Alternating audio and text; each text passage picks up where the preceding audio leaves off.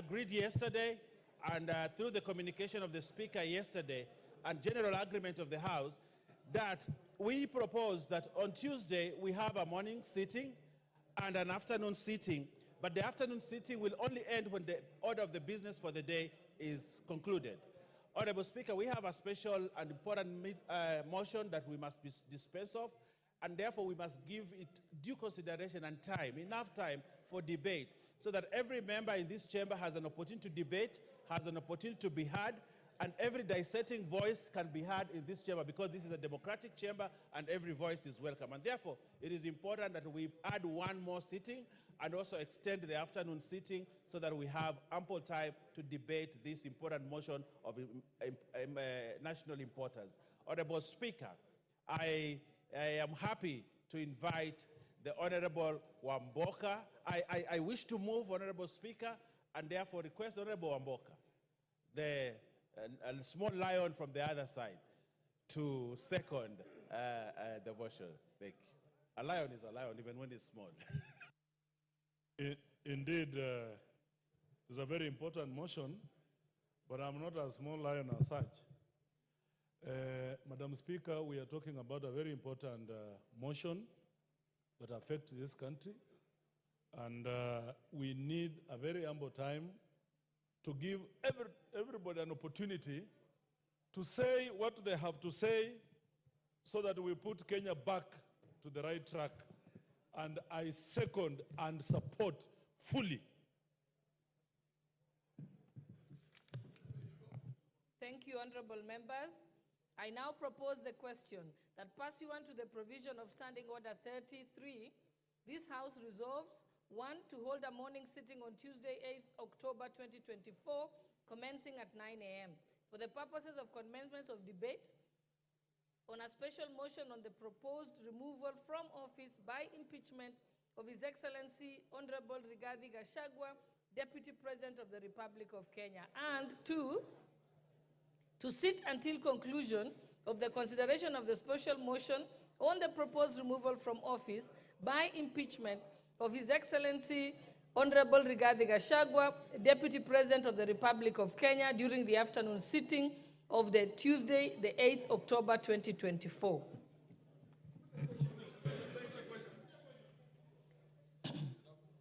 Okay, honorable members, I now put the question that pursuant to the provisions of Standing Order 33, this House resolves to: 1, to hold a morning sitting on Tuesday, 8th October 2024, commencing at 9 a.m. for the purposes of commencement of debate on the special motion on the proposed removal from office by impeachment of His Excellency Honorable Rigathi Gachagua, Deputy President of the Republic of Kenya. And 2, to sit until conclusion of the consideration of the special motion on the proposed removal from office by impeachment of His Excellency Honorable Rigathi Gachagua, Deputy President of the Republic of Kenya, during the afternoon sitting of Tuesday, October 2024. Will as many as of that opinion say aye? Aye. Will as many as of the contrary opinion say nay? The ayes have it.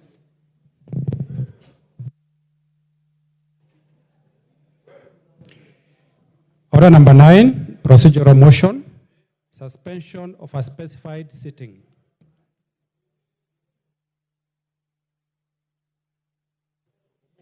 Thank you, Honorable Speaker, and I beg to move that pursuant to the provision of Standing Order 28.4, calendar of the Assembly, this House resolves to suspend its sitting of Thursday, 3rd October 2024, so as to allow administrative arrangements necessary to facilitate the program for public participation on the special motion for the removal from office by impeachment of His Excellency Honorable Rigathi Gachagua, Deputy President of the Republic of Kenya.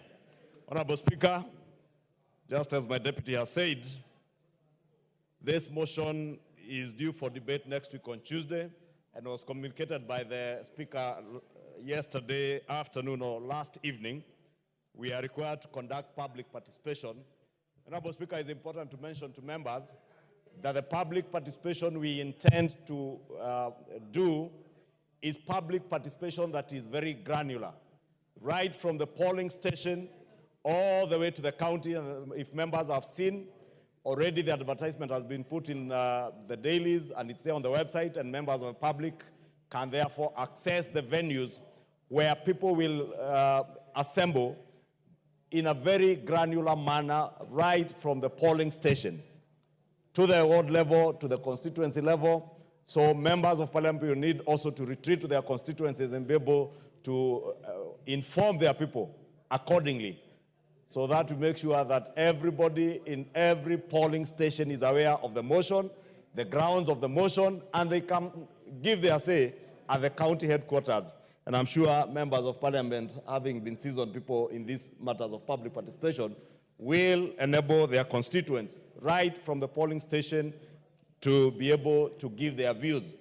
There is also a memoranda that's already on the website, and again, you should be able to speak to your constituents and to be able to fill up that memoranda and send it to the addresses that have been indicated. With that, Honorable Speaker, it's therefore necessary that we retreat tomorrow and we don't have a sitting tomorrow afternoon as the norm is as per our calendar. Honorable Speaker, I beg to move, and I want to request the Honorable Farah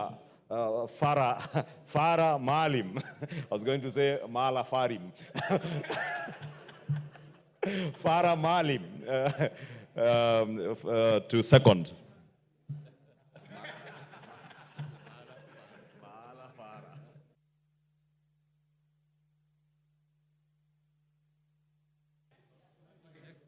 My mic is not working. Which one? This one. Mr. Speaker, I can see the majority leader has moved a very, very important and a constitutional provision for us also to have the public participation. Public participation is provided for in our constitution.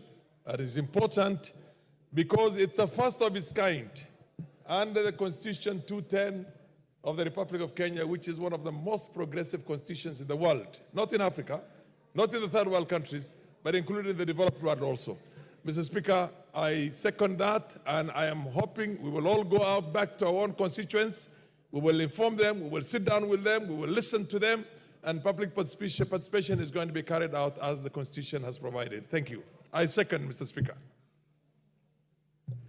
Thank you. Madam Speaker, sorry. Yes. Thank you. Honorable members, I now propose the question that pursuant to the provisions of Standing Order 28.4, which is calendar of the Assembly, this House resolved to suspend its sitting of Thursday, 3rd October 2024, so as to allow administrative arrangements necessary to facilitate the program of public participation on the special motion for the removal from office by impeachment of His Excellency Honorable Rigathi Gachagua, Deputy President of the Republic of Kenya. It's the mood of the House that we should put the question? Okay. Okay, honorable members, I now put the question that pursuant to the provisions of Standing Order 28.4, calendar of the Assembly, this House resolved to suspend its sittings of Thursday, 3rd October 2024, so as to allow administrative arrangements necessary to facilitate the program for public participation on the special motion for the removal from office by impeachment of His Excellency Honorable Rigathi Gachagua, Deputy President of the Republic of Kenya. Will as many as of that opinion say aye? Aye. Will as many as of the contrary opinion say nay? The ayes have it. Order number 10, procedural motion, limitation of debate on special motion under Articles 145 and 150 of the Constitution.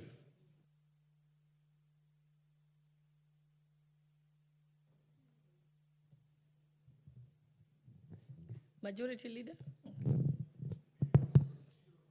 Thank you very much, Honorable Speaker. Honorable Speaker, pursuant to the provision of Standing Order number 97.1, and notwithstanding the resolution of the House on February 14th, 2024, this House orders that each speech in a debate on a special motion under Article 145 and Article 150 of the Constitution shall be limited as follows.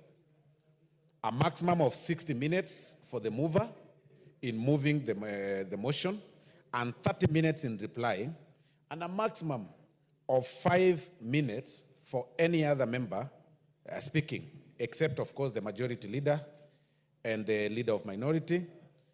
and the member seconding the motion, who shall be limited to a maximum of 10 minutes each. And that at least 2.5 hours before a vote is taken on the motion, the deputy president or the president, as the case may be, of course in this case is the deputy president, shall be accorded an opportunity to be heard in accordance with the Standing Order number 67B2 as a right to be heard. Honorable Speaker, going by the notice of motion that was tabled here yesterday by the move of this motion received overwhelming support of 291 signatures. That ideally means, Honorable Speaker, that members should be given adequate time to debate on this motion. Usually, of course, the House knows that we debate, each member gets about 10 minutes to speak on any motion. But because of the interest, the overwhelming interest across the political side, and with the 291 that support, and even the 53 or 54 who do not support, Honorable Speaker, the minority, they'll get that opportunity to articulate their issues on whether they support. Those who do not support, they'll also have their 5 minutes to support. You know, they arranged their thoughts within the 5 minutes. You articulate your issues within the 5 minutes. And also we give the mover 60 minutes so that he can actually place his grounds on the table without a hurry. 60 minutes, Honorable Speaker. And with 30 minutes right of reply. Honorable Speaker, for us this is clearly fair. And even to add on top, Honorable Speaker, we wish to move that the Deputy President is accorded an opportunity to be in this House and be heard. The proposal is 2 hours of defense in this floor, Honorable Speaker, without being interrupted, Honorable Speaker. So I beg to move, Honorable Speaker, that members arrange their votes within the allocated timeline and come in large numbers that very day, very early in the morning, to articulate their issues in support or in opposition, while opposing the motion, Honorable Speaker. So I beg to move, and I ask Honorable Sam Atandi to second. Thank you, Honorable Speaker. Honorable Speaker, as has been explained by the majority whip, this is a historical motion. And for some of us, we are lucky that we are going to witness and participate in the impeachment of the Deputy President. This is something which is very special, Madam Speaker. And I'm sure that, just like myself, all members of this House will be interested in giving a shot to this motion. Therefore, Honorable Speaker, we would like to request that everybody be given an opportunity. And so the motion that, the proposal that we have 5 minutes for members and 60 minutes for the mover is something which I would like to second, and I would like to appeal to members to support. Thank you. I support. I second. Thank you. Thank you. Honorable members, I now propose the question that pursuant to the provisions of Standing Order 97-1 and notwithstanding the resolution of the House of February 14, 2024, this House orders that each speech in a debate on a special motion under Articles 145 and 150 of the Constitution shall be limited as follows. A maximum of 60 minutes for the mover in moving and 30 minutes in replying, and a maximum of 5 minutes each for any other member speaking, except for the Leader of Majority, the Leader of Minority Party, and the member seconding the motion, who shall be limited to a maximum of 10 minutes each, and that at least 2.5 hours before a vote is taken on the motion, the Deputy President, or President as the case may be, shall be accorded an opportunity to be heard in accordance with Standing Order 67B2. That is the right to be heard. Honorable members, may I propose the question? Let me put the question. Okay, honorable members, I now put the question. What's your point of order? Thank you, Madam Speaker. Immediately after. Thank you, Honorable Speaker. I just wanted some little bit of clarification. Because I've tried to do while I agree with the motion, Madam Speaker, I've tried to do the computation of the period, and I'm a bit, that's why I'm seeking your clarification, that the mover will have 1 hour, the seconder will have 30 minutes, the leader of majority and minority will have 10 minutes each. So, the seconder will have 10 minutes. The Yes, seconder will have 10 minutes. So are we saying, therefore, Madam Speaker, that is it 2.5 hours maximum, including the time that the mover is moving, plus the leader of majority and the seconder, and that each one of us gets 5? We have a lot to say about this motion, Madam Speaker. I am a bit disturbed that we have a lot to say about this motion, and I think 5 minutes and allotting the mover 1 hour, I think we can give the mover 40 minutes so that we get time to say, and we have a lot to say about this motion. Honorable Kamket, remember it will go on until the end of the day, which means it go up to midnight. In that case, Madam Speaker, I propose that 5 minutes is too short for us. We have a lot to say. We have a lot, and I can assure you. I think, Honorable Kamket, you have been overruled by your colleagues, but in any case, the practice in the House is that we've been doing 5 minutes.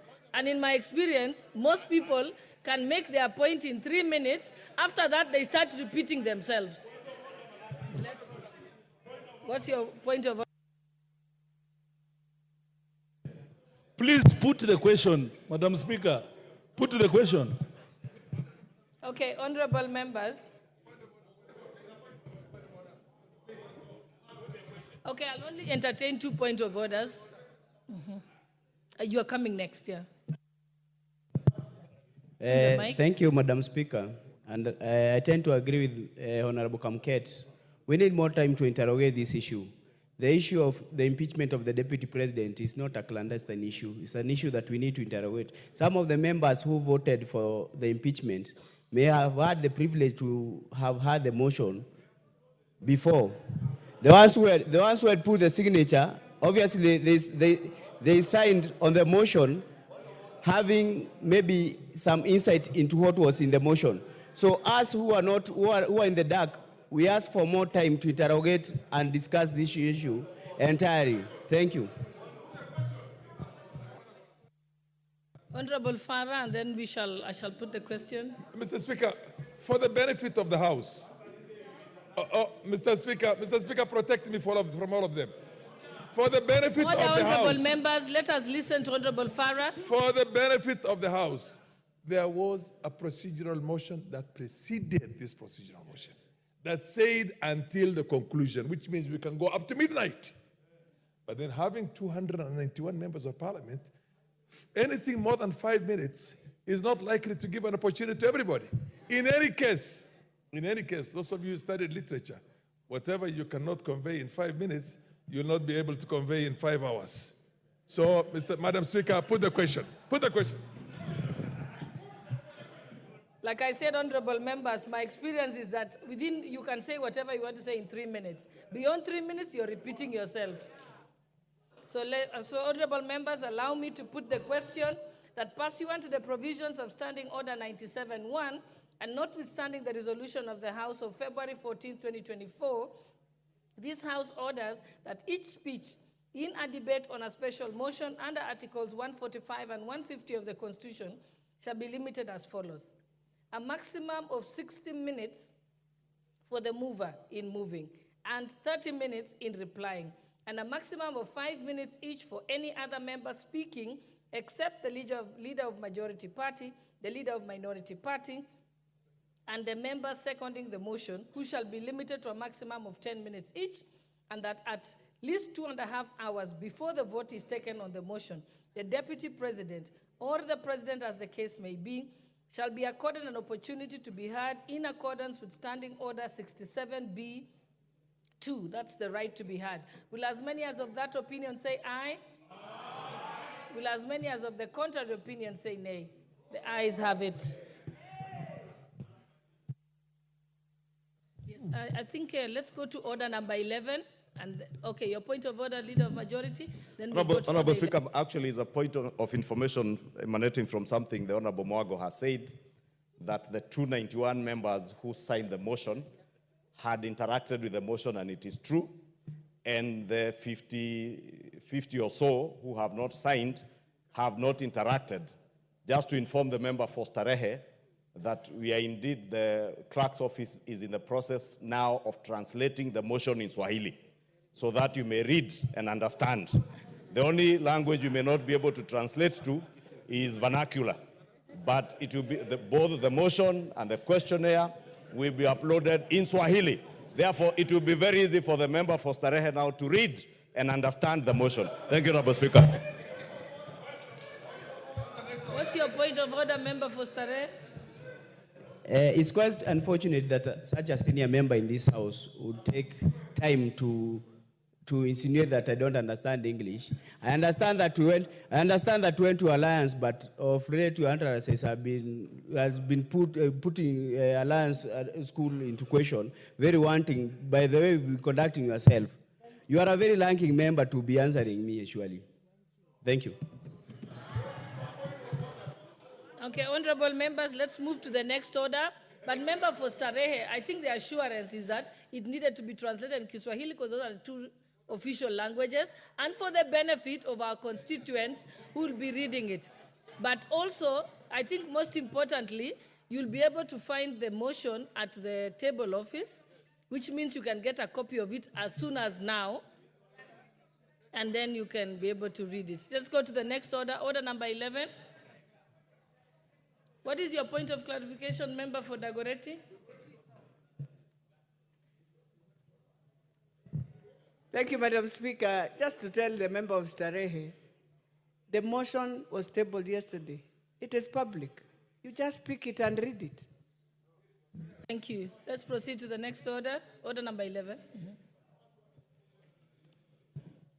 Order number 11, motion number 24 of 2023, policy and funding for sugarcane farming in the country. Question to be put.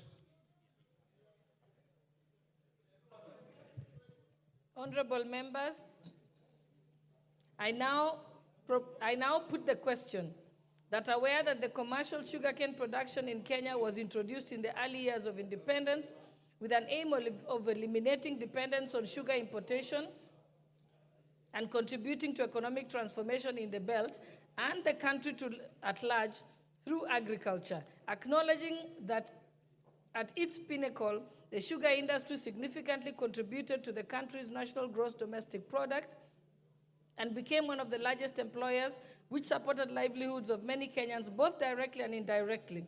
Concerned that over the last 25 years, sugarcane farming, particularly in Western Kenya, has been declining significantly, thereby dipping the sugar production from over 600,000 metric tons per year in the 1990s to less than 300,000 metric tons in the recent years. Noting that the decline in the sugarcane farming has forced local millers to operate far below their milling,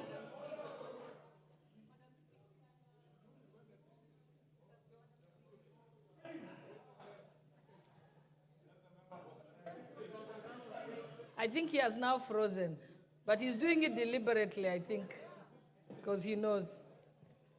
Yeah, so noting that the decline in the sugarcane farming has forced local millers to operate far below their milling capacities and push the country to an over-reliance on net importation of sugar, which negatively impacts on the balance of trade, and noting that the decline in sugar production is attributable to the factors such as mismanagement, interference, and unfair competition from the cheap imported sugar.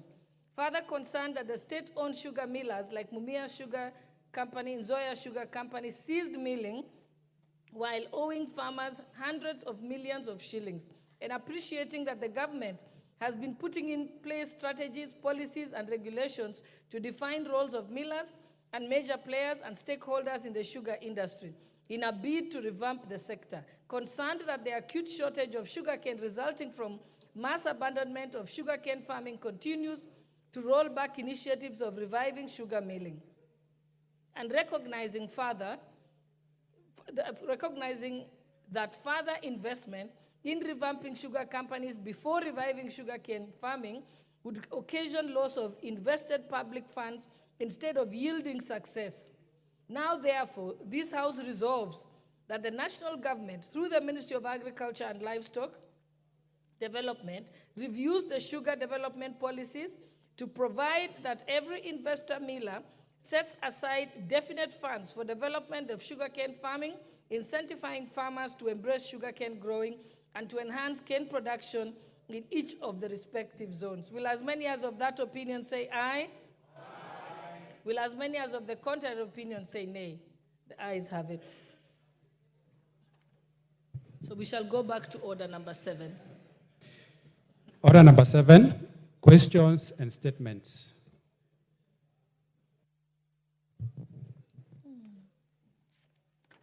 I think we have a question by the Honorable Robert Gishumu, member for Gishugu.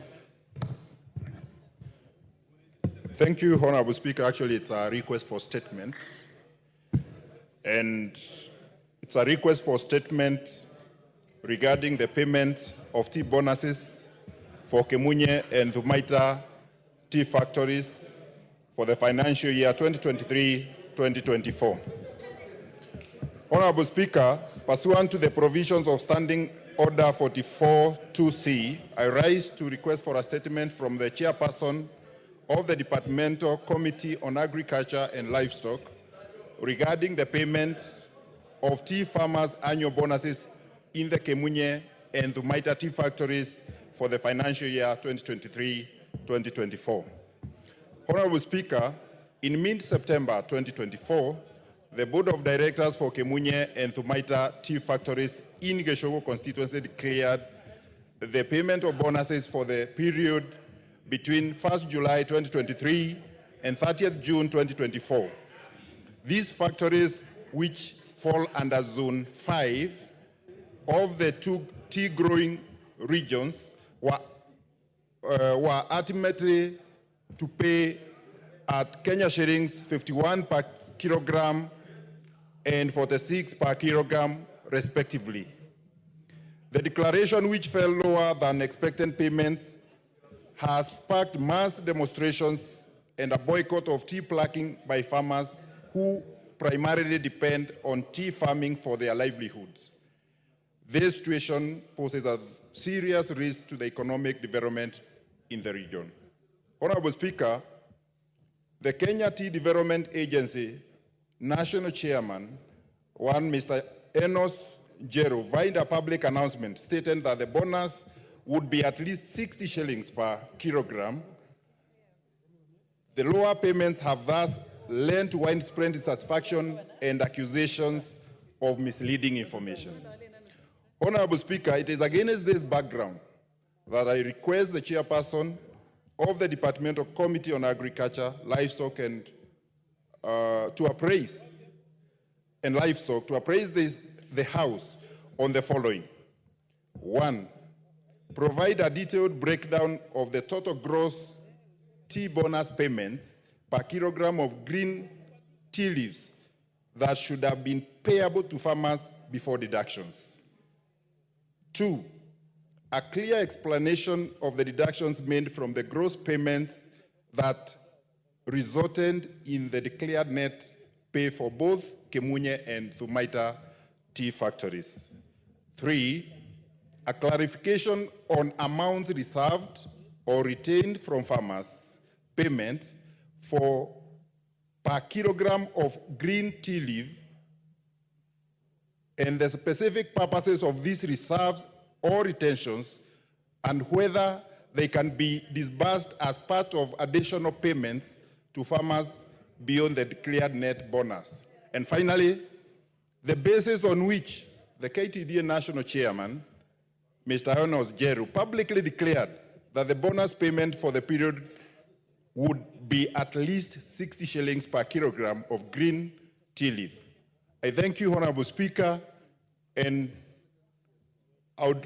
this is a very, very urgent request for statement because the farmers in the two or under the two factories are still are still on the boycott. They are not plucking tea. So I request for an urgent response to this request for statement, Madam Speaker. Thank you.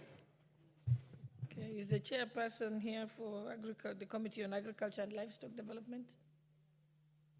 Okay, Honorable Brighton, you're going to speak.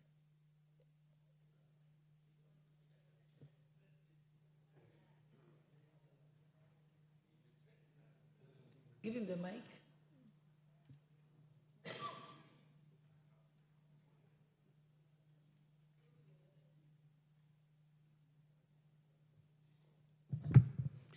Okay, Madam Speaker, this matter by Honorable Kishumu is related to the two others that we had, there's two other statements that we had done before, and we request for 2 weeks so that we can be able to do a reply. Right. Deputy Majority Leader, you'll ensure that it goes to the desk of the Agriculture Committee. Next, we have a statement by the Honorable Francis Sigei, member for Sotik.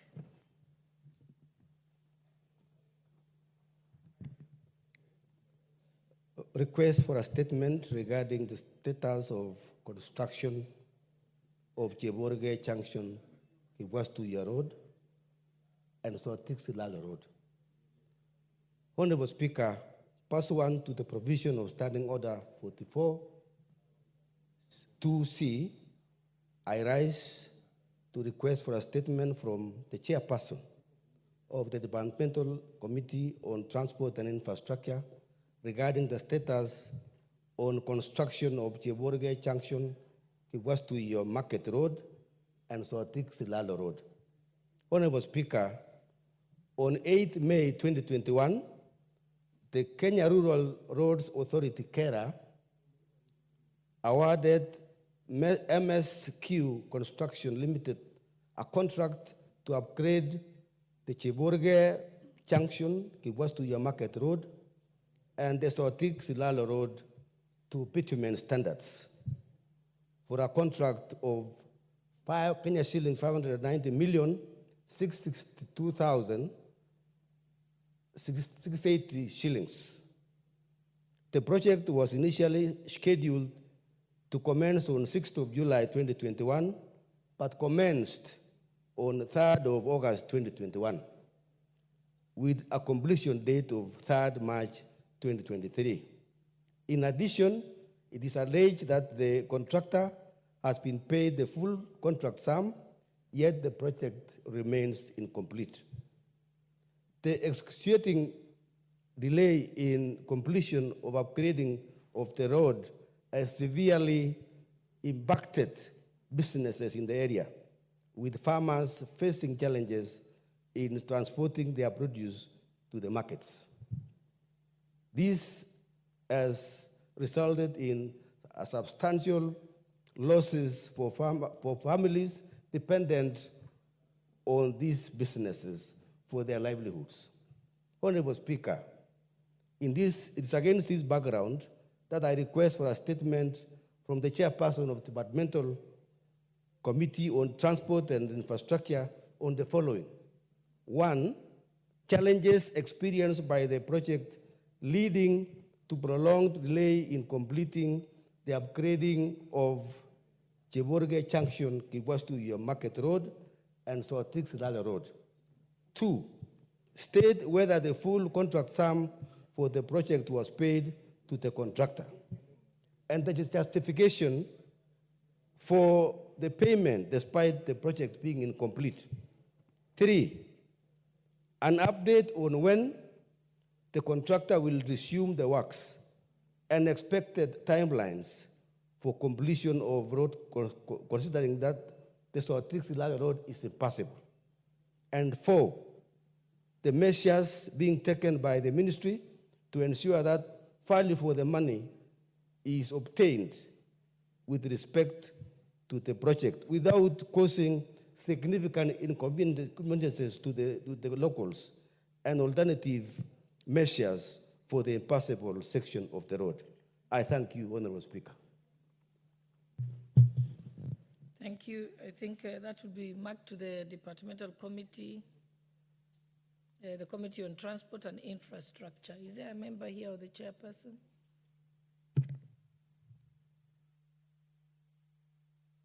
Again, Deputy Majority Leader, I will leave that to you.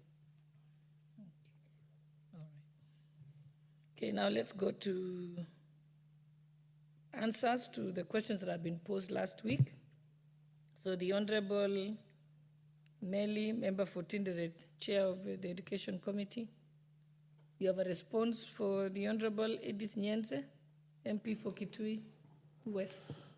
Thank you, Madam Speaker. Madam Speaker, the Honorable Edith Nyenze, as per Standing Order 44.2c on 21st of August, requested for statement on the employment status of P1 teachers who upgraded their education with a view to being absorbed as junior secondary school teachers. Honorable Speaker, the issue raised by Honorable Nyenze is an issue of national concern to the teachers of this country, especially those who upgraded with the intention of going to implement as part of the retooling of the CBC.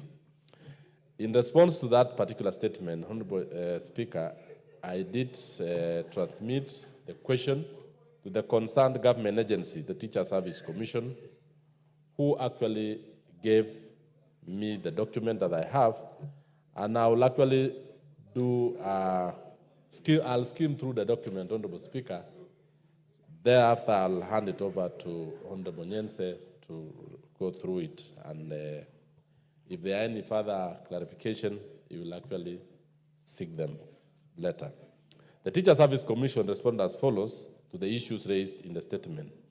That there's the report on the policy framework while TSC directed P1 teachers to upgrade their courses. This is a policy paper on why the Teacher Service Commission directed P1 teachers to upgrade.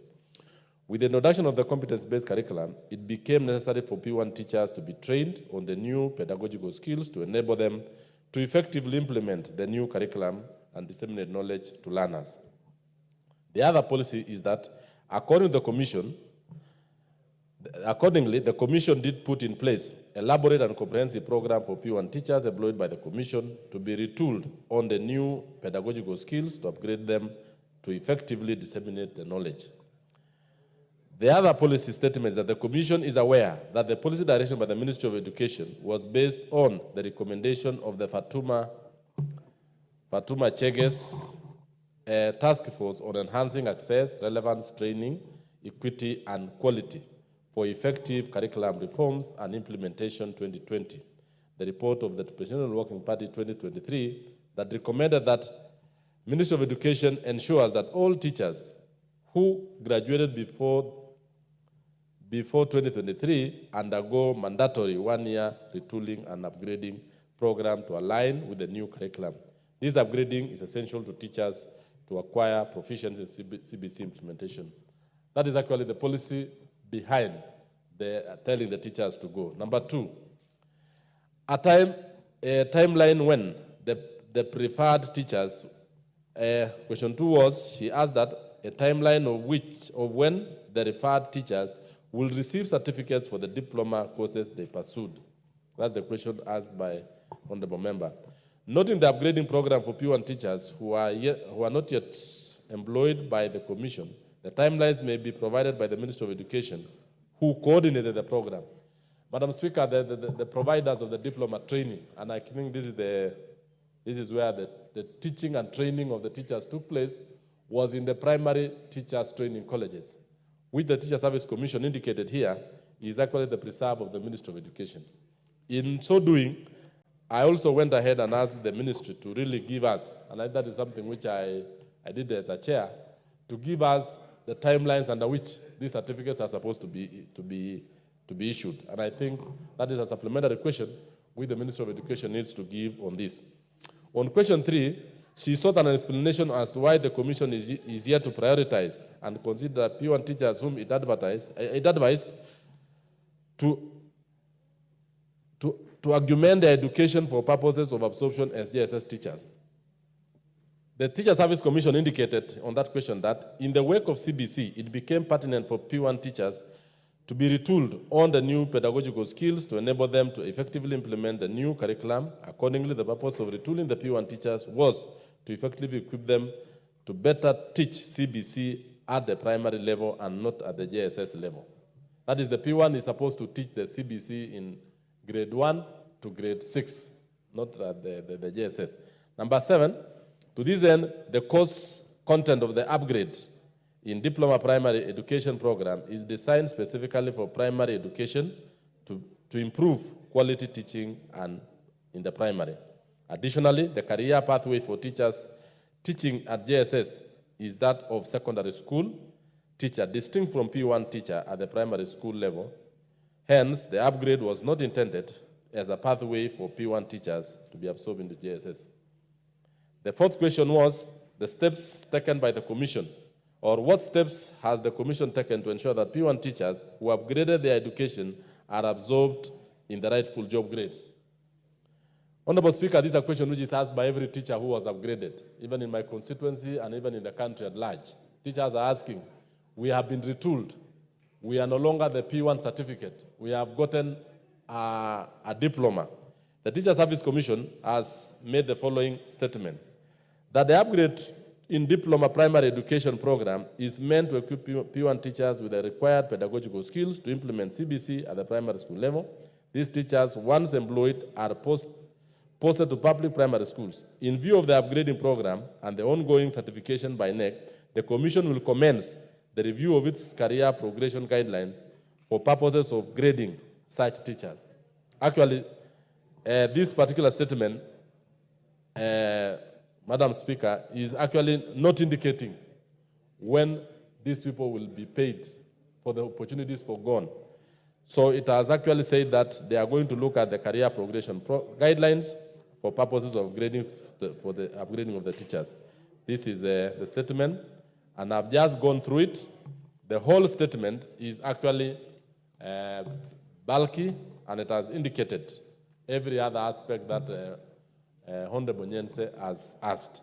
I thank you, Madam Speaker, and I shall actually be able to hand over the statement to Honorable Nyense. Thank you. I submit. Thank you. Honorable Nyense, would you like to say something? Thank you, Madam Speaker. Actually, thank you for the answers, but the response is not satisfactory. And this is because the Commission actually identifies the teachers to augment their education, and by doing so, they were supposed to take 1,500 hours, which is roughly 9 months. They went for that training. They actually paid some money, that is tuition fee, and also spent a lot of time leaving their families. But after that, they were not considered in any way. Those ones who were already P1 teachers were not promoted, and they were not given any advantage, even after getting the diploma. The other teachers, P1 teachers, are still being retooled even now, but after they go for that training, they are reimbursed, and they have the advantage of not spending so much resources on the training which they are undergoing. So these teachers feel that it's like they have been forgotten. Those ones who got the diploma and we are already P1 teachers, we are not taken to teach in the junior secondary, even though the response says that they were being trained to be in primary school section, the CBC, but still we don't have adequate teachers in the JS. You have our O class, you are given our O class, maybe you are trained as a mathematics teacher, and you are supposed to even teach history, you are supposed to teach CRI in that class. So there's still, this education is still wanting as far as junior secondary is concerned. And the Commission, the reason why they came up with this diploma course was that these teachers were supposed to teach in the junior secondary after being upgraded. The other disadvantage is some of them who were not employed went for that training spend more money thinking that they will be observed in the teaching service, in the teacher service commission. But they've not been employed even after getting the diploma. So the response is not satisfactory at all to those ones who are upgraded because they have no advantage over the others. Thank you, Madam Speaker.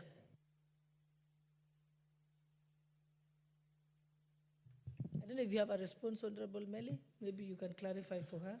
Yes, I want to agree with Honorable Nyense, especially in education, Madam Speaker, we have what we call opportunities for gone.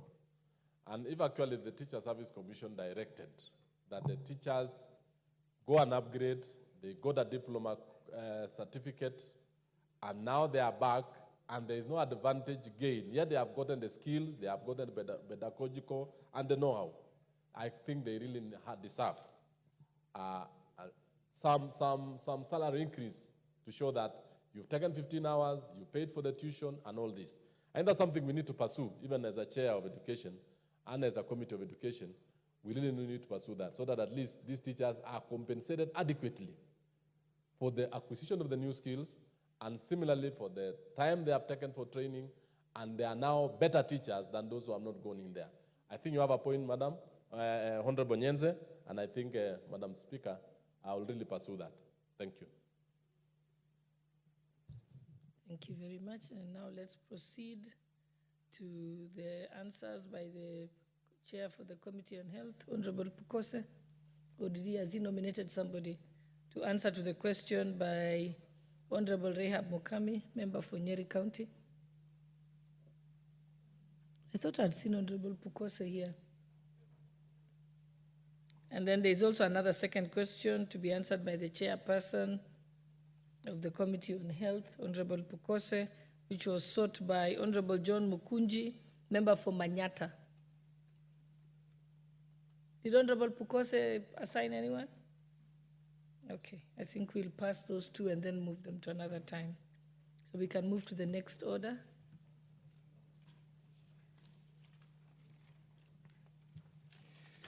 Order number 12, motion number 28 of 2023, establishment of a science museum. Honorable John Kiaria.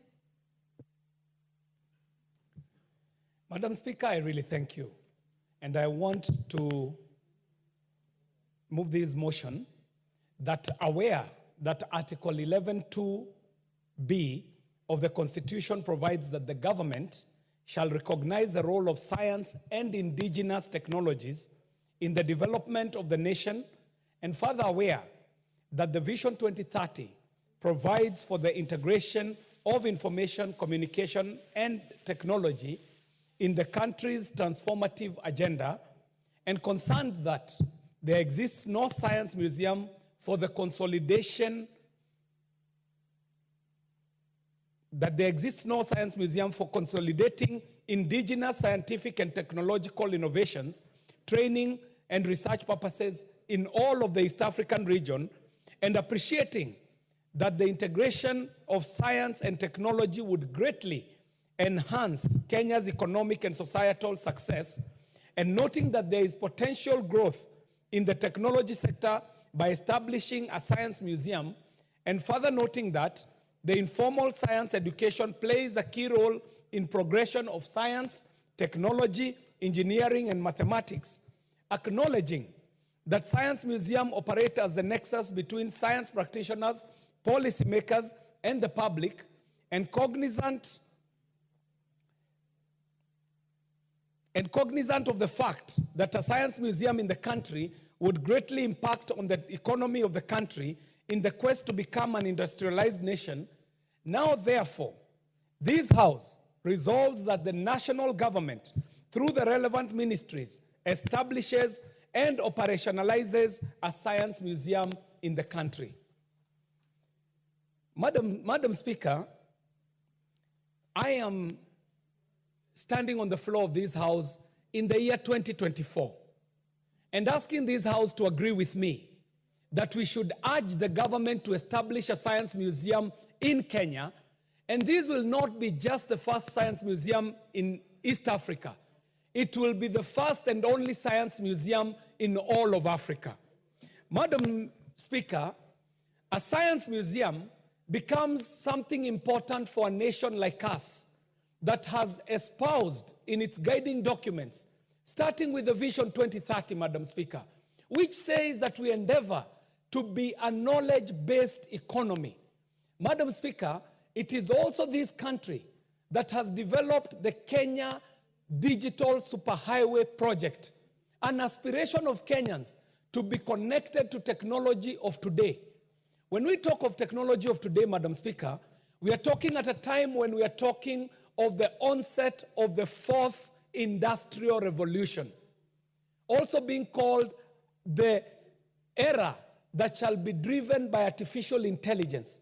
Madam Speaker, we are seeing technologies like blockchain technology, the Internet of Things. All these advancements in technology are telling us that we're in a new era. But even in this new era, Madam Speaker, we ought to speak as Kenyans and speak as Africans and ask ourselves, if this is the fourth industrial revolution, where was Kenya in the third industrial revolution? Where was Kenya in the second industrial revolution? Where was Kenya in the first industrial revolution? Where was Africa when the world was moving into steam energy and mechanizing their operations? Where was Africa when the world adopted electricity as a way and a mode of driving their technology? Where was Africa when we were moving into microchips in what was called the dot-com era or the third industrial revolution? And I dare say that Africa slept through all those previous three revolutions. The question begs, are we the generation of parliamentarians that will superintend over Africa sleeping through the fourth industrial revolution? Madam Speaker, today the world is advancing using what I would call the Western model of development. The Western model of development is informed mostly by the advancements that have been introduced to the world by the British Empire when they were able to conquer the world to a point where it was said that the sun never sets on the British Empire. These British are the ones who have introduced this new model of advancement that we are in today, Madam Speaker. But if you approach the British, they would tell you that before they came into their advancements, they were referred to as barbarians. If you ask the British, who is that person who came and advanced you? They will tell you that all the knowledge we have, we got it from the Romans.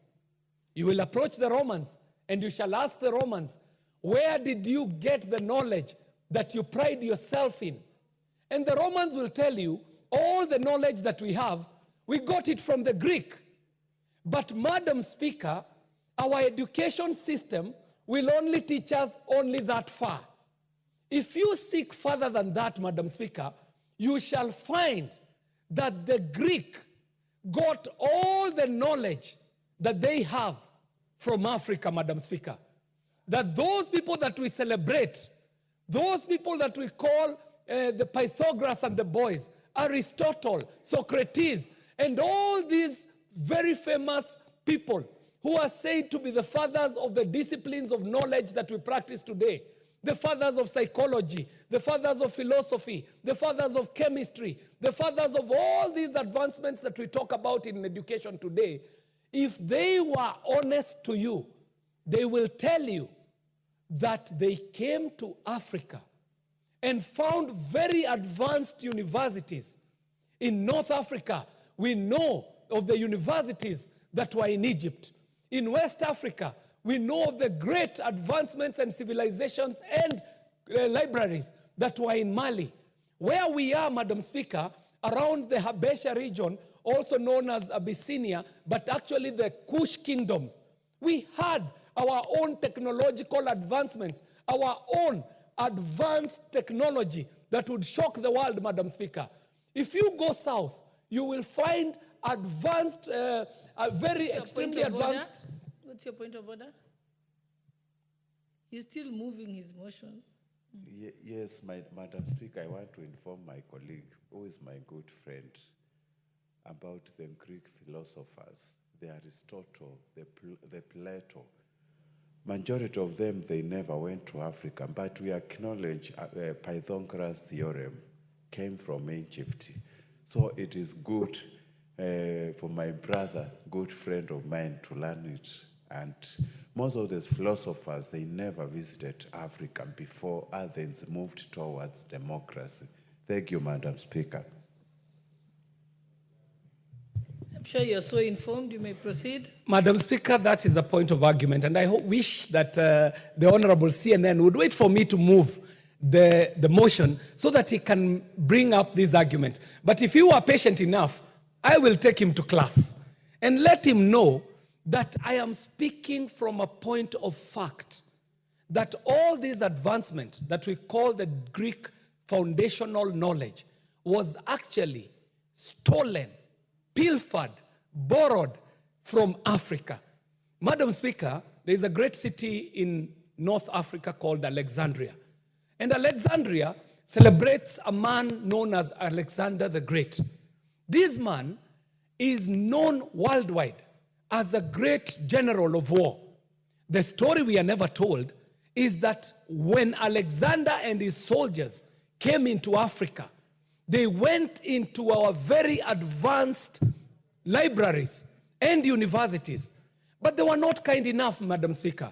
When they pilfered what was in our libraries, they burnt down our libraries to the ground, razed down all the knowledge, stole it, pilfered it, and took it to Europe and claimed it to be their own knowledge. And that is the knowledge that they have put in books. And today, we celebrate the Greeks as the foundational fathers of the knowledge that we have. But I would like to let the Honorable CNN know that this knowledge, as a matter of fact, dig deeper into your reading, and you shall find that this knowledge was actually stolen from Africa. Madam Speaker, this would help in explaining why we have such advanced technology in places like Cairo, where and Egypt, where we have what you would call the pyramids, Madam Speaker. People see pyramids just as structural formations, but I would like to say that even today, with all the advanced Western knowledge that we have, the scientists are not able to explain how the traditional African was able to put up such technological marvels as the pyramids. Pyramids that are aligned astronomically and astrologically, scientifically perfect, aligned to pyramids that are in South America, pyramids that are in the East, all scientifically aligned to a scientific exactitude that cannot be achieved even by the knowledge and scientific advancements that we have today. But most importantly, Madam Speaker, I was talking about the fact that Africa has not always been a technological dwarf. At some point in its moments of greatness, Africa was a scientific and technological giant. The misconceptions that Africa is a scientific dwarf emanate from the fact that, one, all of African traditional knowledge, all of African traditional heritage has not been put to books. It has not been recorded in words and figures. And as such, people who are reading science today only understand what was captured in books, in numeracy, in literacy. But they may never understand some of the oral traditional African knowledge that used to be preserved and transitioned to other generations orally. That is why, Madam Speaker, the African today suffers an inferiority complex. Africans, like CNN, may never know that it was Africans that civilized Europe into hygiene, Madam Speaker. That between the years of 700 to around 1400, Madam Speaker, it is emperors who came from Africa, went into Europe, conquered Europe, civilized Europe from its barbaric ways, and taught them how to use toilets, Madam Speaker. Europeans who are busy defecating in the streets and so on, Madam Speaker. And allow me, Madam Speaker, to prosecute this issue because it is a historical fact that the Black Moors were the emperors who ruled Europe between the years of 700 something AD and 1400 AD.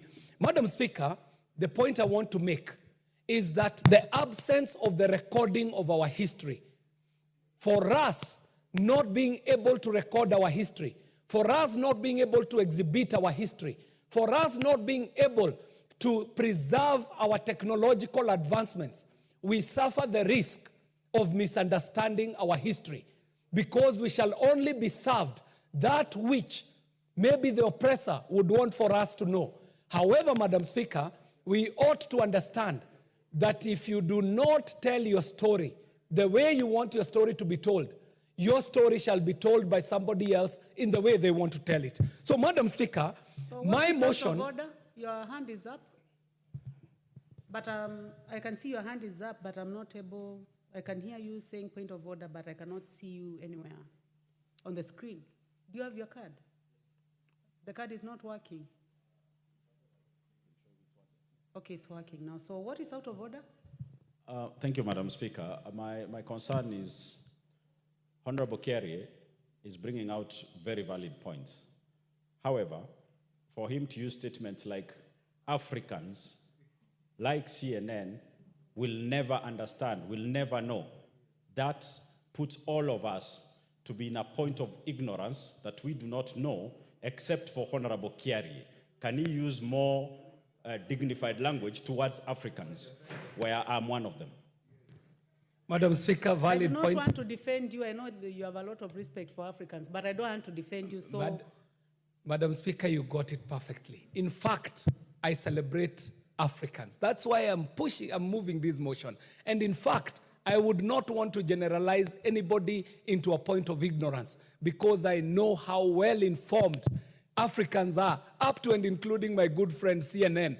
I was making a reference to the fact that if one does not tell their story the way they want to tell their story might be told by somebody else in a way that you do not want to tell the story.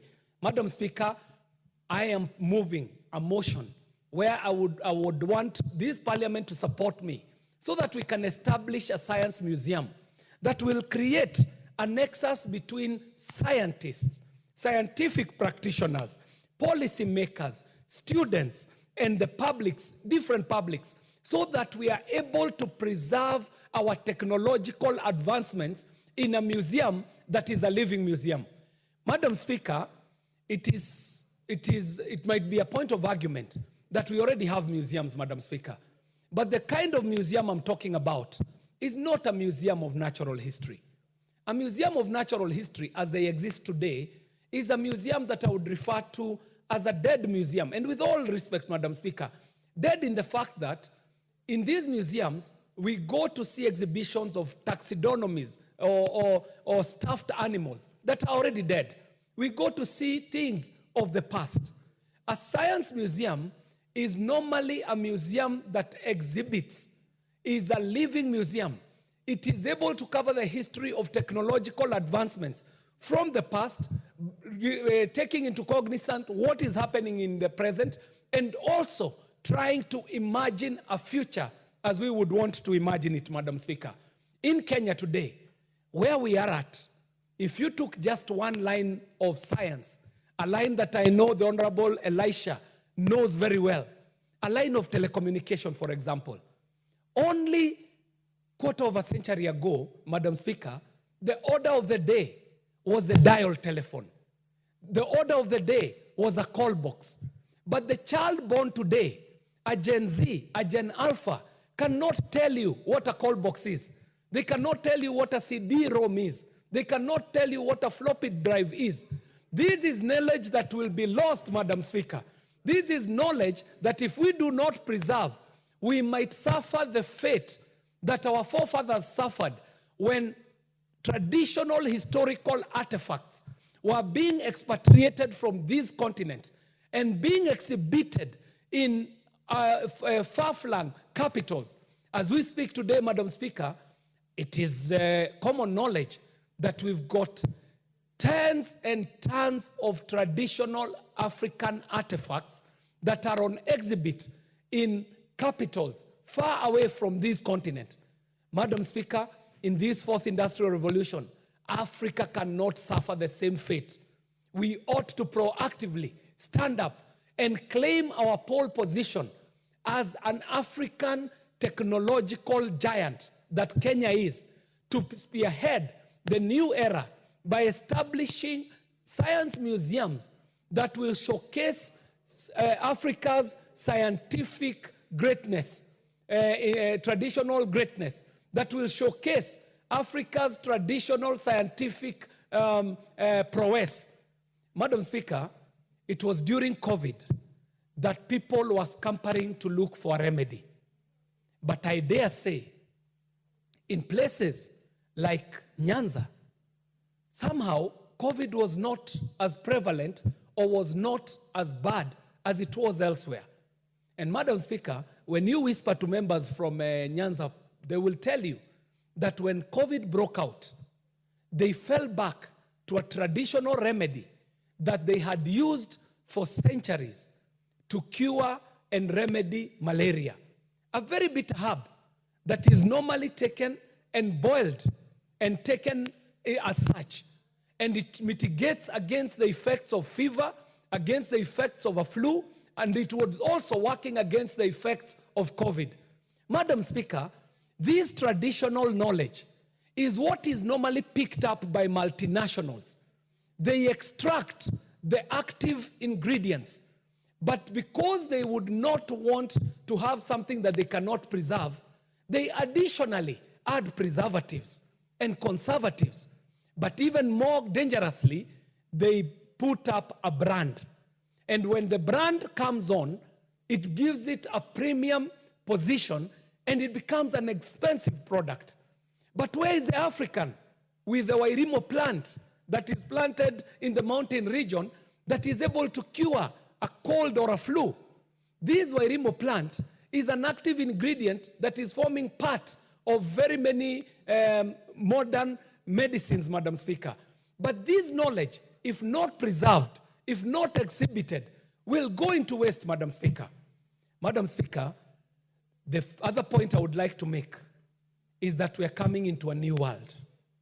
What I called the fourth industrial revolution, mainly driven by artificial intelligence. And you know, artificial intelligence, being the driver of Industry 4.0, relies on data. Data shall fuel the next world. Africa traditionally has not written down its data. Africa's data is not in numerals, it is not in numbers. So today, artificial intelligence is scraping data out of the internet, data that Africa is not present, so that we realize that Africa has not Africanized the internet as much as the internet has internetized Africa. And so, going into the fourth industrial revolution, our data might be missing in the formation of the driving force and the fuel that will drive the fourth industrial revolution. But most importantly, Madam Speaker, data representation. All data centers, main data centers that we are seeing are in the northern hemisphere. We want to see Africa contributing its data so that we are able to drive this fourth industrial revolution. Madam Speaker, with those few points, I would like to call upon members to support me in this motion that seeks to provide a science museum. Madam Speaker, to bring about a science museum that shall consolidate indigenous scientific and technological innovations, shall be a center of training and research purposes, and also shall be the nexus between the scientists, the science practitioners, the policymakers, and the general publics. Madam Speaker, I thank you, and I ask members to support me on this motion. Thank you very much, Madam Speaker.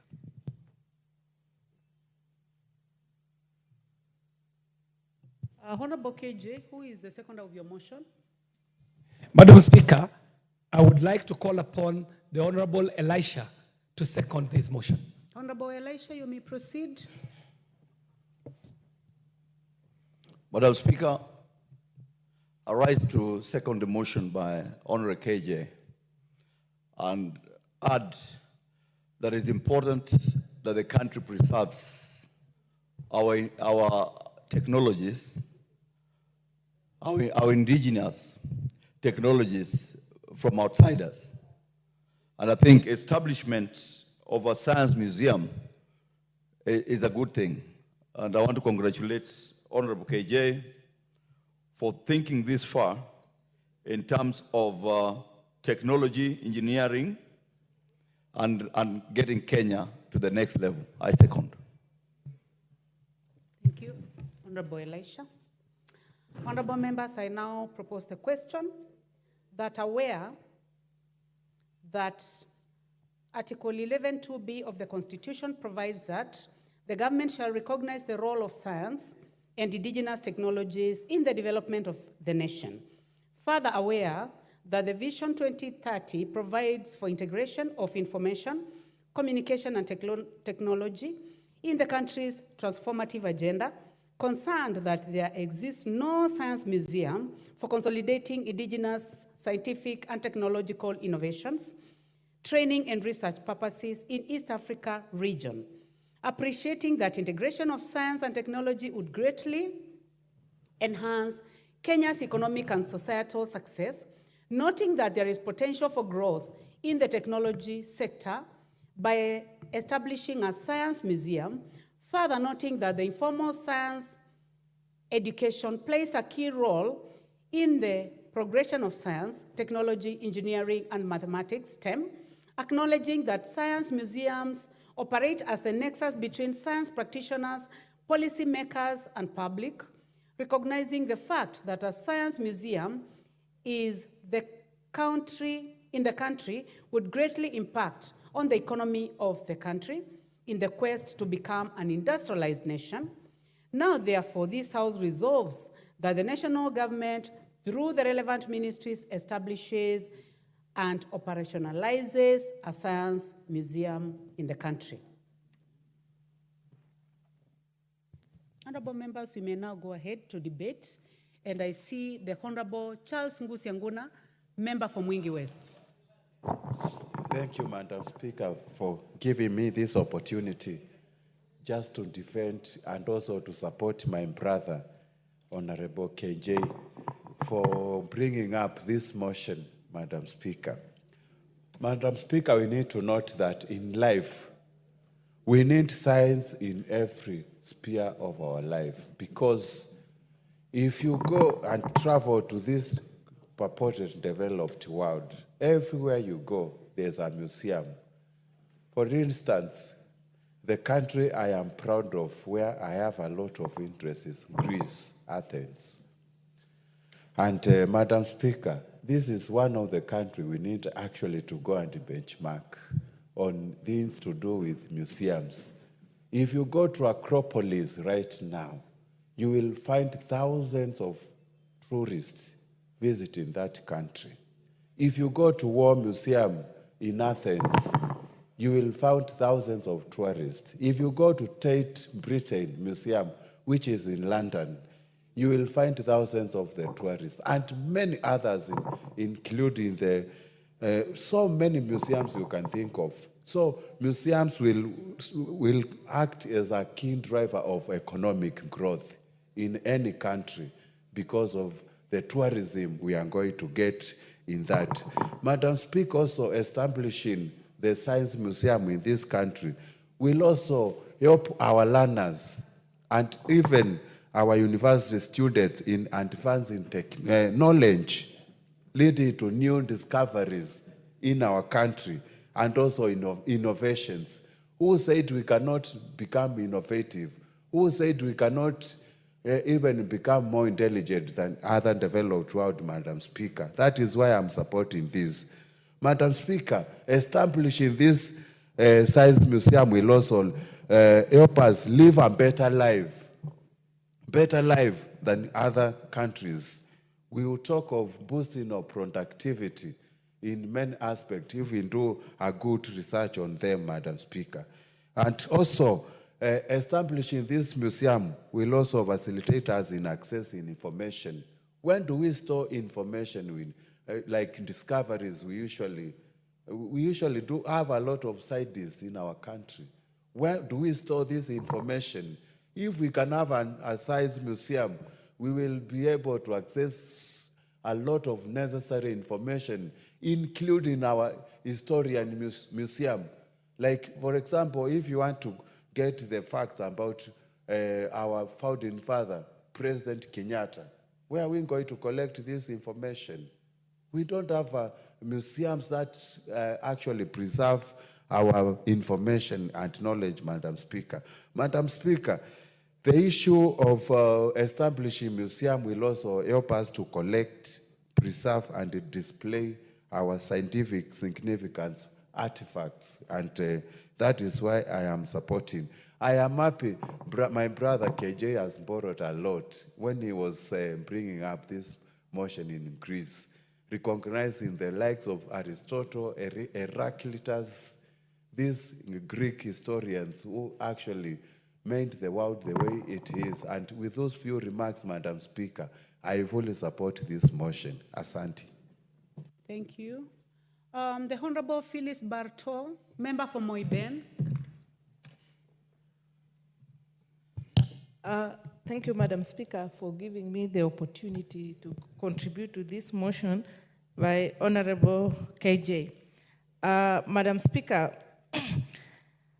a science museum is a museum primarily devoted for science. Madam Speaker, if you travel worldwide, you will discover that in established countries, science museums play a very important role in educating its citizens, its students, its professionals. Madam Speaker, when I was a lecturer teaching at the university, we used to have problems with students, history students. We used to encounter situations where history students or history master students or postgraduate students who are collecting data were not able to get real data, real life data, especially in our museums. Case of in point is the Fort Jesus. We have the one in the CBD, the archives. Madam Speaker, if you visit those spaces, there is nothing lively. It is just they are just documentaries, and they are not communicative. Madam Speaker, if we establish real museums where we have real-time, real information from the past to the present, it is going to be very important and very informative to our postgraduate students. I particularly talk about postgraduate students because I came from academia. If you visit countries like Israel, Madam Speaker, you visit their museums, you get real life experiences. You get, you go with the you get carried. You go back down history. You learn about their cultures. You learn about mummification, where people use how they used to preserve their dead. And it takes you back history, and you feel real. You feel like you can identify. You feel like you can place your hand. It is very communicative. Madam Speaker, that is what is the essence of a science museum. In Kenya, we have so many activities, so many cultures which need to be documented. And these cultures are not just for now, but they are going to shape our future. We are reshaping our curriculum, our education curriculum. We are having CBC, competence-based curriculum, where we want to teach our learners to practice what they are learning in class. Where else can they refer to history? Where can they relate? If we don't have such facilities in Kenya, science museums where they can go and interact with knowledge, they can go and learn, and that one shapes their future. Science says that the past shapes the future. Science museums are very important. We have we only view our hours in Kenya. The museums which we have in Kenya are only for recreation. We only visit there to pass time, to learn, for tourism. Even the tourists who come to Kenya, I don't think they really take home so much because we don't have so much to talk about. You go to For Jesus, it is dead. You only meet those young men and women take you around trying to create stories which even them, they might not be very sure about. And the places are also dilapidated. There's not much to talk about, for instance, the slave trade, which was happening in Kenya. To talk about barter trade, which was going on in the Indian Ocean.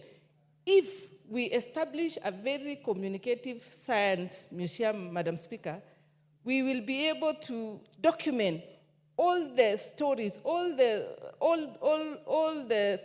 theories which we have heard about Kenya. And we will be having many people visiting this part of Kenya to come and have a feel of what happened in the past. We have our cultures, which are very soon going to get dormant because the young people are not, we don't have a place to preserve it so that even our young people can have a connection. Madam Speaker, these museums will help us appreciate revolution. I mean, culture is not static and life is not static. What will we tell our people in the next 100 years if we don't have somewhere to store this information? What will we tell our people in future if we don't have places to store our stories? We are, for instance, in Kenya at the moment, we are going through a new thing about this issue of impeachment.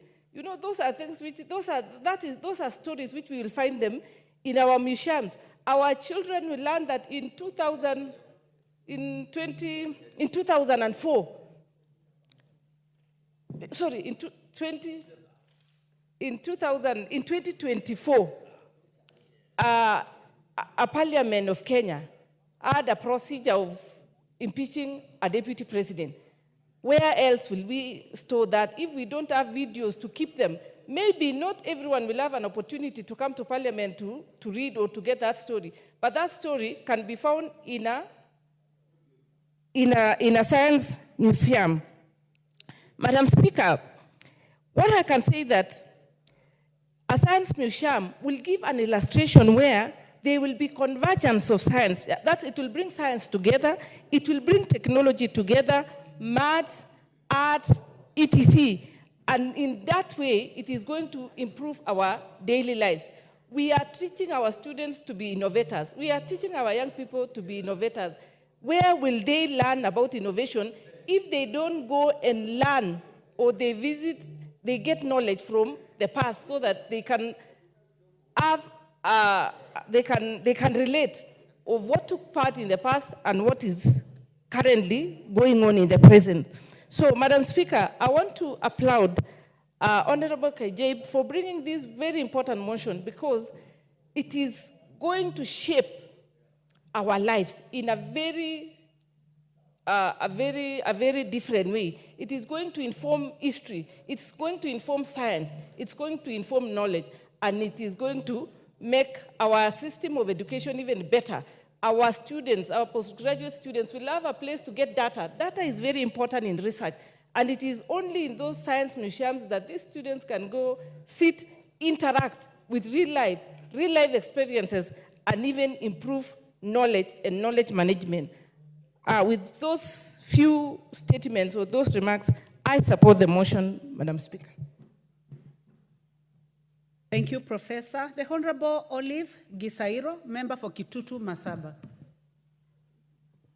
Thank you, Madam Speaker. My name is Clive, just for the record, not Olive. Okay. The Honorable Clive Gisairo, member for Kitutu Masaba.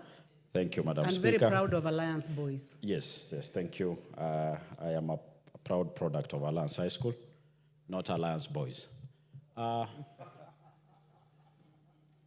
Madam Speaker, I rise to support this very good motion by my friend, Honorable Kiari, on the need to establish a science museum in Kenya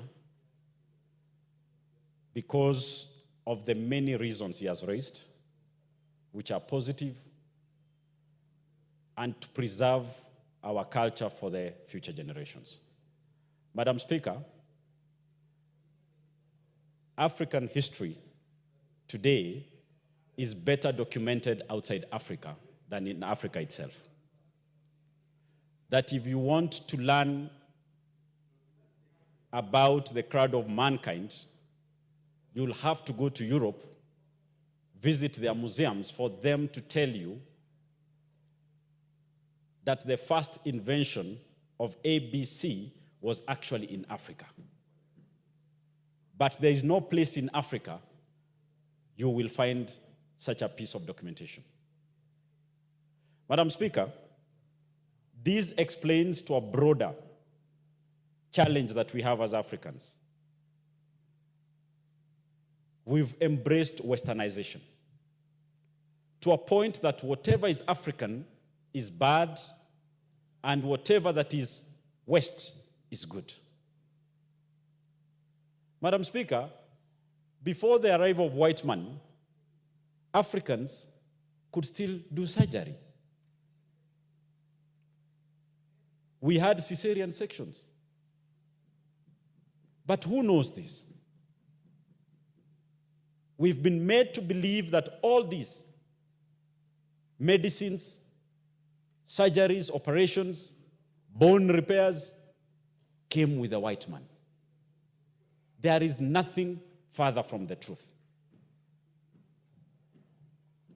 This has gone further to ensure that we believe that the African way of worship was evil. Actually, easily put and simplified as witchcraft. That the white man's way of worship is the right way, and therefore we were forced to discard what was ours. Such a museum, Madam Speaker, will ensure we have what I will simply call positive ethnicity, where each community, their history, their innovations can be put in a place where our young children can be able to see what was good from culture A, what was good from culture B. That brings forth a united country because we are able to learn from each other and embrace what is good from each other and not just seeing what is negative from the other community. Madam Speaker, we may be the last group, because of our education system, who are able to explain slavery. The generations coming after us may not even understand what we are talking about. Because the only knowledge they get about slavery, because we've adopted even the education system, it's what they tell us. It is not what we tell them. It is not what was documented by us. But it's what the white man, the Westerners, will want to tell us about slavery. The perpetrator cannot have a better view of the subject matter than the person affected. The best people to document this, to have this for the future generation, is us, Africans, ourselves. Unlike CNN, who has been to Greece and has interest there, I happen to have toured very many African countries.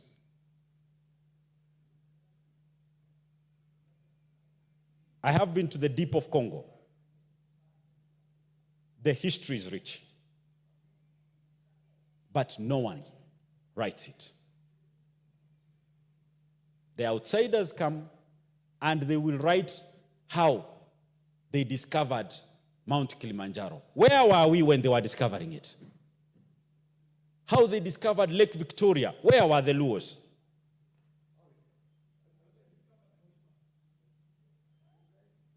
We cannot sit down for people to discover, even they're discovering us.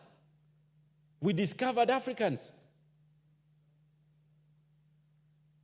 If we don't support such a motion to ensure we are able to give our children something to look back to, something to learn, we've absconded our languages. That we allowed, the Bible is translated to almost all native languages. But the child of today cannot even, they struggle to speak Swahili. Forget about my native language. Where are we heading as Africans? The traditional songs, all these will disappear if we don't put a museum that is not just well equipped, but is always revamped, supported financially, and enabled to ensure it keeps updating itself, upgrading itself, using modern technologies to ensure the information not only is retained within the museum itself, but reaches all parts of our people, not just in Africa, but in the world.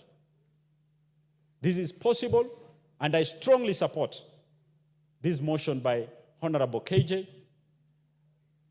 And I like his views. He has an artistic mind.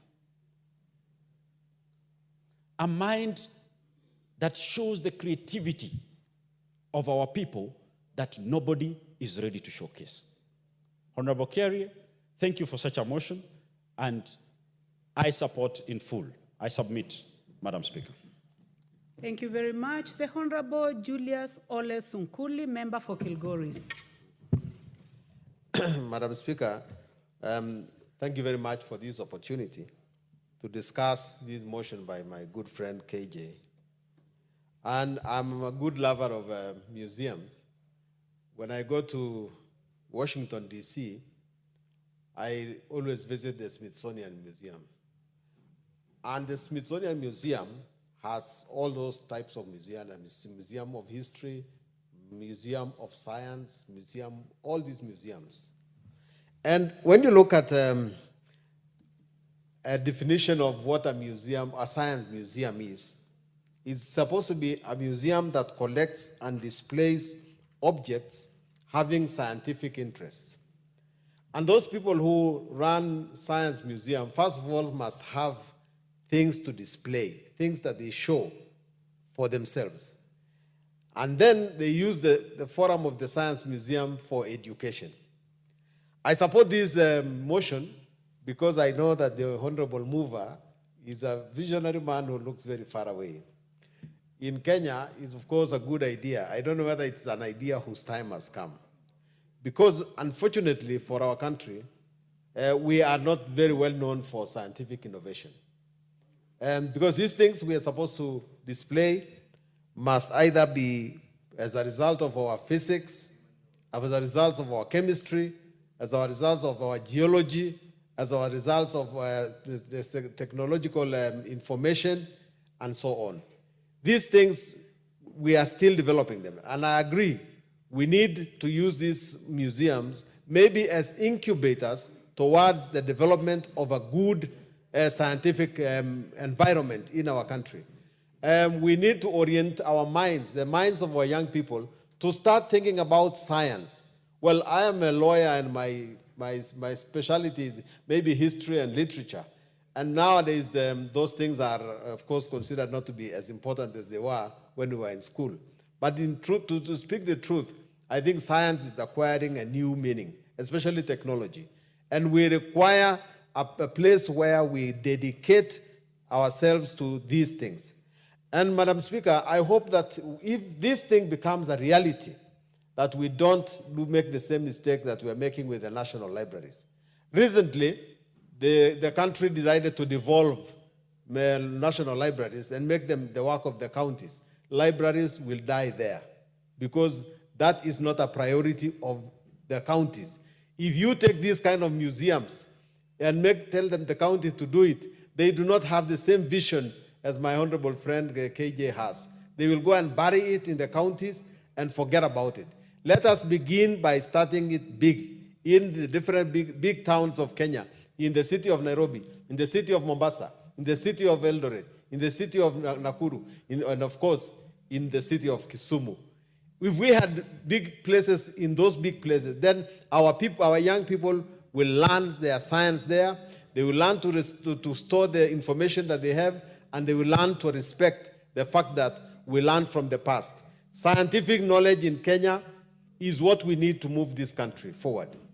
Where Korea is, Koreans can, of course, display how their original car looked like, and then inspire young people to make their own cars.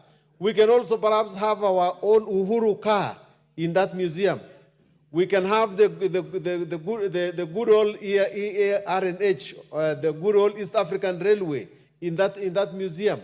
We have something to display, but we must use that as a springboard towards going back forward to the new innovations. Madam Speaker, I support. Thank you very much. The Honorable John Gitonga, member for Manyata.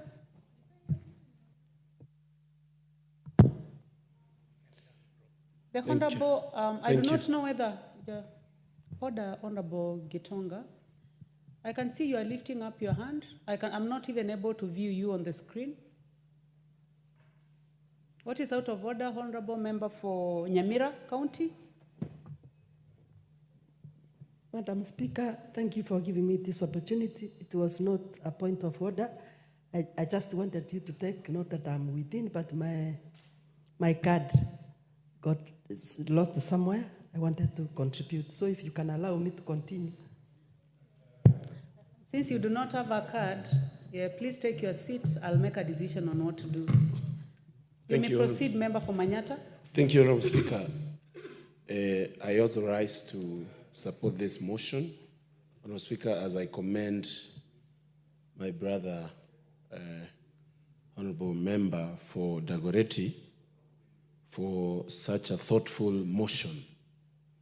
And Honorable Speaker, I am very intrigued with the proposal of a science museum.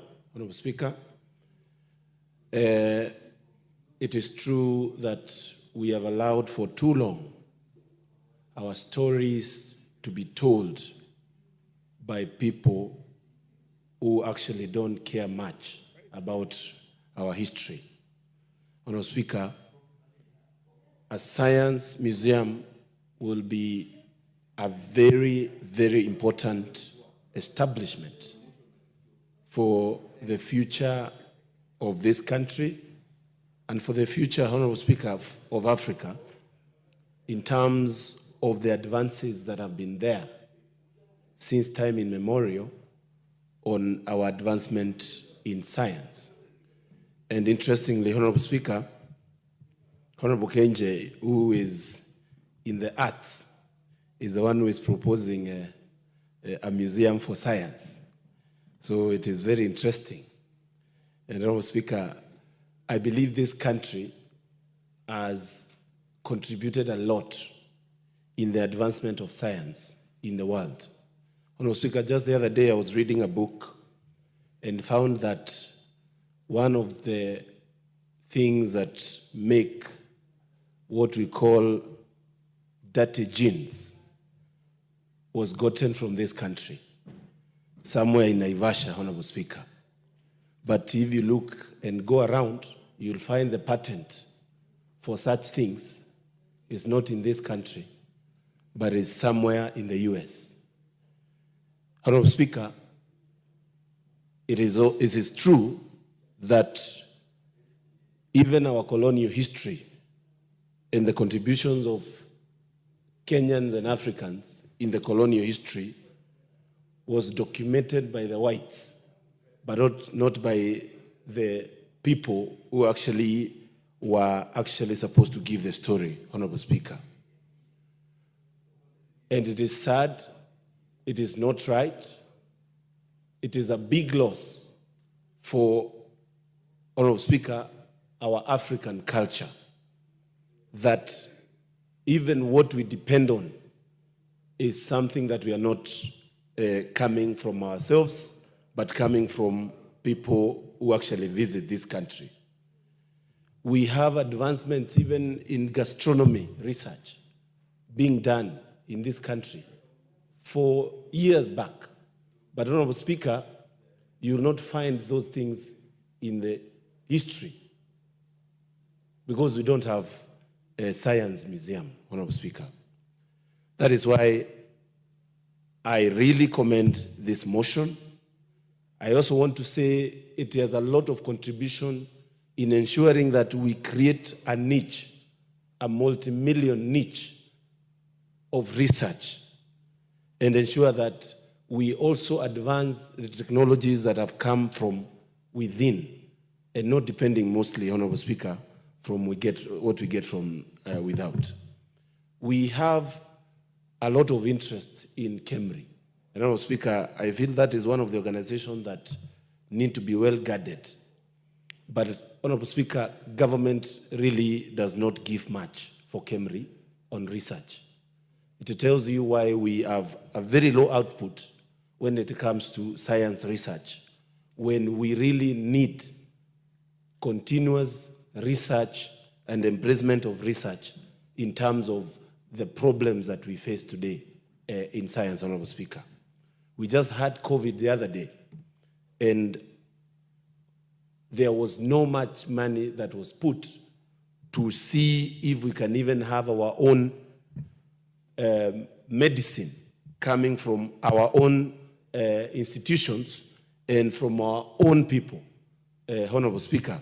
And I believe for a country that is bombarded a lot with a lot of things from the West, Honorable Speaker, it is upon this National Assembly and upon this administration that is there today to ensure that we put resources to ensure we improve on the technologies that can actually help this country advance and continue being ahead. And I'm happy that today we are talking of AI. And interestingly, I heard KJ mention that with AI, we should be able to document even things from our past and ensure that they are well put together in a science museum, Honorable Speaker. I also want to say that this country has also not put a lot of effort in ensuring that we also are leading way on the research on artificial intelligence. We are waiting for others to do things, then we pick it up, Honorable Speaker. That's why you find even many of the applications and many of the things that are happening here today, we have embraced technologies from outside the country without empowering our own technological advancement here, Honorable Speaker. I believe all this can be said, but if there is no funding, deliberate funding, we will not be able to keep up with what is happening in the world. The world is moving too fast. And when it is moving too fast, there is need to put more efforts. While we encourage job tourism outside Kenya, Honorable Speaker, we should be able to have a strategy to retain some minds within Kenya for advancement of our own country and ensure that we are able to, we don't have a brain drain in terms of workforce.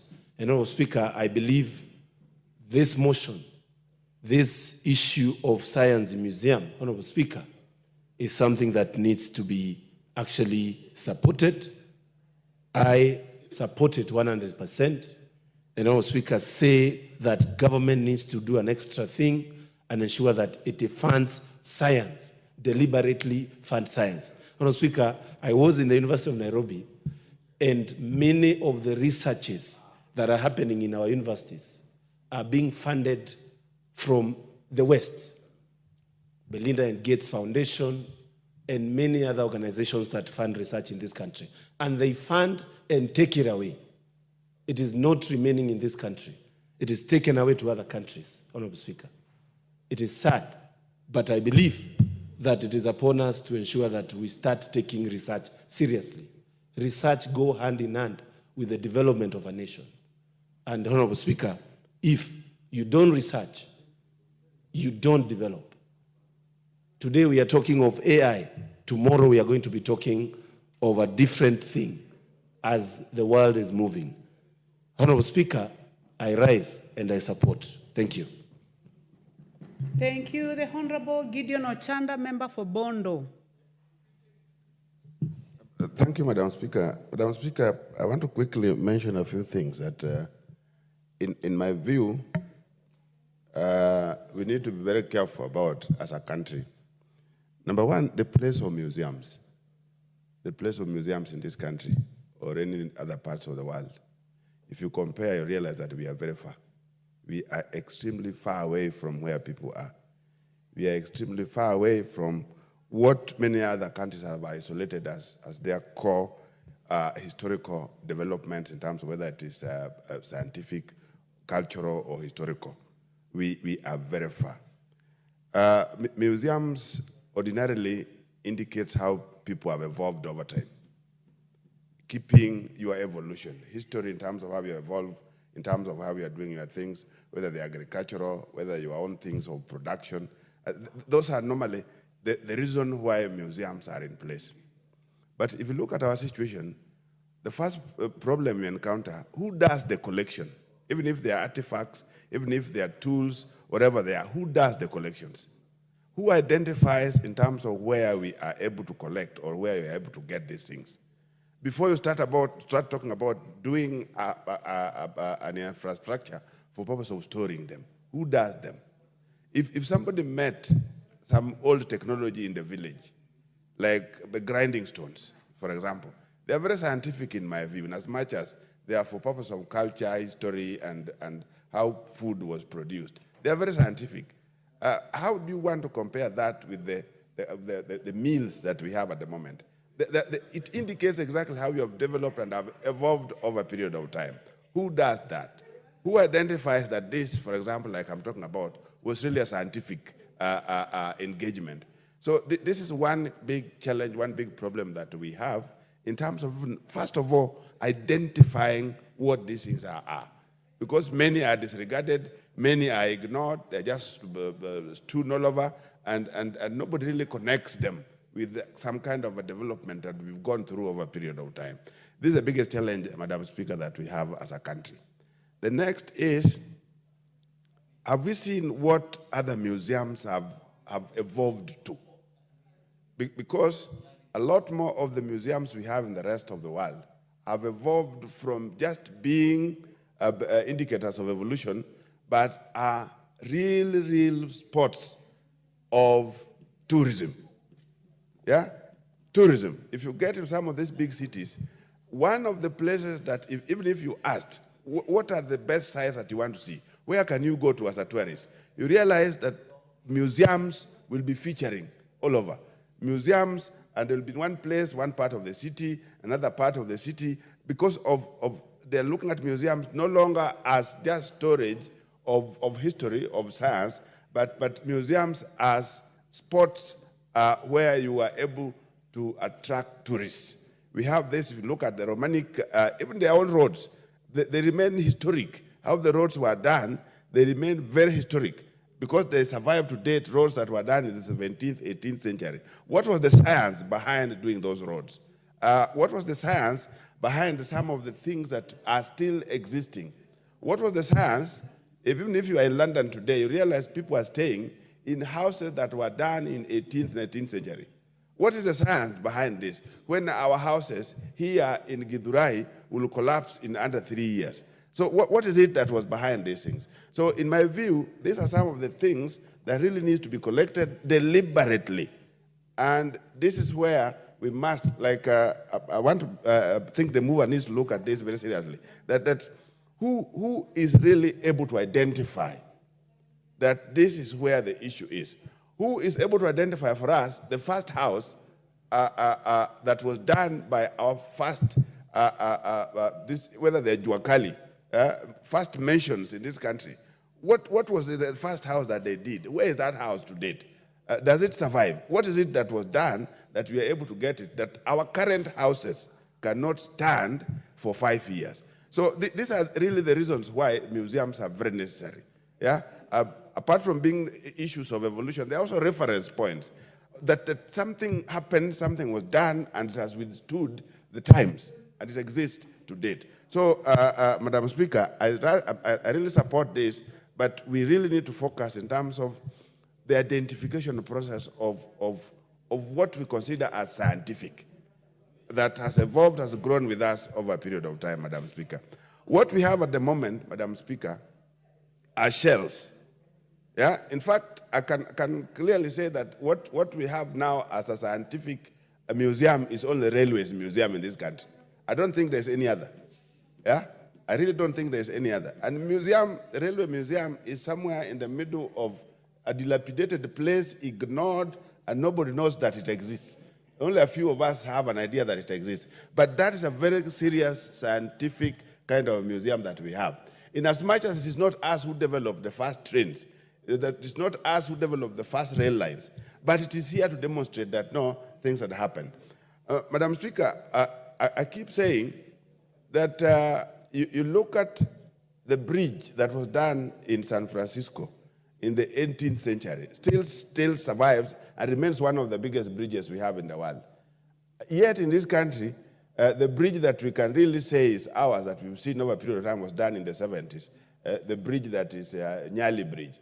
Yet the one in San Francisco has withstood the time. It's been there for over 300 years. It's the biggest, and it's such a scene that it behoves. When you get there, you realize, no, there is something that was done. So if somebody was able to do that 300 years ago, what kind of a brain will that be to date?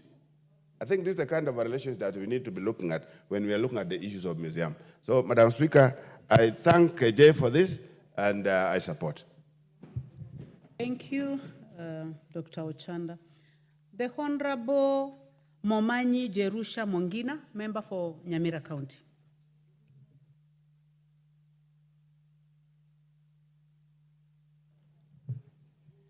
Thank you, Madam Speaker. Madam Speaker, I also rise to support the establishment of science museums in our country, Kenya. Madam Speaker, the kind of museums that we have these days, which were established a long time ago, they do not have facts which can convince even the Africans to appreciate what used to happen. Madam Speaker, if some of us who went to school and who went out to do research, when we went to study oral literature, Madam Speaker, we were getting information, real information, from the old people, and they were telling us on how they used to do things. Madam Speaker, we could understand that before the invention of the health facilities which we have these days, Madam Speaker, even our forefathers used to do operations. They could operate somebody, and finally that person could survive. We are not able these days to understand how they used to do it. If there were science museums which could explain, which could keep these facts and explain them to us, we could be able to appreciate how far we have come, how far the evolution of the knowledge that we have these days, how far we have come. Madam Speaker, if we look at our country today, from different cultural backgrounds where we come from, we can appreciate that even the languages, the different languages, our mother tongues, which we used to talk, the children of this era cannot even be able to communicate or understand what the native language is communicating.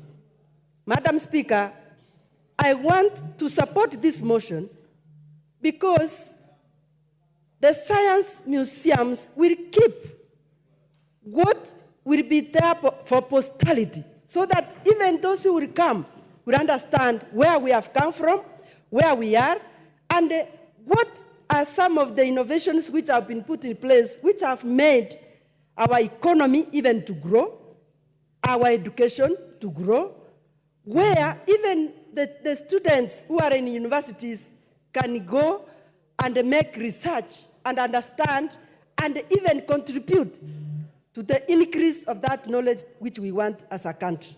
So, Madam Speaker, I want to support and thank KJ for bringing this very progressive motion. Thank you, Madam Speaker. Thank you. The Honorable Naomi Wako, member for Marsabit County. Thank you very much, Honorable Speaker, for allowing me to add my voice to this very important motion, as I also congratulate Honorable John Kierie for coming up with this motion of establishment of a science museum. And from the onset, I confirm that I support and I suggest that it is a good idea, yes, but as we establish, let us not only think of the big cities, but think of every county and, if possible, every constituency. Because when it comes to development and growing different areas, in the past we have been concentrating on big towns, big places, and forgotten some areas that need a lot of such establishment of museums. And I want to say that Kenya is growing very fast, and especially our young people have gone before us and have connected with the world, and they have learned a lot of things. And in order for us to keep them busy and be relevant, we must have establishment of different establishment of museums and ICT centers and different hubs that can keep them busy and also create employment for our young people. We know very well that we have so many graduates in this country who are not employed and are seeking employment, and the establishment of science museum will be an exciting thing for our young people, and that will keep them being creative, innovative, and they will easily connect with the world and remain relevant. Honorable Speaker, I support this idea, again, because as Africans, we have lost a lot. When we were colonized, we lost almost everything that we had as our culture, our tradition, and we adapted the Western culture that keeps affecting us. And today, it is hard for us even to go back, hard for our generation, and it will be too hard for the young generation. And the only way that we can be relevant as Africans is by coming up with museums so that our young people or the generations that will come after us will be able to see what has been happening in the past and also relate with the history so that they can learn from that. We know very well that museums are a place to explore and test ideas about the natural world. And we know very well, again, in our country, we are endowed, we have been blessed with different cultures, different traditions, different languages, and we are all proud of where we come from. But nothing much has been done in terms of keeping history and showcasing what we've had in the past. And that is why displaying those things today in our museums will be the best thing that we can do as a country. Again, science, when it comes to science and research, we know very well that we are also gifted. Kenyans are very knowledgeable, and doing research, many of our young people who have that skill have not been utilized and have not utilized their skills. If we do this in every country, in every county, we will be able to utilize the skills of our young people and even those who are experienced, so that we can bring together ideas and even explore more ideas and do enough research and see how we can benefit our country. Honorable Speaker, you know very well that today cancer is one illness that is affecting the entire world.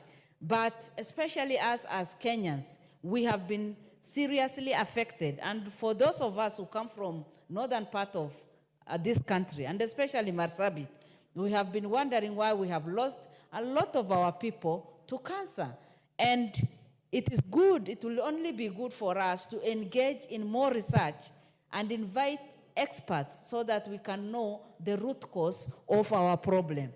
The only thing that we can do today, and the only special gift that we can give to our young people and generations to come, is to establish a science museum in every county. And Honorable Speaker, the purpose of a museum is for education. Our young people will be motivated. They will be able to go to different places and exchange ideas.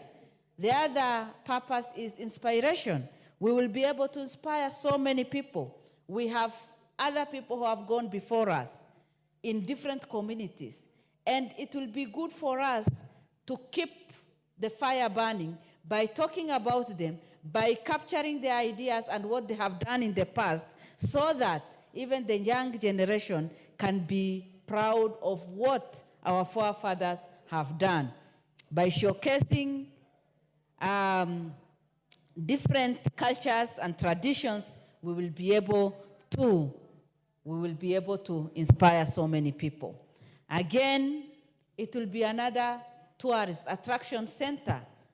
Our young people who are in schools will be able to visit the museums and learn, and it will encourage so many people. For some of us, seeing is believing. When people visit and see the different cultures, the different traditions, the things that we used to do in the past, we will all be proud of that. When we were young, we used to, gather around our grandparents and elderly people, and we used to learn a lot from them. They used to speak to us.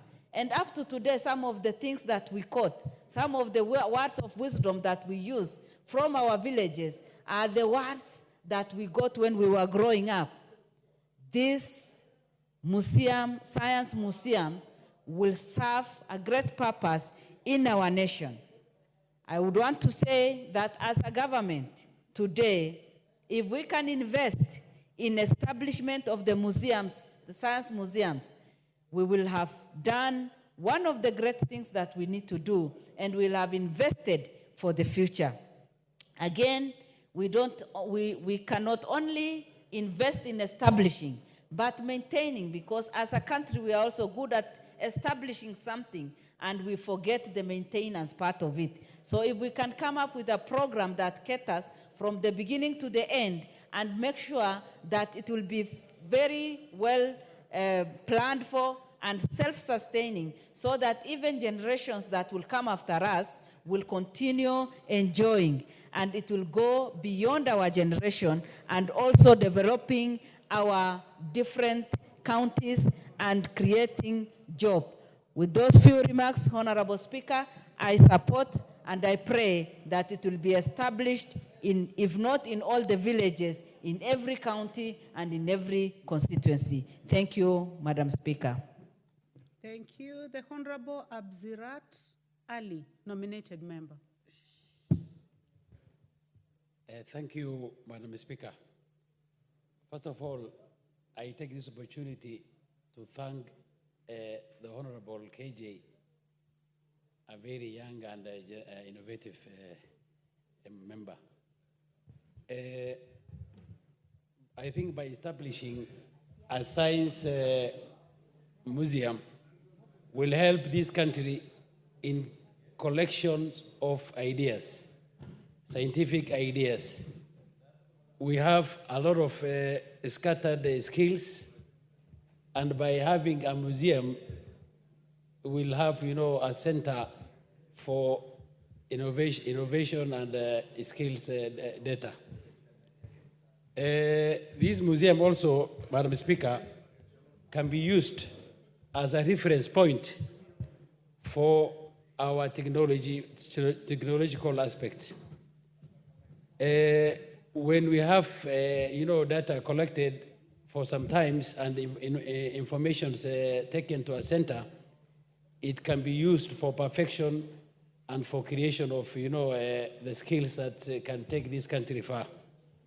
Madam Speaker, we have technology as a culture, and it's evolving always. It's dynamic. And by having, a science museum, this innovation culture will always be remembered for our youth, for our generations. I happened to travel to a place called Stuttgart in Germany, and I visited a Mercedes-Benz museum. I have seen Mercedes-Benz evolve from maybe within a century or so, evolved from a place, a situation where they used to pull by a cart, and it evolved until its present level. By going there, you will just see a whole complete, culture of innovations. And by emulating such, advanced museums, even ourselves, I think we can create a very robust science hub, historical hub, that can be used for our own use. Finally, Madam Speaker, history is known to us. We have known our past. We know our past. We can use our past and compare it with our present to perfect it. And our future can only be good if we, grab our knowledge of the past and the present. Therefore, by having a museum that is, technology-oriented, I think we will take our country to the places we admire to be. With those few remarks, I thank and I support the motion. Thank you very much. Thank you. The Honorable Mpuri Aburi, member for Tigania East. Asante Madam Speaker kwa kunipa nafasi hii. Yangu ni kidogo sana. Ya kwamba tukiwa na museum katika nchi yetu ya Kenya ni kitu ya maana. Kwa sababu zamani hapa katika nchi yetu ya Kenya kulikuwa na machini ya kutengeza unga. Kabla zile machini sasa list ama close kakuja hapa Kenya, kulikuwa na machini inatengenezwa na maji. Ilikuwa ni mawe kwa mawe ambayo ilikuwa inazunguza unga, watu wanaenda kutengeza ugali. Lakini wazee hizi vijana wetu ama watoto wetu ukiwauliza kwamba ukiwaeleza ya kwamba kulikuwa na machini kama hiyo, hawezi jua kwa sababu sisi tulizao. Zamani mtu angekatwa na panga, kulikuwa na ndawa ya miti ambayo ilikuwa inakatwa inawekwa kwa mkono na mkono inasikana. Siku hizi hao vijana wetu wakiuliza vitu kama hizo hawawezi wakajua. Ndivyo ninasema kwamba lazima tuwe na science museum. For example, ukienda kule kwangu Meru, ukiangalia museum ya Meru County, unapata pale manyoka peke yake na tortoise. Na hizo vitu zote hatatakani katika nchi yetu ya Kenya. Zamani kulikuwa na gari inaitwa teleboka. Na hiyo gari ilikuwa ni ya miguu nne, ilikuwa ni ya miti. Ukieleza vijana wetu ya kwamba kulikuwa na gari kama hiyo, hawezi wakajua Madam Speaker. Ndipo mimi nasema kwamba lazima tunasupport hii museum, ndio tuwe iti ya kwamba wakati itafika watoto wetu watuulize ya kwamba nyinyi mlikuwa mbunge, nyinyi mlikuwa viongozi, kwa nini mlipoteza utamaduni wetu? Ndivyo naambia watu eti ya kwamba rundiza gari yako side mirror, angalia mahali umetoka, eti ya kwamba kuna watu ambao umeacha nyuma. So Madam Speaker, mimi na support hiyo hoja ya bwana KJ. Thank you, Madam Speaker. Thank you. The Honorable James Nyikal, member for Seme. Thank you, Madam Speaker, for giving me this opportunity. Let me start by appreciating the initiative of Honorable KJ. Madam Speaker, storing knowledge is recognizing knowledge. And the museum is exactly in the same place as a library, except how it is used. We should see it in terms of tourism, but we should see it in terms of the knowledge that is there. Madam Speaker, this world we live in is actually technical. And if you even look at the link between religion, science, politics, and development, you are actually amazed that for those who are religious, when God created the world, at the end of it, he said, I put this in the hands of the human beings which were created last to take care of. And you cannot have dominion over anything if you do not understand it. And therefore, the basis of our existence in this world is understanding how creation works. And that is what science is all about. What we do in politics is basically to manage that knowledge, whether it is technology, whether it is pure knowledge, so that it is for the benefit of mankind.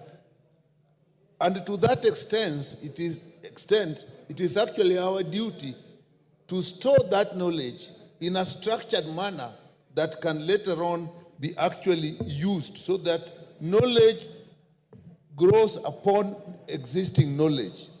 It is incremental. Madam Speaker, many people don't think there was science in Africa. But how could we have survived in a technical world if we did not understand? I'm amazed, Madam Speaker, the indigenous knowledge we have. I look back when I was a child, and I think of an environment, and one thing my grandfather hated was people who were cutting trees. He would always say, why are you cutting that tree? You will create a desert. Did it have to take time for us to go to international conferences to know what my grandfather knew? It's because we didn't store it. Madam Speaker, if you look at food, I look at food storage. We look at freezing as the best way of storing food. But look at how we stored food. Drying food with salt is extremely scientific. No bacteria can grow in a dry environment, which is with salt. It's extremely scientific. Fermenting food produces antibacterials. And it took a long time before it was realized that fermented milk or sour milk actually will stay longer on the shelf without invasion from bacteria. So that when we were giving our children fermented milk, people thought that this was not smart. Look at food. Blood. I mean, it was known, at least in my culture, that children and pregnant women, you needed to get blood from animals to feed them. Now, of course, we go to the hospitals to get folic acid, to get iron. They were just given food. Then, when the Europeans came, these things were seen as backward, and we didn't store it. So, Madam Speaker, look at ironmongery. All cultures actually... Order. Honorable Nyikal. Okay. Honorable Nyikal, the motion will proceed at another time, and you have a balance of 5 minutes. Thank you. In case you wish to continue with the debate. Honorable members, as you are aware, the Speaker made a communication yesterday, 1st October 2024, that today morning sitting will be interrupted at 12 noon to allow a forum for a briefing of members on the modalities of public participation in regard to the special motion for removal from office by impeachment of His Excellency Rigathi Gachagua, as Deputy President of the Republic of Kenya. The Kamukunji will be at noon. Here in the chamber, I therefore call upon members to attend, and as I adjourn, I request those in the chamber to remain. Honorable members, and the time now being 11:56, this House stands adjourned until today, Wednesday, 2nd of October, 2024 at 2:30 p.m.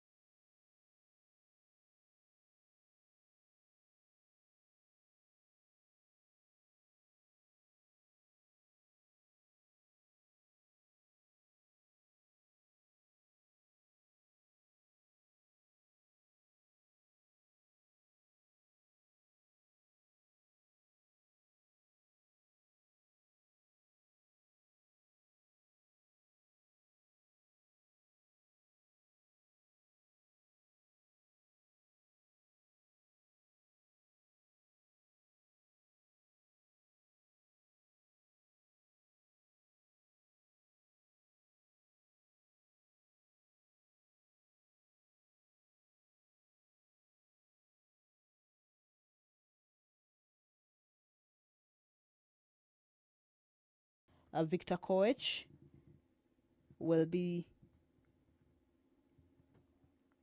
asking the Cabinet Secretary to confirm the presence of Lalea Company Limited and Naraitoi Company Limited that are engaging in large-scale irrigation-based farming along Amalo River in Chepalungu constituencies.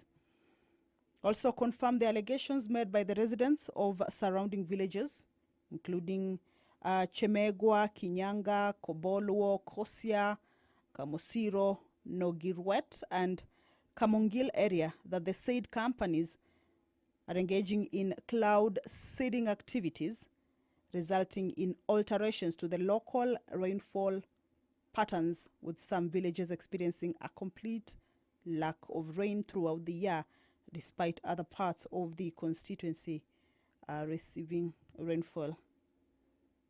I'm sure at this point we will be able to understand the activities of cloud seeding once the Cabinet Secretary explains in length, or rather when he responds in length to this particular question that will be asked by the Honorable Member for Chepalungu. Also, the Honorable Member Victor Koech will be seeking the Cabinet Secretary to study the steps the Ministry intends to take to address the concerns raised by the affected residents.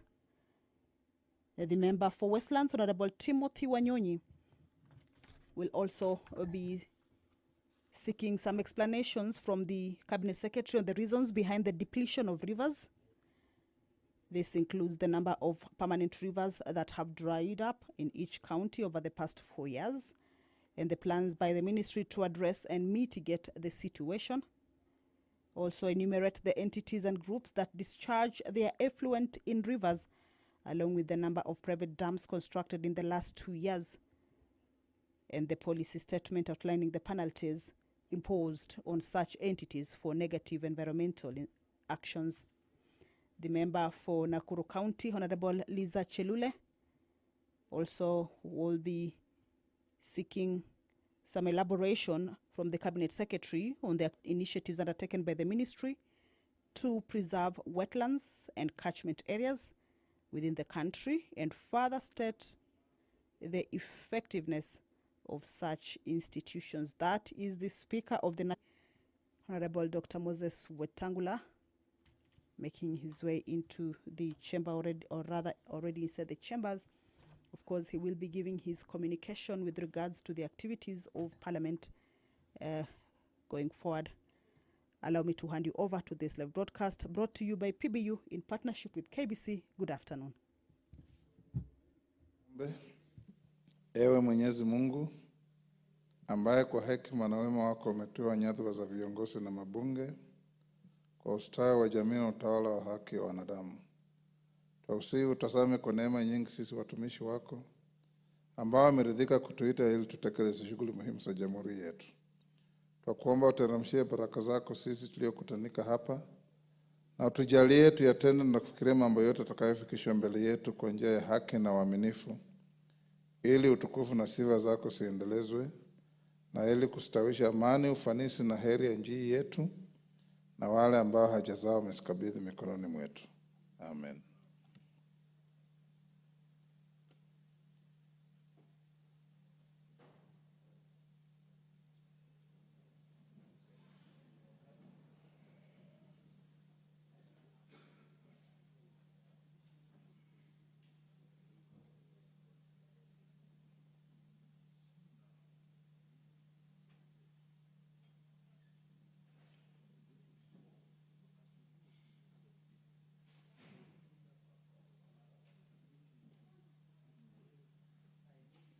Sergeant, ring the quorum bell.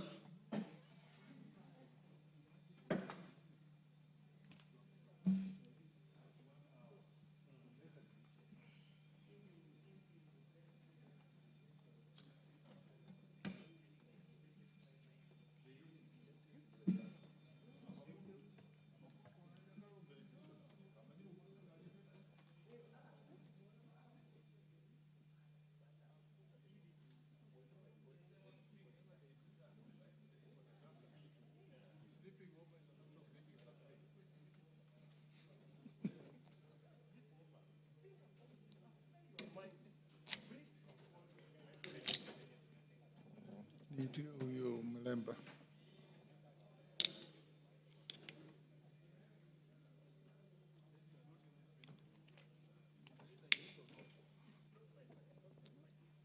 Mwalimu.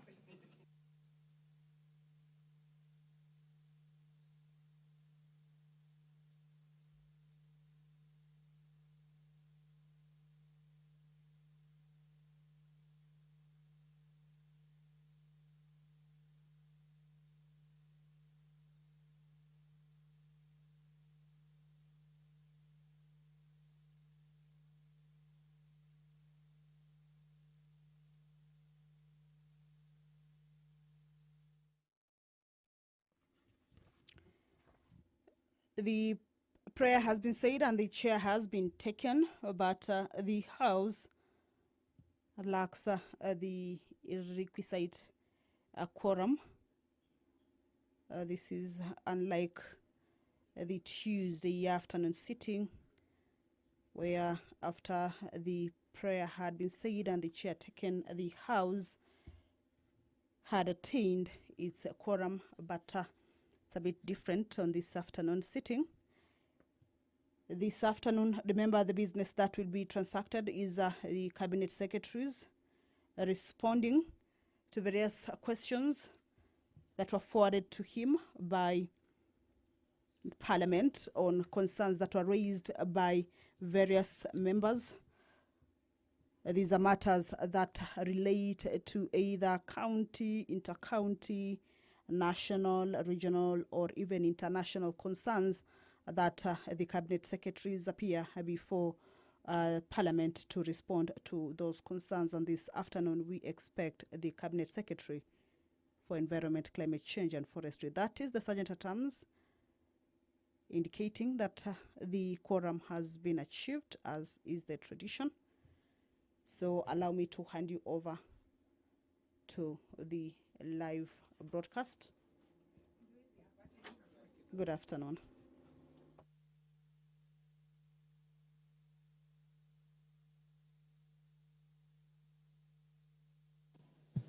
Members, we now have quorum to transact business. Clerk. Order number 1, administration of oath. Order number 2, communication from the chair.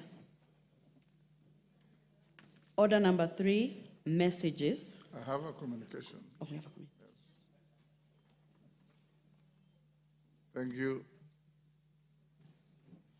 Honorable members, I have a short communication on the public participation program on the special motion for the removal from office by impeachment of His Excellency, the Deputy President of the Republic of Kenya.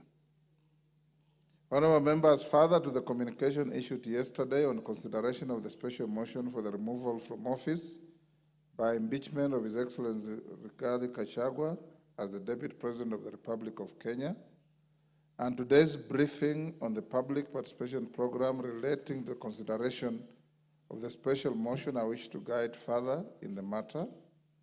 As members are aware, the advertisements published today inviting submission of views and notifying the public of hearings on the special motion list all 290 constituencies and indicate that the exercise is to be coordinated from 47 count venues or collection centers across the country. Arising from the members' briefing held earlier today, I wish to clarify that the public participation program additionally contemplates the collection of views at the constituency level. In this regard, I confirm that the officers of the clerk shall be present to assist the collection and compilation of views from onward transmission to the office of the clerk through the respective collection compilation centers specified in the public advertisements. The House is accordingly guided. Thank you.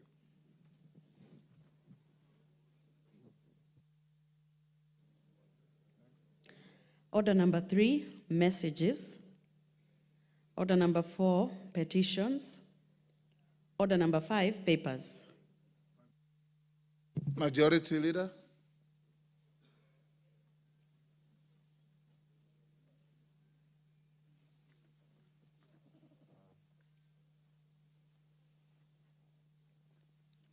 Bukosi, you want to stand in for them? Yes, Honorable Speaker, on behalf of the Majority Leader, I beg to lay the following papers on the table of the House today, Wednesday, October 2nd, 2024 afternoon sitting.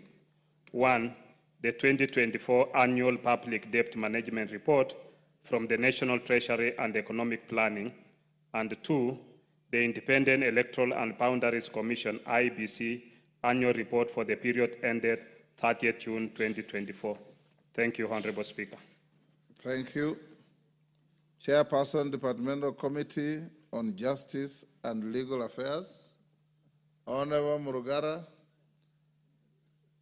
your report is on my desk. It's on my desk, yeah. I'm going through it and have some issues with it. I need to discuss with you. I've been informed. I was informed, Your Honor, I was informed. I have to come and see you. We have a discussion. Excellent. Thank you very much. Next order. Order number 6, notices of motion. Order number 7, questions and statements.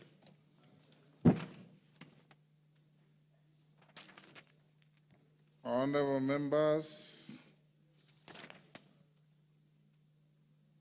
there is a request for statement by Peter Mbogo, MP Mwatate. Is he in the House? Peter Mbogo. Honorable Tindi Mwale, you may proceed. Thank you, Honorable Speaker.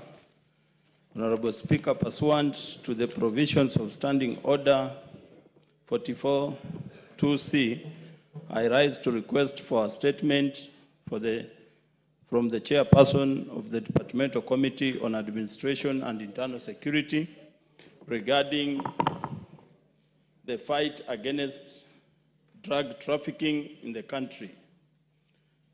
Honorable Speaker, over the years, Kenya has been identified as a transit country for heroin trafficking trafficked from Afghanistan and the Arabian Gulf to Europe and Americas and other parts of Africa. Presently, there is a huge domestic heroin and cocaine abuse problem, particularly in the coastal region. Despite concerted effort by the government, there have been reports of state and public officials facilitating the inland movement of heroin and other drugs, as well as the activities of certain organized crime groups. A notable axis exists in Kenya between heroin trafficking and other crimes, such as corruption, human smuggling, armed trafficking, and poaching. The country also remains a transshipment point for the global cocaine trade. Reports indicate that upon arrival in Kenya, cocaine is shipped onwards to Ethiopia, Tanzania, Somalia, both for consumption and onward trade. It is noted that Kenya's cocaine trafficking market is attributed to limited maritime enforcement capabilities and hampered drug interception, as well as involvement of law enforcement officers who have been identified as the primary organizers and facilitators of cocaine distribution and retail sale within the country.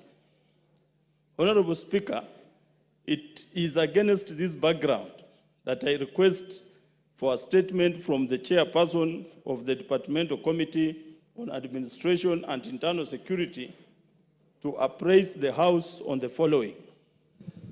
Roman 1, the number of users of hard drugs in the country registered by National Authority for the Campaign Against Drug Abuse, NACADA, with specific focus on heroin and cocaine. Roman 2, the reported involvement of the law enforcement officers, especially Kenya Police and the National Intelligence Service in facilitating cocaine transit, distributing, and sale in the country. And Roman 3, the status of the war against drug abuse, including an enumeration of rehabilitation programs for persons affected by drug abuse, majority of whom are the youth. I thank you, Honorable Speaker. Thank you, Honorable Tindi Mwale, Chairman, Administration and Internal Security, Tongoyo. Yes, Rindikiri, I am a member of the committee. No, Mr. Chairman, I just wanted to say something to it. Yes. Go ahead. Mr. Speaker, this issue of drug and substance abuse is increasing day by day, particularly among our youth and in schools. Honorable Mwale has brought it at the right time, and I think it's a serious problem, and this needs to be fast-tracked. And I think we need more information from every region. I agree with the statement that there are some public officers who are conduits and the protectors of the drug traffickers. Mr. Speaker, if we have to save the generation of our youth, I think we need to have a deeper report, and I'm pleading with all the members in this House, including myself, that we avail information on what we know, not necessarily in one specific region. We all come up together and join hands, providing information that we collect from the constituencies so that this report is properly enhanced. I ask that the committee should not latch on this. Thank you, Mr. Speaker. Yes, Rwanda. Asante Bwana Spika. Bwana Spika, nampongeza mwanzo mheshimiwa kwa kuleta swala hili la mihadharati hapa bungeni. Kusema la kweli, hili swala linatuathiri sana. Na kabla sijaendelea kuchangia, nataka mheshimiwa uchukue tahadhari sana. Mimi mwenyewe hapa nilikuja nikataja majina ya kwangu, na ilikuwa mwanzo wa maisha yangu kubadilika. Bunge la 12 nilikasirika, ilikuwa imezidi, nikaja nikataja jina. Maisha yangu ilibadilika, ikabidi sasa nitembee na askari kila pahali. Na nikaongezewa na askari. Na nashukuru bunge hili walinisaidia sana. Hii shida iko na ilikuwa imeletwa mpaka kuzungumza, inakuwa ukizungumza wewe ndio unakuwa mbaya. Wale wanauza mihadharati si wabaya, wewe unayezungumza kama mbunge. Kuna siku mimi nilienda pahali kwa mkutano, nikazungumza, nilikaribishwa nikazungumza. Kuna mtu alikuja akanishika hivi, akaniambia usizungumze maneno hayo. Yaani ukizungumza umewaletea wao shida. Wamekuwa wale wanayouza wana power zaidi kushinda hata wewe mbunge unakatazwa hata usizungumze. Wakati experience yangu, wakati nikiomba kura, madrug dealer paka wa Lamu West wote walitoka wakaja Lamu East kunipinga nisipate, lakini Mwenyezi Mungu akawa na mimi na ndio nikarudi hapa. Hii tatizo kwangu Lamu East iko kubwa sana. Youth wetu ilikuwa percentage inaongezeka. Mwanzo ilikuwa nimesahau hizo numbers, lakini Red Cross wanazo. Vile inaongezeka ni maajabu. Watoto wameathirika, watoto ni vulnerable kwa sababu wako pale karibu na mpaka. Wale wakitumika vibaya itaanza kuleta hatari sana. Kwa hivyo jambo hili la mihadharati, mimi nataka pia kama ni waziri anakuja na mimi nije nichangie hapo. Sahihi, naomba permission kabisa niwe friend of that committee, niende pia. Kuna matatizo tunawajua paka majina. Majina tunawajua, Speaker. Kama kwangu eneo bunge langu wote wanauza mihadharati. Ukichukua mtoto ukimwambia nipeleke nani anauza mihadharati, anaweza kuonesha ni huyu anauza mihadharati. Lakini ukitaja majina nitapata tena shida nyingine. Hiyo shida nimeipata paka naogopa sasa. Ni shida. Watoto utamuona ameumia, anatoka usaha, ukimpa 200 anakimbilia nipe 200 aende hospitali, anaenda kula mihadharati. Hili tatizo liko na linatuathiri sana. Na tukiliacha kuendelea zaidi litatuathiri zaidi. Asante. Sasa hii angalau mmeanza kusema huku, lakini cost ni zaidi. Lilikuwa ni janga la cost tu, sasa ile kwa limekuwa janga la Kenya nzima, cocaine. Asante. Na kwangu si cocaine peke yake. Kwangu kuna drugs zinatoka ni tembe. Zinaitwa karambela. Nimezungumza Mpaka kwa security meeting naambiwa zilete hizo karambela tuzione, hatuzijui. Lakini kisha wao wenyewe wameniambia wamezipata. Karambela inauzwa shilingi 20. Youth akikula hizo karambela anakuwa wild animal. Anaweza fanya chochote. Na ziko na hakuna kitu inachukuliwa. Na ziko speaker, wewe mwenyewe ukitumana hapa mtu aende kanunue pahali, utapelekwa paka hapa ndio anauza. Hakuna ambaye hajui nani anauza. Ni hawachukui tu majukumu. Asante.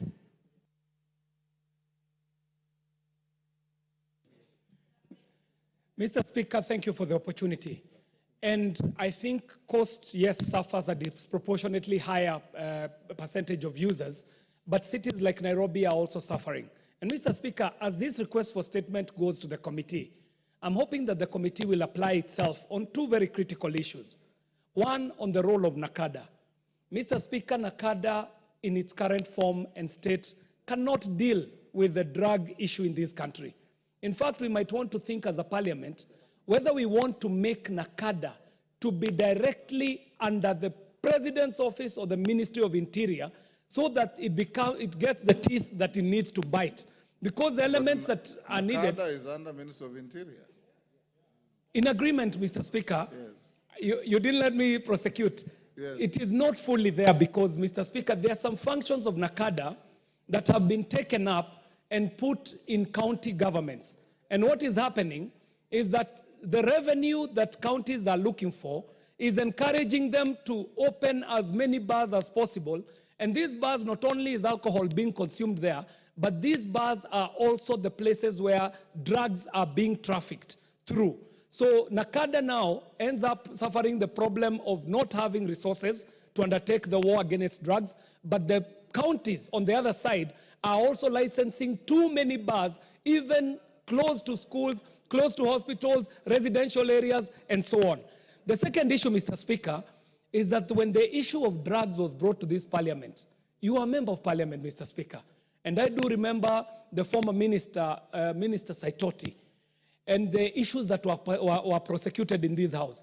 Mr. Speaker, we will need as a nation to move this war of drugs from fighting users to following the chain. From the user, there is a peddler.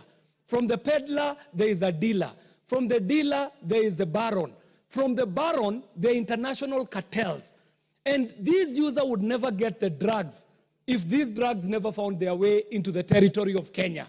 So the problem is way higher up than this young man or woman that we are criminalizing as a user.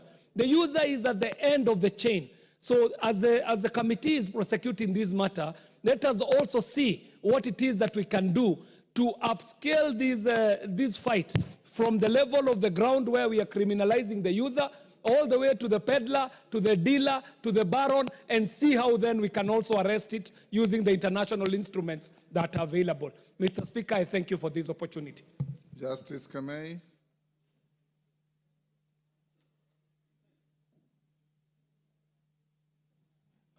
Thank you, Mr. Speaker, for this opportunity to add my voice to this very, very pertinent subject. An issue that is threatening the generations of this country. Earlier on, Mr. Speaker, we used to think that it was a phenomenon of cities like Mombasa and Nairobi. The truth of the matter that right now is that this substance abuse has gone to rural areas like our constituencies. In my constituency, Mr. Speaker, there is something called Kutber. I don't know where it came from. Kuber. Something called Kuber. I don't know where it came from. That language does not even belong. It's called? Kuber. Kuber. Kuber. K-U-B-E-R. I don't know where it came from. You see a young man putting it in his mouth. The next thing is a pale shadow of himself. It is spreading in so many schools, institutions, Mr. Speaker, and it is threatening the generations of this country. Mr. Speaker, I want us as Parliament to apply ourselves fully to this issue and not to leave it to the Ministry of Interior alone and not leave it to NACADA alone. Mr. Speaker, I support. Thank you. Yes, Ounda. Honorable Speaker, thanks a lot for my colleague, Mheshimiwa Tindi Mwale, for bringing this matter. But I think it's being too elitist to only consider these imported and high-value drugs. Honorable Speaker, where we come from, we have the maintenance of Bang, sativa, whatever it's called, Bang. And Honorable Speaker, I'm the first. It's called cannabis sativa. Cannabis sativa. I'm most unfortunate because I border Uganda. And what happens, nowadays the growing is being done in Uganda and Funila constituency, particularly the border point at Bukwamba and part of Sigalame, is the entry point to Kenya. And Honorable Speaker, I will shock you beyond belief that actually the people who are growing bang in Uganda and transport and the peddling through across Kenya to come to Nairobi are actually the policemen. They are the policemen. And we have raised this issue continuously. I even raised it with the county commander. Are you saying Kenyan policemen? Yes, Kenyan policemen. In Uganda? Yes, they cross over to Uganda and grow bang and bring and they make sure they supervise the border point because Sapora's border point through Mulwanda, Sigalame, and Bukwamba, and actually transport it and they escort it all the way, Honorable Speaker, to here Nairobi. You can see how deep rooted this menace is, how well it is supported and protected by the security forces. And that's why we want to ask the committee, and it's good has been directed to the Committee of Internal Security. They really need to rein on their police force and all security apparatus in this country. Yes, they make a lot of money from it, much more than they make from their salaries and allowances. But you cannot do that at the expense of the young people in this country. Honorable Speaker, if you go to most schools in Western Kenya, when you look at the boys and the girls, even the girls are becoming notorious. They look like zombies. We are even worried. We used to laugh that people from Mount Kenya region and central, their classrooms, kindergarten classrooms were empty. Probably the next few years to come, in Western Kenya, also the classrooms are going to be empty because the boys are not doing the work they're supposed to do. Women are complaining all over, Honorable Speaker. We ask you for your assistance to solve this menace so that we can continue to reproduce because we need more numbers to take over our position as we grow old. Thank you, Honorable Speaker. Honorable Katana. Asante, Bwana Spika. Swala la mihadarati ni swala nyeti sana. Bwana Spika, zamani madawa ya kulevya yalikuwa yanapatikana mijini. Lakini kufikia sasa yameingia mpaka mashinani. Na wanaumia zaidi ni watoto wa shule. Bwana Spika, watoto wetu siku hizi wameanza kujiua kwa sababu wakikula madawa ya kulevya kufikiria kwao kunakuwa ni duni. Tujiulize swala moja, Bwana Spika. Kenya hatuna shamba la cocaine wala hatuna shamba la heroin. Haya madawa yote ya kulevya yanatoka nje. Ni wapi ambapo kuna ulegevu ambapo inaruhusu madawa haya kuingia katika nchini? Kama vile ndugu yangu amesema, kuna baadhi ya vitengo vya usalama ambao wanajua ni kina nani wanaleta mihadarati. Wanajua ni kina nani wanauza mihadarati. Lakini watu hawa hawawezi kushikwa kwa sababu wanalindwa na wanalipa baadhi ya polisi wetu ili waweze kuwalinda waendelee na biashara yao haramu.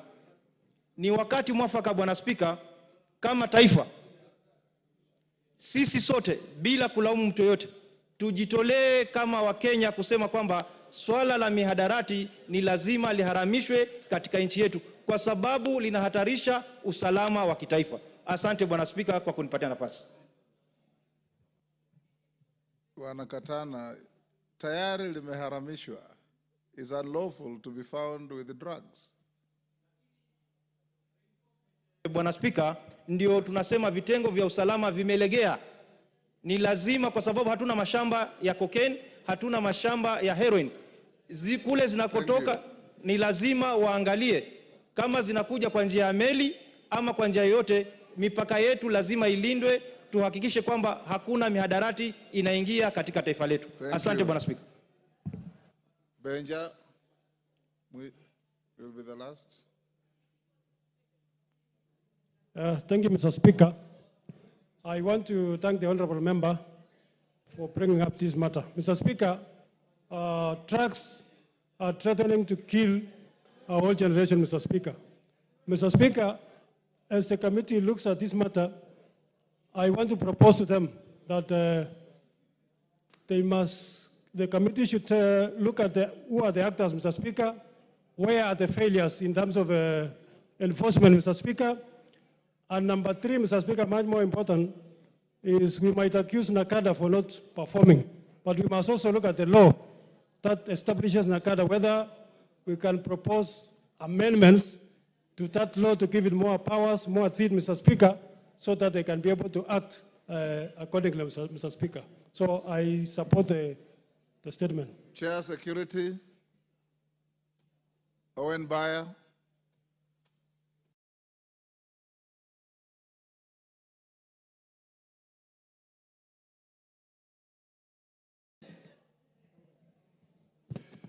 Honourable Speaker, the Honourable Tongo is not here, neither is the Vice Chair Colonel is not Inform them to bring a report, an answer in the next 2 weeks. 2 weeks, Honourable Speaker. Member much for obliged. Taita Taveta. Member for Taita Taveta. Thank you, Mr. Speaker, for the opportunity. Member for Mwatate, sorry. It's Mwatate. Mwatate, Bwana Mbogo. Thank you, Mr. Speaker, for the opportunity you've given me to give my statement. My statement reads. You should tender an apology to the House for coming late. This is the second time I'm calling you. I'm sorry, Mr. Speaker, for coming late. Yes. I was tied up somewhere in the hospital. I'd gone to see a patient. Sorry for that. Go ahead. Request for statement regarding the rise of insecurity in Taita Taveta County. Honorable Speaker, pursuant to the provision of Standing Order 44-2C, I wish to request for a statement from the chairperson of the Departmental Committee on Administration and Internal Security regarding the recent rise of insecurity in Taita Taveta, particularly in Voi and Mwatate constituencies. Honorable Speaker, the rise of insecurity in Taita Taveta County has negatively impacted not only the safety but the well-being of the residents, particularly in Voi and Mwatate constituencies. The constituencies have experienced a number of insecurity incidences in the last 5 months, with people being killed and borders stolen. For instance, in May 2024, Mr. Marian Shirley Chow of ID number 278-97833 was found dead at a satellite site around Rianchore hillside with multiple cut wounds. Additionally, a border rider, Mr. Dunningston Makio Mangombe of ID number 1382264, was found dead on 14th April 2024 in Voi Central Business District and his border stolen. On May 28, 2024, Mr. Silas Silomengo Machongo, a border rider in Ronge Ward, was found dead in Voi constituency and his border stolen, while Mr. Julius Mafuga of ID number 299-51391 was allegedly beaten to death by a police officer from Mwatate Police Station in May 2024. Further, Mr. Sylvans Mwanjala Mvoi of ID number 370-23429 was attacked and severely injured on 2nd September 2024 within Sagala Ward in Taita Taveta County and his border stolen. He was rushed to Moi County Referral Hospital for treatment and later referred to Kilimanjaro Christian Medical Center in Moshi, Tanzania, where he succumbed to the injuries. The matter was reported to Voi Police Station under OB number 63/03/09/2024. Honorable Speaker, it is against this background that I request for a statement from the chairperson of Departmental Committee on Administration and Internal Security on the following. 1. provide a report on the status of investigation into the incidences, including the death and attacks reported to Voi Police Station. 2, the action being taken to ensure the perpetrators of the crimes are arrested and prosecuted without delay. And 3, the measures being put in place to curb insecurity in the region. I thank you, Hon Speaker, on Peter Mbogo, MP Mwatate constituency. Thank you, Honorable Mbogo. Owen Baya, inform Tongoyo to bring a response in 2 weeks. If you allow me to say something. Yes. This is the 4th statement, request of statement on insecurity in Taita Taveta that I have had. I remember Danson Mwashako raised it, and I think another member also raised it. It doesn't seem to go away. And I have had the mention somebody I know from Rongeju. And Honorable Speaker, I think we need to look at a different, this just bringing of statements and stating facts the way they are without looking for a solution to the problem is making us act in vain. Probably, Honorable Speaker, you may need to give a direction that something be done, because a statement will be written, it will be brought here, it will be read, and no action is being done to ensure there is security in Taita Taveta. So, Honorable Speaker, even when we give these statements, some action needs to be done. And I don't know what direction you will give, but I have had my mother's relative having been killed. They will finish those people and I'll have no uncles left. So, Honorable Speaker, I think we need a much more robust action on the ground, whether you need to order those people there to sit down and review the security there and give us a report. Otherwise, somebody will sit at the headquarters, write a report, and tell us, yes, it happened, this day happened, this thing happened, and that is what it is, as it is. And it does not help to solve the problem. We would like to have a solution there, and this Parliament can enforce the solution, Honorable Speaker.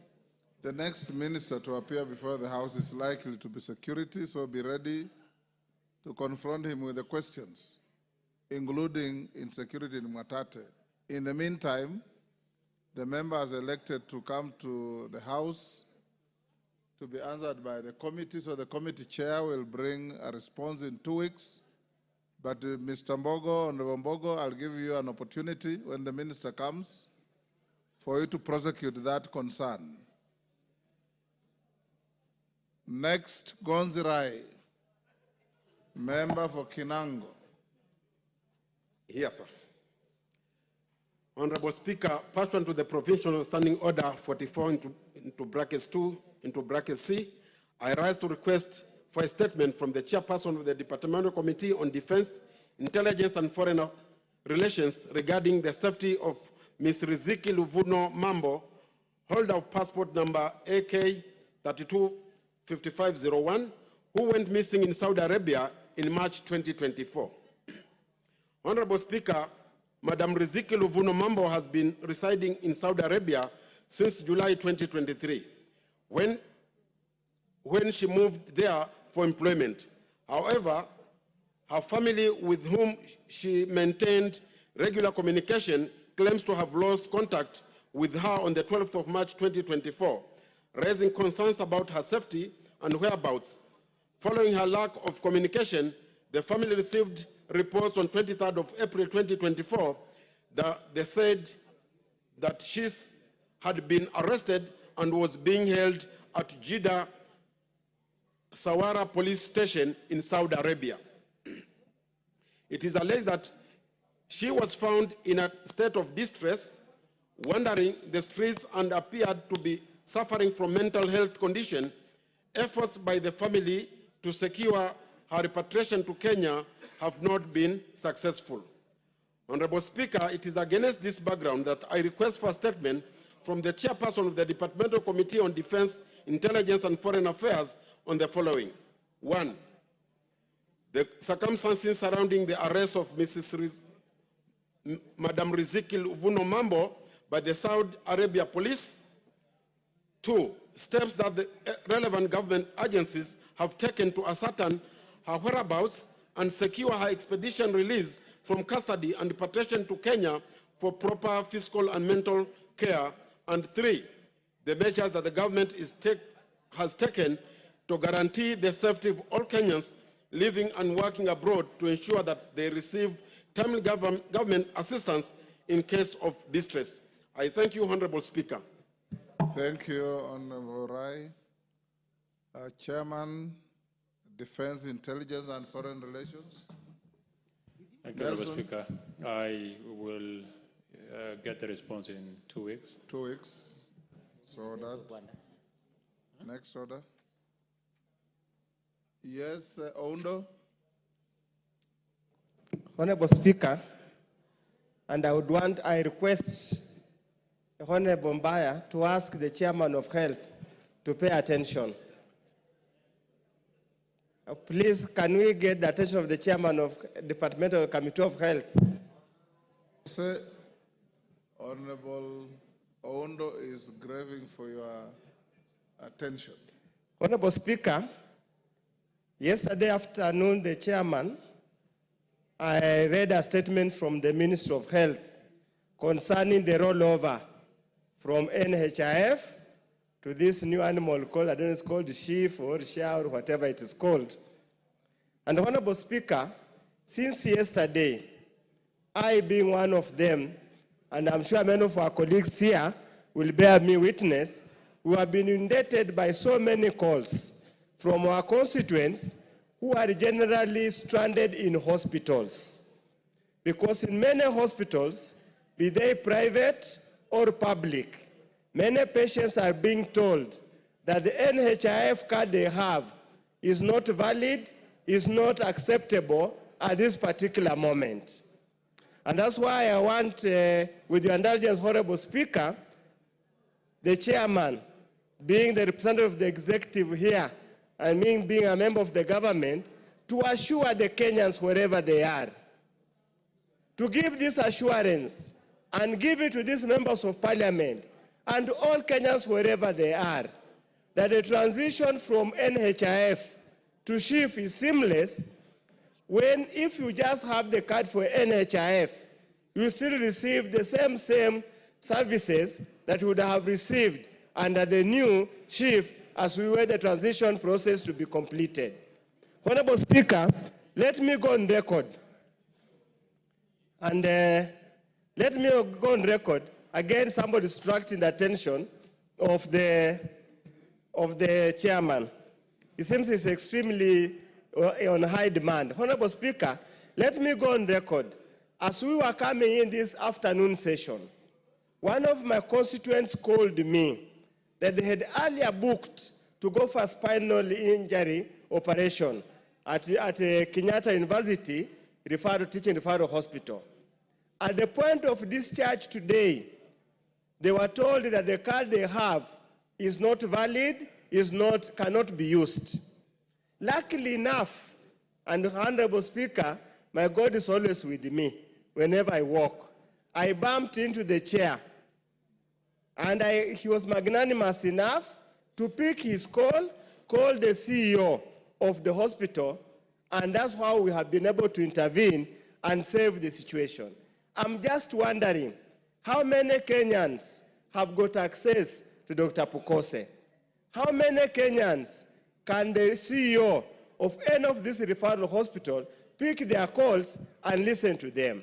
So we want him to give Kenyans an assurance that whichever those kind of issues arise, it must be seamless and very clear that you simply have to confirm you are a full paid up NHIF contributor and you will be attended to and discharged as per the existing agreement. I hope, Honorable Speaker, this will save the trouble and the pressure many members of parliament are going through at this particular time. For you, Dr. Pukose, for what you have done today, may the Almighty God increase the number of noises in your homestead. Thank you, Honorable Speaker. Dr. Pukose. Thank you, Honorable Speaker, and I want to thank Honorable Oundo for being magnanimous enough to accept that we have been able to intervene and his patient will now be going home after the spinal surgery that was done at Kenyatta University and we were able to call Dr. Dagane, who is the CEO, Kenyatta University, and intervened. Honorable members, for record purposes, as we speak today, 12,600,833 as per today, Kenyans have been transitioned to Social Health Insurance Fund. Out of that, those who are in NHIF are 9,640,523, and those who are newly registered are 2,900,323. This is the current figures.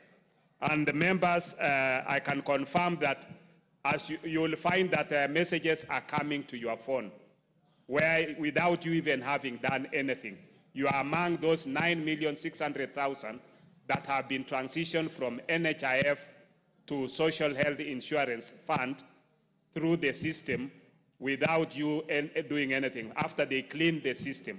The system initially had about 12 million Kenyans, but about 3 million people do not exist in the Kenya National Registration Bureau.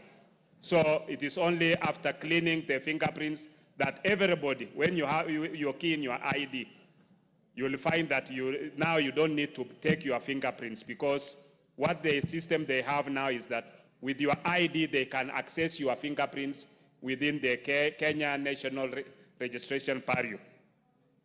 I want to assure Kenyans outside there and the honorable members in this house that no Kenyan will be denied the services. I think the unfortunate information outside there is that it is the ministry is not doing enough, but I know they are trying their best. But we want the information to reach to every Kenyan that if you are a paid up member on the NHIF, you will automatically transition and your services will not be interrupted. So, and Honorable Unda is a witness, because when we called the CEO Kenyatta, he has personally gone to see the patient in that ward in bed 7. I think it was bed 7, bed 9 in the Jude ward. Yes, so he's personally gone to see the patient, and many of those within the hospitals, they should not worry about paid up members who are in the NHIF. They have now been transitioned, and the Social Health Insurance Fund is doing its best to send messages so that you get messages to know that you are up to date. And they have also created an emergency line, which is a toll line, which they can be able to respond to any questions when you have challenges. We know this is a teething problem, but the ministry is up to its position to make sure that no Kenyan is denied services wherever they go, and they are paid up members. Thank you, Honorable Speaker. Majority Leader, your Thursday statement.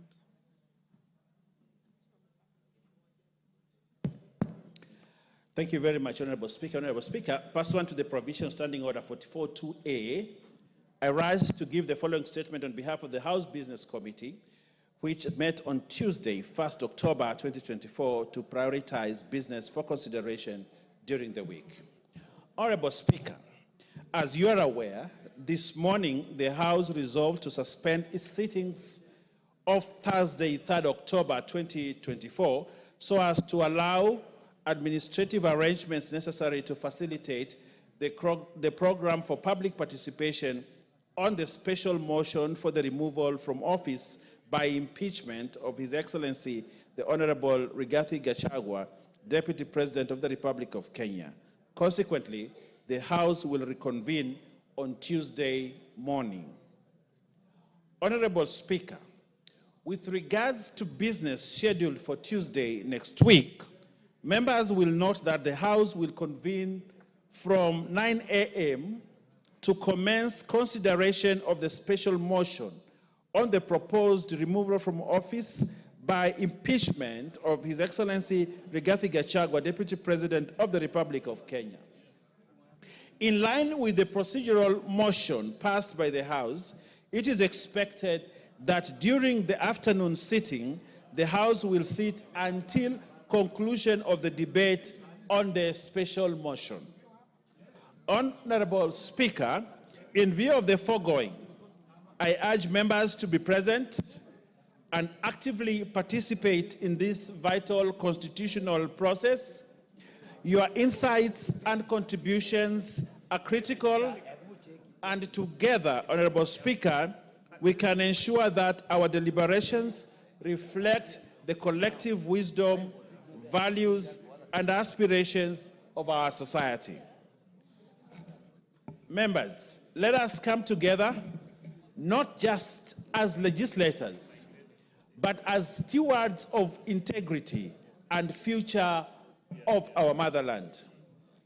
A robust discussion will allow us to consider various perspectives, ensuring that our final decisions are well informed and representative of the views of our constituents. As representatives of the people, it is our solemn duty to engage in discussions that uphold justice, equality, and the democratic principles that define us. Notably, Honorable Speaker, this matter transcends party lines and speaks to our commitment to good governance, accountability, and fidelity to the Constitution and the rule of law. Indeed, as the Indian author and philanthropist Rohin Nilekani once said, we cannot be mere consumers of good governance. We must be participants, and we must be co-creators of good governance. I end the quote. Honorable Speaker, having said that, in accordance with the provisions of Standing Order 42A, 5 and 6, I wish to convey that the Cabinet Secretary for Interior and National Administration is scheduled to appear before the House on the afternoon of Wednesday, 9th October 2024, to respond to the following questions. And just like the Honorable Speaker told the member for Mwatate, this is the time that probably he needs to bring those questions. And that day, on the Wednesday, 9th October 2024, the first question by private notice will be question number 008 of 2024 by the member for Lugari, the Honorable Nabwera Nabi, MP, regarding circumstances that led to the death of two brothers, Mr. Bonventure Aunza of ID number 3806332 and Mr. Callistus Apuike of ID number 41444 by police based at Santo Police Station. Secondly, Honorable Speaker, is the question by private notice number 11 of 2024 by the member for Moyale, the Honorable Professor Jaldesa Guyo Wako, the gynecologist, regarding the status of the investigations into the shooting of Ms. Kabale Galgalo Guyo of ID number 39763161 around Kangemi Mosque in Nairobi County. The next question is question number 271 of 2023. This is a 2023 question, Honorable Speaker, by the member for Laisamis, the Honorable Joseph Locuton, MP, regarding staffing of births and registration offices in Laisamis and Loyangalani sub-counties. Question number 02 of 2024, Honorable Speaker, by the member for Matungu, the Honorable Oscar Peter Nabulindo, MP, regarding the surge in cases of livestock theft in the Western region and in particular Matungu constituency. Another question, number 3 of 2024, by the member for Kinango, the Honorable Gonzi Rai, who I saw around here, is regarding the deployment of the contingent of General Service Unit GSU to Kazamoyo village in Kwale County. Question number 5 of 2024 by the member for Bahati, the Honorable Irene Njoki, MP, regarding the replacement of the vehicle with registration plate number GKB 340J assigned to Deputy County Commissioner for Nakuru North Sub-County. The other question, Honorable Speaker, is question number 37 of 2024 by the member for Isiolo South, the Honorable Tubi Budi, MP, regarding the special vetting of ID cards applications carried out by the Ministry for the residents from northeastern and other border regions of the country. The next question is question number 45 of 2024 by the member for Fafi, the Honorable Yakub Farah, MP, regarding actions taken by the government to enhance security in Fafi constituency. The next question, Honorable Speaker, is question number 48 of 2024 by the member for Emuhaya, the Honorable Omboko Milemba, MP, regarding the security of the non-local teachers in Mandera County and border northeastern regions. Again, on the cards, Honorable Speaker, is question number 050 of 2024 by the member for Kilome, the Honorable Thaddeus Zambia, MP, regarding the criteria for gazettement of the Nzai sublocation in Makueni constituency. Honorable Speaker, next is the question number 59, 2024, by the nominated member, Hon Irene Mayaka, MP, regarding statistics of fully operational gender desk equipment in police stations in the country to deal with gender-based violence in the country. Again, Honorable Speaker, there's a question number 123 of 2024 by the member for Yatta, the Honorable Robert Basil, MP, regarding the omission of Yatta Sub-County Administrative Unit from the Gazette number 1766 of 14 February 2024. I'm coming to the end, Honorable Speaker, and the second to last question is question number 124 of 2024 by the member for Kiambu, the Honorable Mashua Waithaka, MP, regarding delay in issuing national ID cards within Kiambu constituency. And lastly, Honorable Speaker and members, is question number 126 of 2024 by the member for Sigor, the Honorable Peter Lochakapong, MP, regarding the number and contractual details of the employees recruited by the United Nations High Commission for Refugees, UNHCR, to the Department of Refugees. Honorable Speaker, Tuesday is the day we reconvene. Honorable Speaker, we have a long agenda, a big agenda for that day, and as members depart for public participation, I wish them journey masses and good public participation. And therefore, in conclusion, Honorable Speaker, the House Business Committee will reconvene on Monday, 7th October 2024 to schedule business for the rest of that week. This is Monday, not Tuesday, Monday 7th, Honorable Speaker. So members of the House Business Committee be notified so that we'll schedule business for the rest of the week. I now wish to lay this statement on the table of the House today. Thank you very much, Honorable Speaker, and good luck. Thank you, Honorable Owen Bayer. Honorable members, we'll now go to questions. The Honorable Aden Bare Duale, Minister for Environment, or Cabinet Secretary for Environment, Climate Change, and Forestry, is already in the House. Welcome, Waziri. We'll now go to questions. In the interest of time, try to be as precise and concise as you can. Members, I'll only allow one joyrider on each question. No more than that. We'll start with the member for Alego Usonga, Honorable Samuel Atandi. You look surprised, Atandi? No. I'm not surprised, Honorable Speaker. Yeah. I'm aware that the Cabinet Secretary for Environment is supposed to come to He's respond to my already here. question. Yes. So go ahead and ask your question if you are ready, or we move to the next. Honorable Speaker, let me get the question. In the meantime, you can go to the next question. I don't have the question ready. Question 105 of 2024, member for Chepalungu. Oh, thank you. Victor Koech Mandazi. Thank you, Honorable Speaker. I have the question. Mandazi, you are... go back to the bar and bow and come back.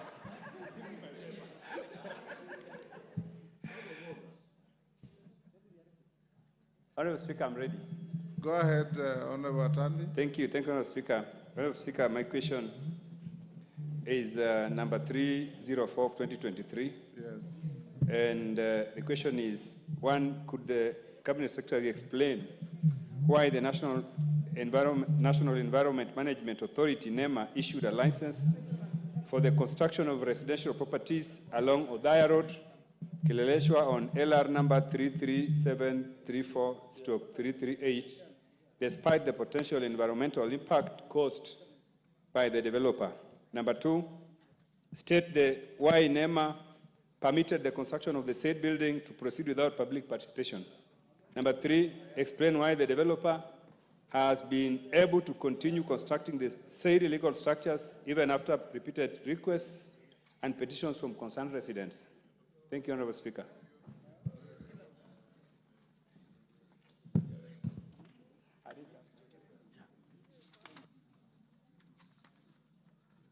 Thank you, Mr. Speaker. And Mr. Speaker, it's a privilege to come back to this house, which is my second home, a house that I have a lot of respect for and members that I have a lot of regard for. Mr. Speaker, the Honorable Atandi asked a number of questions. In the interest of time, Speaker, I want to state that my ministry and agencies that are under me, like NEMA, are fully committed to upholding the Environmental Management and Coordination Act, Cap 387, and all its regulations as passed by this House, with the primary objective of ensuring environmental protection and sustainable development. Mr. Speaker, let me say it for record, that environmental protection for this generation and the future generation is found in the preamble of the Kenyan Constitution. So it's not even an article of the Constitution. There are many articles, but the preamble of our Constitution talks about protecting our environment for this generation and the future. Coming to the specific question, in the case of the proposed residential development, LR number 3734/338 on Othaya Road, Kileleshwa, allow me to note that the following why NEMA issued a license for the construction. The said developer, named Dirtyland Company, sought to construct a 314-story building consisting of 224 residential units. Given the scale of this project, Mr. Speaker, it was classified as a high-risk undertaking as defined by Section 58(1) of MCA as passed by this House, and legal notice number 31 of 2019. As per the law, any high-risk project, Mr. Speaker, is required to undergo a thorough environmental impact assessment process to assess if there are any environmental impacts. An environmental impact assessment, Mr. Speaker, was conducted through a NEMA-registered EIA expert called Neolife Consultants Limited, and the report was submitted to NEMA for review and ultimate to give a license. The reference number of that environmental impact assessment, Mr. Speaker, is attached, and the member has. Same, Mr. Speaker, NEMA reviewed the report, found it adequately addressed all the potential environmental impacts, supported by a detailed environmental and social management plan.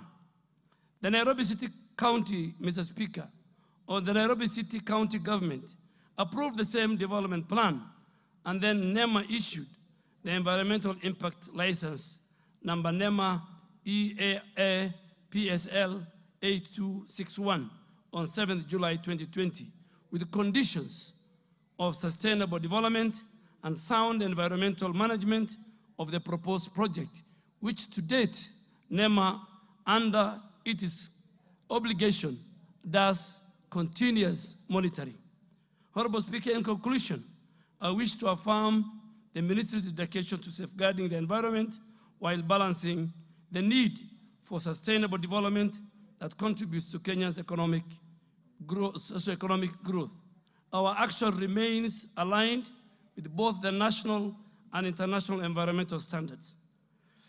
Honorable Speaker, the second question that the member have asked my good friend Honorable Atandi would state the reasons why NEMA permitted the construction of the said building to proceed without public participation. Honorable Speaker,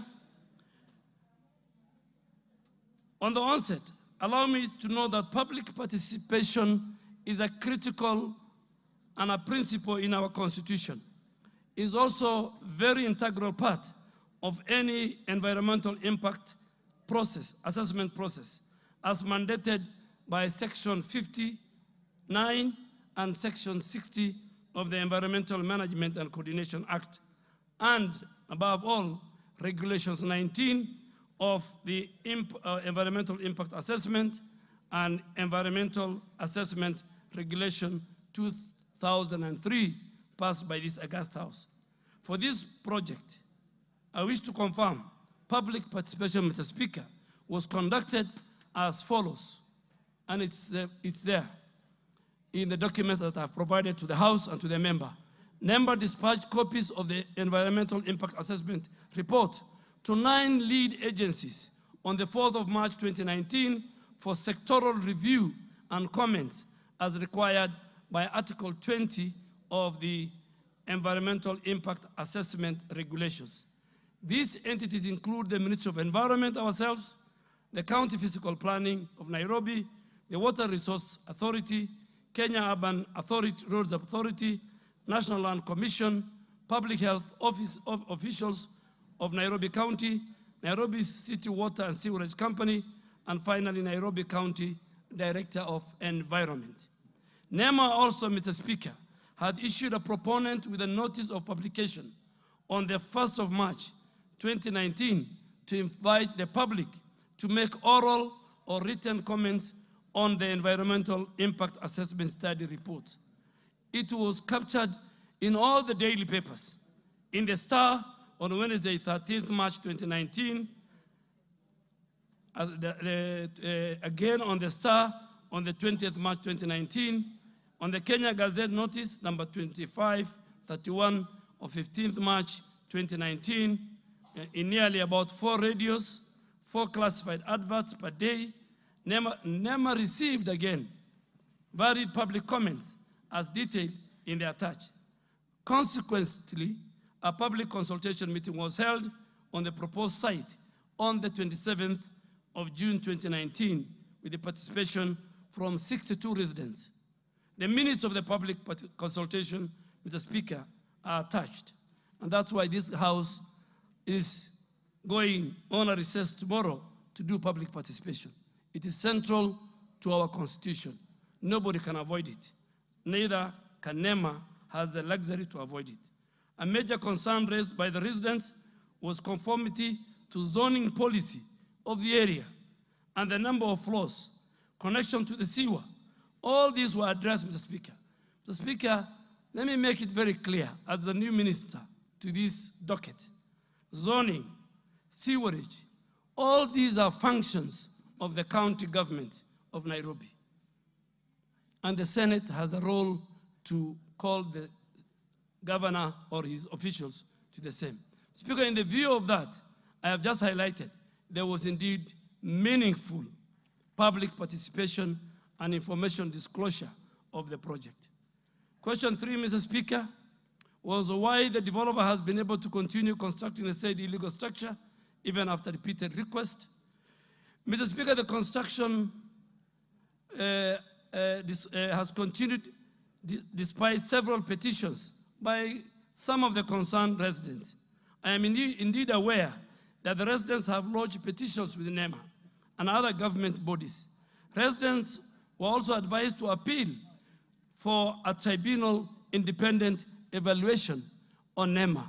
Speaker, this House, in its mandate in making laws and regulations, has given the citizens recourse to appeal. If you are not happy with the NEMA decision, then you go to the NEMA Complaints Committee. If you are not happy, then you go to the Independent Environmental Tribunal chaired by somebody of a standing of a judge of the High Court. And reputable institutions like Law Society of Kenya, Mr. Speaker, have their representation. So the members were advised to go there, and the Speaker, since there was no court order, nobody has gone to the tribunal, nobody has gone for an independent evaluation of the NEMA decision, NEMA and the other agencies continue to monitor with the compliance with the environmental impact assessment. Mr. Speaker, finally, I wish to reiterate the following. The Ministry through NEMA remains committed to ensuring all full compliance with the Environmental Management and Coordination Act and its regulations as passed by the House. Thank you, Mr. Speaker. Thank you. I think we're going to give one joyrider. Let me see. The Honorable Gitonga Murugar, member for Tharaka Nithi. Oh, you're on the intervention button. The Honorable Zamzam. Oh no, she's pulled it out. Yes, I was going to allow you after one joyrider. Then you can respond, but we can go to you directly if there are no people. Proceed. Thank you, Madam Speaker. Madam Speaker, let me say that the response by the Cabinet Secretary appears satisfactory. And given that also is new, I don't want to put a lot of pressure on him. The only observation that I want to make based on his response is that it appears these matters will be dealt more by the county government of Nairobi County Government is one that should take a lot of blame on this matter, because the initial concern was that that area is zoned and the buildings that are coming up are beyond the guidelines of the particular zoning. So it means that the Nairobi County Government has allowed these structures to go up beyond the guidelines of the zoning. But what I wanted to ask the minister is that these buildings are coming up and issues like drainage, the sewerage systems of the area have not been improved or expanded. Don't you think that as the minister in charge of environment, this is something that should concern you, that structures are going up, even to 20th floor, yet these structures are also important. So are they not going to affect the environmental aspects of the county? And going forward, things like flooding, you saw what happened during the recent flooding. One of the issues that was raised is that we are not respecting the environmental orders. So I wanted to ask you, the minister, because you are new, and this is something that I know you are capable of addressing, can you tell us how you are going to address these concerns? Because that's the biggest problem.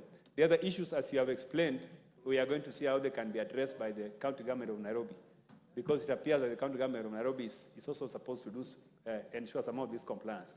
Thank you, Madam Speaker. Thank you. I think we can go to the next question.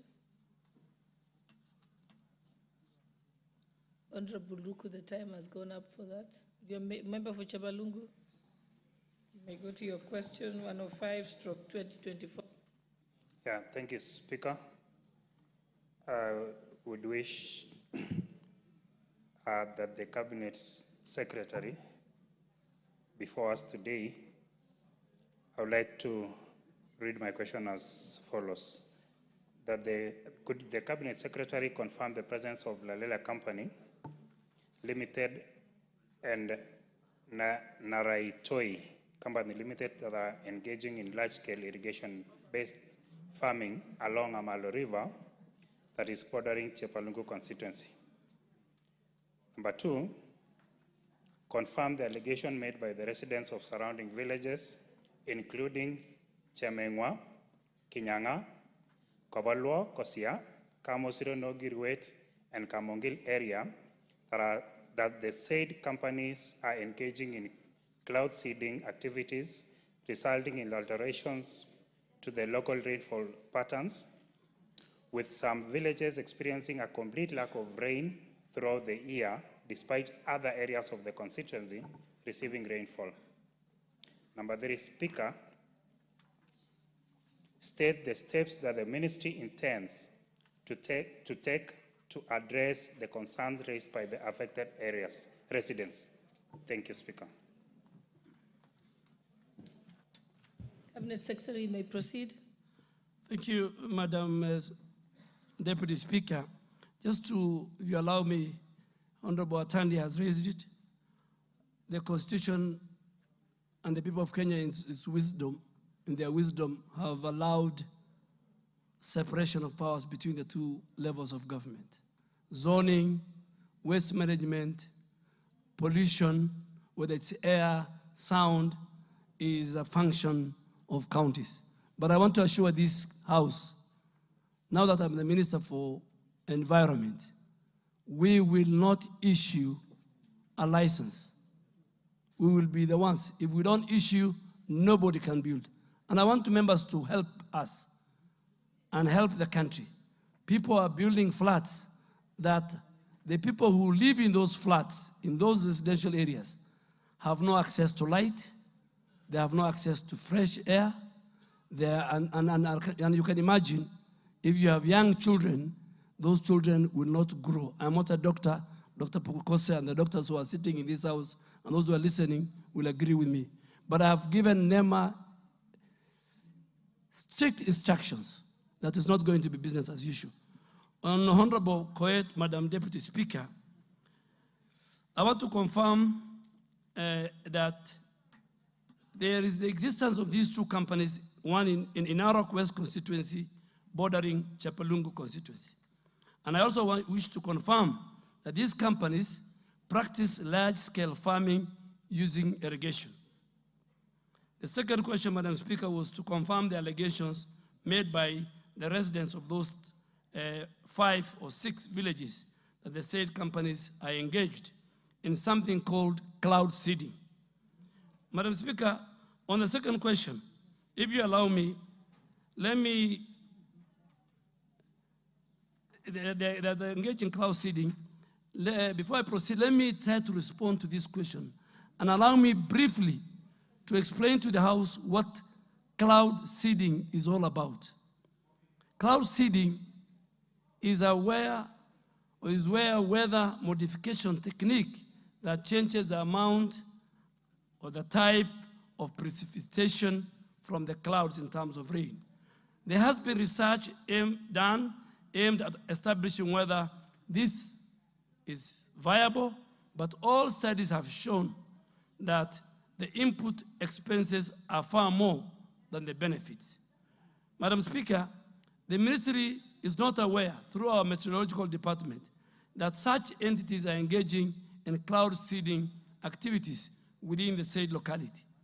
On the alteration of rain patterns in the area of interest, Madam Deputy Speaker, data available to us from the neighboring Longisa automatic station owned by Kenya Meteorological Department indicates that there has been an increase in the annual rainfall in that area totals as from 2018 to 2023, and I have attached the figure and the maps to this document, which I've shared with the members. Secondly, Madam Deputy Speaker, the member asked to allow me to highlight that what the ministry, through the Meteorological Department, has done. The Meteorological Department, the Kenya Meteorological Department, has recently installed automatic weather stations in Chapalungu constituency and all its environments.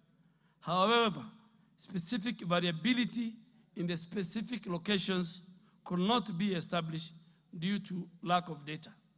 Our ministry and our department will continue monitoring the data for analysis to draw adequate information, and I want to assure you, once we make a policy formulation, we will forward to address this issue, and we will not allow our communities to be aggrieved. Madam Speaker, the third question was the steps the ministry intends to take to address the concern raised by the affected residents. Honorable Madam Speaker, on the last question, allow me from the onset to commit and to state our commitment towards protecting the interests of our local communities. To this end, in addressing the concerns of the affected residents, I commit to do a follow-up with the Ministry of Water and its agency, the Water Resource Authority, to ascertain the obstruction of water from both River Amalo and River Nyangores, as mentioned, and we will report back to this House in very, very due course within 2 weeks. Further, going forward, we hope that by the enactment of the meteorological bill, which is before the House, the meteorological department will have the powers to regulate weather-related activities in the country. Thank you, Madam Speaker. Thank you. Before I allow one interjection and then the owner of the question to confirm whether he's satisfied with the answer by the Cabinet Secretary, allow me first to welcome very special guests who are seated in the Speaker's Gallery from Kisii County. Mr. Moega Onchweri, Mrs. Moega, Wakili Wycliffe Moega, and for Claire Ombati. And I think I'll allow the Honorable Osoro, Sylvanus Osoro, to welcome them on behalf of the National Assembly. He will explain. Thank you very much, Honorable Speaker. Honorable Speaker, I had to make this very, very special request, which is again unprecedented in this House, to welcome very, very special guests to me, because Mr. Moenga Onchweri picked me from the streets and took me to school upon the demise of my parents. This is a very special guest to me. It's a very emotional thing to me, because when he actually came where somebody had given me a small casual job of welding after I had dropped out of school, he picked me and decided to take me to school, back to school, educated me until I finished. And ironically, I mean, one thing that is very special, Honorable Speaker, is that this is the first time that Mr. Moenga is stepping his feet in Parliament at 78 years old. And when I made a request to this House, Honorable Speaker, and to the leadership of this House, they agreed to have them sit there so that they see what we do in this House and to see their product. But again, on the flip side, Honorable Speaker, I got surprised today when I welcomed Mr. Moenga that he also knows the Honorable Member for Kisii County, the Honorable Doris Donya Aburi. He also educated Honorable Donya Aburi, because they actually happen to come from, they happen to come also from the same village. So he's a very, very special person.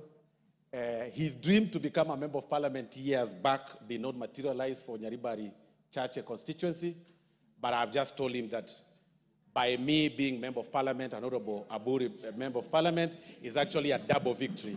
So, and that is why I made this very special request. Thank you very much, Honorable Speaker.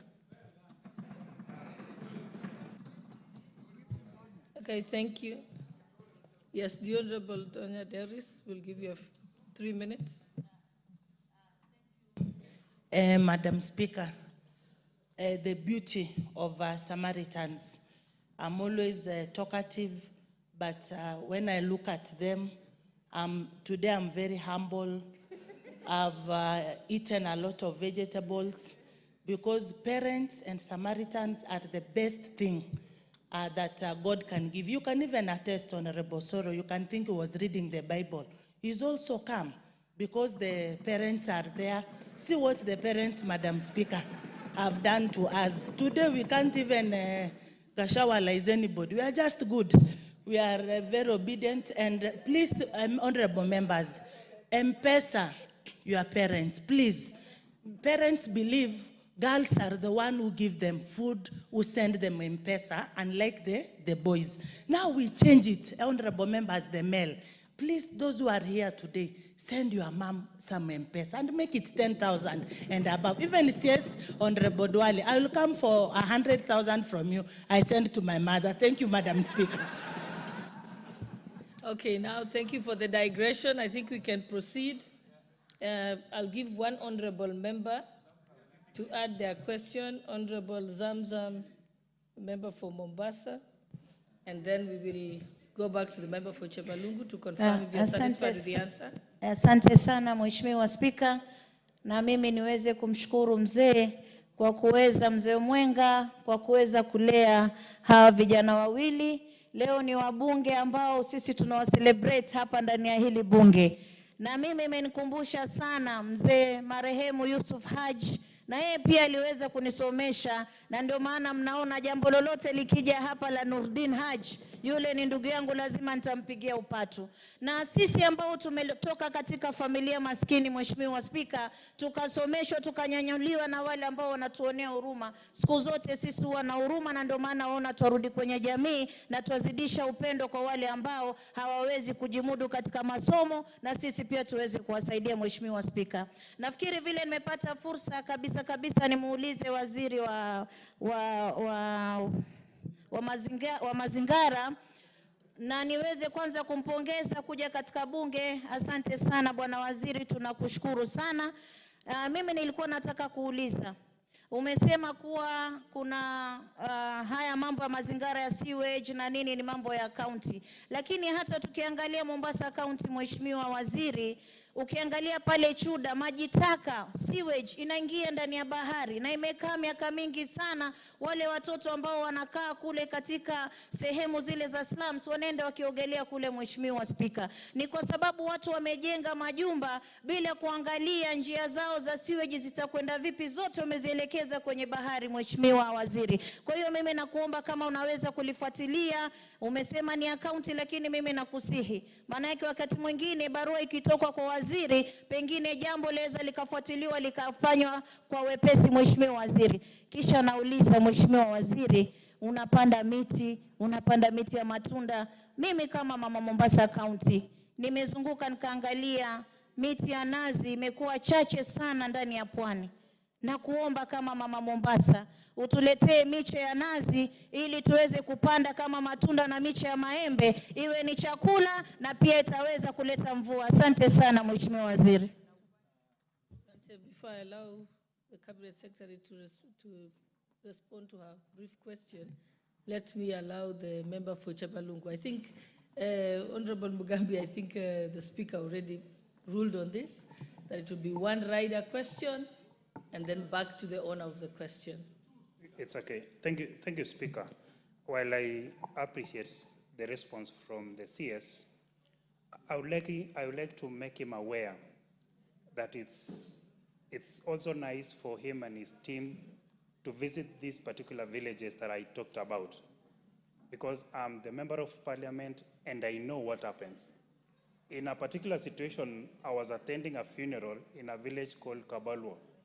It was raining at Sigor town, but upon reaching Kapalwa, it was dry, or it was dust everywhere. And one MC by the name Henry from Kabalwa village really challenged me that whenever there is rainfall, whenever they see signs of rain from these particular villages that I mentioned in this particular question, the person who does irrigation or farming from the neighboring village, these particular companies, he told me in black and white that he normally comes out, shoots the cloud. Those were his local words. He simply told me that he normally comes out, shoots the cloud, and the next moment, there is no rain in these particular villages. That's why, as a member, I took it upon myself to raise the question on their behalf. And equally, it is worrying to the effect that this particular data that you gave out, that these particular villages have seen an improvement in rainfall, it is totally wrong. I want to say this particular data is wrong as far as I am concerned, because I know these particular villages. The only time that these villages have received rainfall is when the entire country is receiving heavy rainfall. That is almost 1 year ago. But in normal situations where we see patterns of rain, these particular villages that I've mentioned here don't receive any volume or any rainfall at all. So while I appreciate you, I really want to encourage the ministry that you lead now to go back to these villages, get real information, and come back with proper data that will guide what you will do as a ministry so that we see these particular villages benefiting from the rainfall, because it's dry. It's really dry when there is no heavy rainfall from the country. Thank you, Speaker. Thank you. Honorable Cabinet Secretary, do you have a rejoinder? Thank you, Madam Speaker. To the member for Chapalungu, Chapalungu is a very great constituency led by a great man called Isaac Ruto, who I have a lot of respect for. I want to assure you, after I leave here, please give me your number when you are ready. The Kenya Meteorological Director General and all our researchers will go with you, visit with you all the villages. We work for the people of Kenya, and they will come back to us. So you tell me when you are ready, because I want you to be there. So that, secondly, to my sister, Zamzam, Honorable Zamzam, I agree with you. I'll talk about this matter in a later question that Honorable TJ Kajuang has raised. How sewer in our counties are dysfunctional, how there's poor management of the sewer manholes, how there's illegal dumping on our water bodies, the seas, the rivers. So I think when I reach that question, Madam Speaker, I think I'll give a more comprehensive statement on the position countrywide. Thank you. Okay, thank you. Honorable members, let's move to our third question, number 106 of 2024, by the Honorable Timothy Wanyonyi, member for Westlands. Thank you, Madam Speaker. And I want to congratulate the Minister for his new assignment in the Ministry of Environment, because the Minister of Environment, Madam Speaker, all over the world is now the in thing. Everybody's talking about climate change. Everybody's looking at how we can rescue our planet. And I'm sure Honorable Duale is up to the task. And we know he has passion for anything he does. So, Madam Speaker, allow me to ask my question. Question number 106 of 2024 to the Cabinet Secretary for Environment, Climate Change, and Forestry. Could the Cabinet Secretary explain the reasons behind the depletion of rivers, including the number of permanent rivers that have dried up in the country over the past 4 years, and the plans by the ministry to address and mitigate the situations?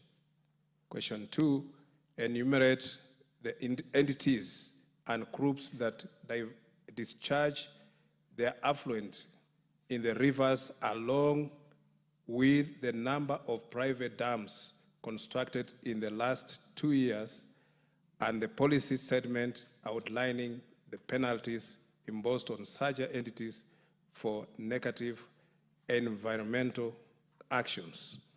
Number 3, disclose the policy statement allowing the cultivation and re-entry of communities into forested areas, specifying the regions and roadmap for such action and the acreage likely to be affected by the forest, per forest. Question 4, outline the measures put in place to reclaim, safeguard, and sustain all riparian areas and vulnerable ecosystems within the country. Thank you, Madam Speaker. Cabinet Secretary, you may proceed. Honorable Madam Speaker, before Honorable Zamzam walks out, there's a question that she asked, I have forgotten, on the coconut trees. I want to confirm that I am here with the CEO of Kefri. Kefri and Carlo have developed a hybrid that is shorter and faster growing coconut trees.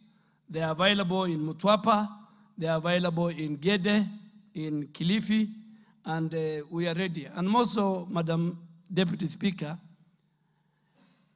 the 15 billion tree growing initiative of President William Ruto in his strategy to restore our ecosystem, 30% of those seedlings are fruit trees. And I really want to ask members of parliament to help that strategy, take charge of the 30%, give to our rural women in our constituencies, our villages, and that will even first restore our ecosystem, our forest cover, and then help reduce poverty. Madam Speaker, coming back to the question by Honorable Tim Wanyonyi, a man I have respect for and has represented the people with disability in this house for a number of parliaments, is that it was the issue of river depletion is a critical concern that is on this government's agenda.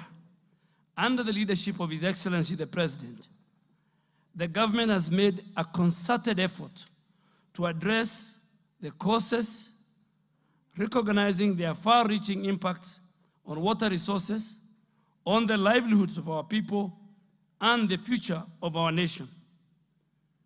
Allow me to elaborate the main causes of this challenge, highlighting very few because the document I have provided to Honorable Wanyonyi and to the Office of the Clerk. One of it is deforestation and degradation of water catchment areas in very critical water catchment areas like the Mao Forest Complex, the Aberdare Ranges, Mount Kenya Forest, and all this has led to a significant reduction in the ability of these forests to regulate our river flow.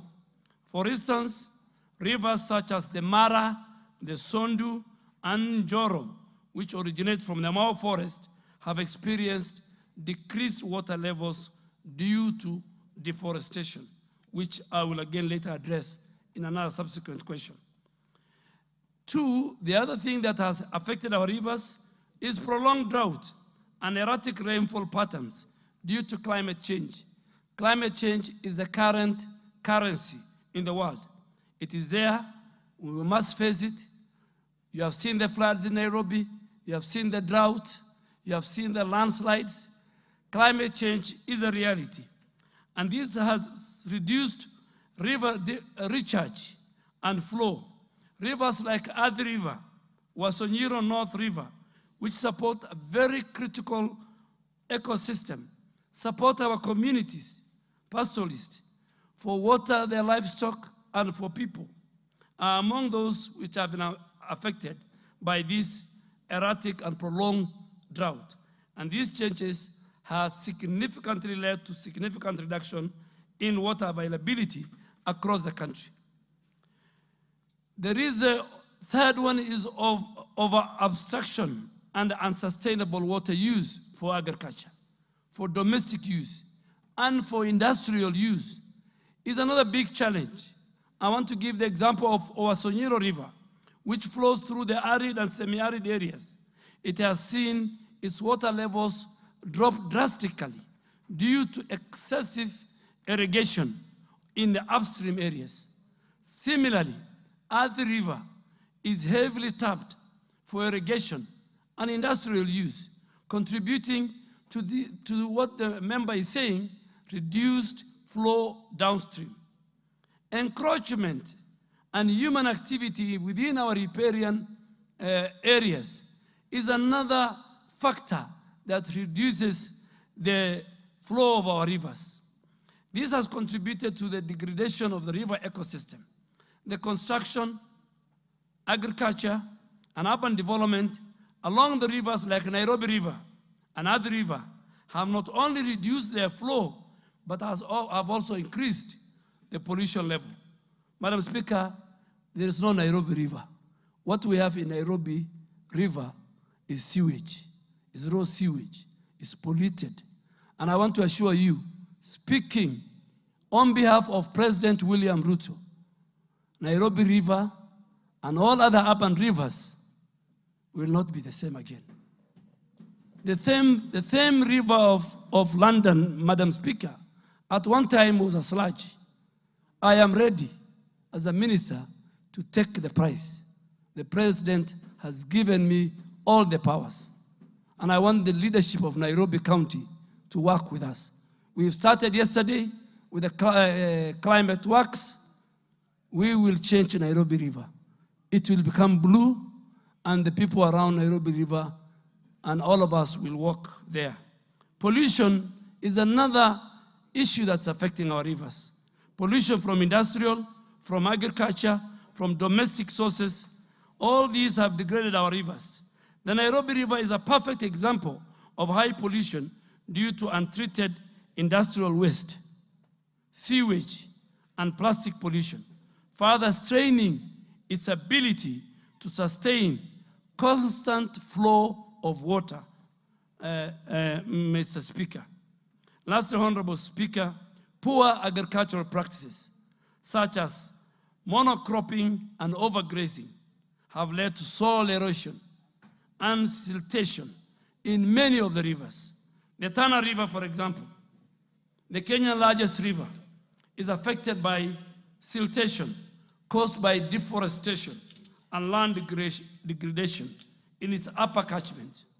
This reduces the river's capacity to hold water, leading to flooding during heavy rains. Go to Garissa County, go to Tana River, go to Lamu. As the river is entering the sea, the kind of siltation that you'll find on Sabaki Bridge. Honorable Speaker, allow me now also to highlight what mitigation measures is the ministry putting. One, we want to restore our water towers at the onset. The ministry is implementing the ambitious 15 billion tree growing presidential initiative to restore all our degraded ecosystem, including the water catchment areas, including the Mau Forest Complex, Mount Kenya Forest, Mount Elgon, Charangani, Aberdares. Restoration and forest protection will enhance water infiltration and will reduce service runoff, thus contributing to river restoration, in which Honorable team has asked. Mr. Speaker, to address climate change, the ministry has developed the third National Climate Change Action Plan 3, which was launched during the inaugural First African Climate Summit held in Nairobi in September 2023 by President William Ruto. And he today is the chair of African Climate Heads of State and Government. That coordinating of that national plan into a sectoral sectors, plans into many ministries and counties for implementation. For example, the Ministry of Agriculture is implementing what we call climate smart agriculture and other adaptation strategies to enhance water conservation. Mr. Speaker, finally, the ministry, through the National Environmental Management Authority, NEMA, we have enforced the protection of the riparian zones by removing illegal structures and settlements. This effort is very critical in ensuring that the rivers have adequate space to flow and recharge naturally. For example, the riparian cleanup and protection campaign along Nairobi rivers are ongoing, and it has started yesterday with the 10,000 young people under the Climate Works program that is initiated by our government. In another month, we'll add about another 10,000. Nairobi will have 20,000. Then we go to the other 5 cities. And by December, 139,000 young people in all our 47 counties and constituencies will be engaged. It's not a choice. Climate change is real, and we must have clear policies for climate mitigation and adaptation as a country. Mr. Speaker, Honorable Tim Wanyonyi also sought our indulgence to enumerate the entities that discharge effluent in the rivers and the policy statement outlining. Mr. Speaker, when I went to that ministry, what I saw, I can't believe it. The people who pollute Nairobi rivers is not the informal settlements. The people who produce garbage are not in the informal settlements. They are found in the middle class. Me and you. Me and the member sitting here. The people who live in the informal settlements, what they cook is so little that they finish. The people who have a lot of garbage at their homes is the middle class in Kenya. So the informal settlements, pollution percentage is less than 1%. So who pollutes the Nairobi River? NEMA has mapped out over 101 industries, factories, apartments, slaughterhouses that discharge their effluent to Nairobi rivers. And the Speaker, I want to confirm, NEMA Director General is sitting here. He has no choice. He must comply with the law and the regulation passed by this House. He has already given them what is called restoration order. And on Monday, I'm meeting Kenya Private Sector Alliance, I'm meeting Kenya Association of Manufacturers, and I will tell them, if you are discharging effluent to Nairobi River, you either close and pack, or you find how you deal with that effluent in accordance with the MCA Act passed by this House. Mr. Speaker, NEMA, as I said, out of the 145 facilities and factories and slaughterhouses and apartments mapped out, 101 facilities have been listed by NEMA as having compliance issues as attached list, and that you'll find in Annex 1. NEMA has also issued restoration order to all the non-compliant facilities to ensure that they set up effluent treatment plants and they treat their waste water to meet the national standards under the Environmental Management and Coordination Water Quality Regulations 2006, passed by this House before discharge. The last question, Mr. Speaker, of Honorable Wanyonyi was to disclose the policy statement. Mr. Speaker, it's noteworthy that non-residential cultivation in public forest is governed by the Forest Conservation and the Management Act of 2016, passed by this House. This act establishes the Kenya Forest Service and vested it with a mandate to develop and sustainably manage, including conservation and rational utilization of all forest resources for the country's socio-economic development and our other connected purposes. Honorable Speaker, Section 48, 49, and 50 of that Act provide guidelines for community participation in forest conservation and management. Under these provisions, the Kenya Forest Service issued guidelines for non-residential cultivation and engage local communities. You cannot be in our forest as residential. Through the Community Forest Association, there are regulations where you can go cultivate, you can go graze in consultation with the Kenya Forest Service. But non-residential cultivation or residential cultivation, we will not allow. Our communities do a lot. They work with the Kenya forest. Subsidiary legislation in forest, Honorable Speaker, most of Section 58, 1 and 2, community forest associations are granted the opportunity to engage in non-residential cultivation. This allows them to cultivate crops while caring for established trees on the same land and the protection of our forests for 3 years. In 2020, Mr. Speaker, operational guidelines for implementing the plantation establishment and livelihood improvement scheme, known as Trees First Guidelines, was put in place, and this was to enhance efficiency and effectiveness of managing our forest plantation. Honorable Speaker, allow me also now to highlight forest cultivation in Kenya faces several challenges, despite the framework and the efforts that the law that this House has put in place. We have got forest degradation due to unsustainable cultivation practice, poor management, and lack of enforcement have led to deforestation in some of our areas.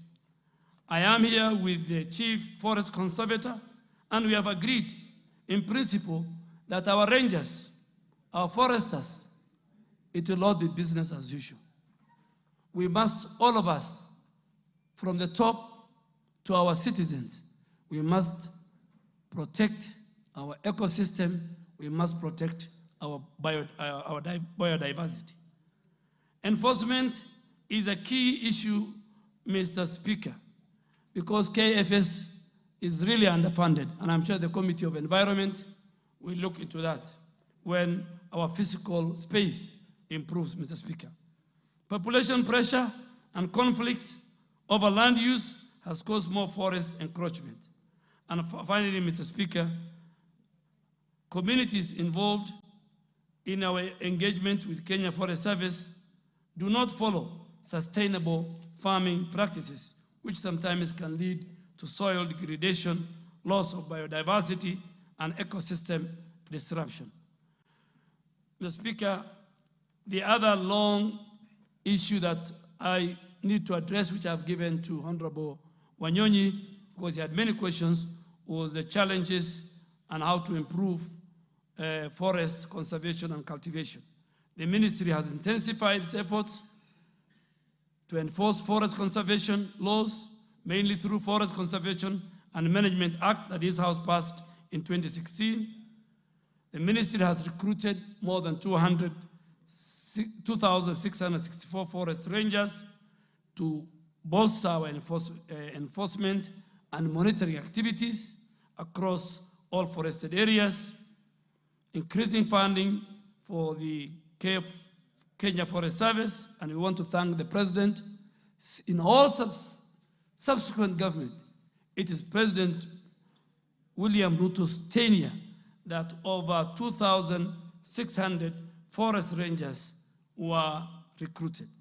The ministry has also reviewed the three first guidelines to make them more adaptive to our emerging challenges, such as the land use conflict, climate change, and invasive species management.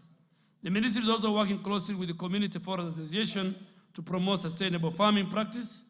And lastly, we want to ensure compliance with the law, and the ministry has introduced very strict monitoring mechanism, including regular inspection of forest stations, and these inspections ensure that cultivation's activities are aligned with sustainable forest management and conservation guidelines.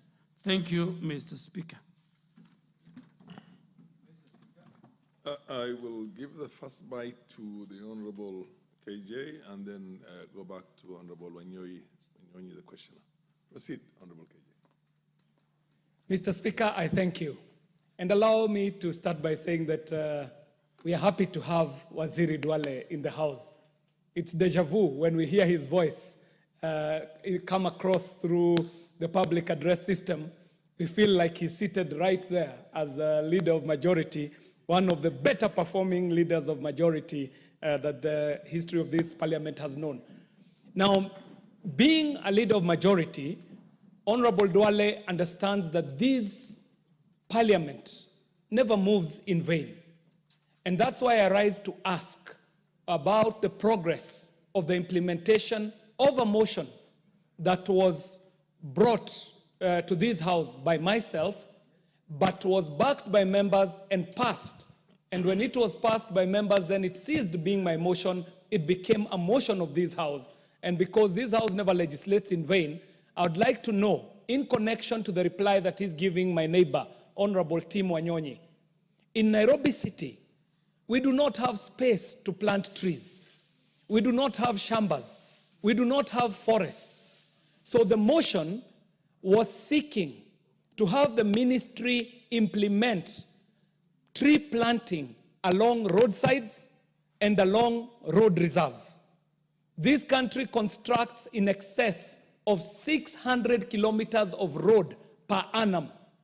These roadsides, if they became sites for tree planting, then Nairobi will get its fair share of the bite at the cherry in populating trees in this country. And so the target that the ministry has, Nairobi will be assisting in that target by planting trees along roadsides and road reserves.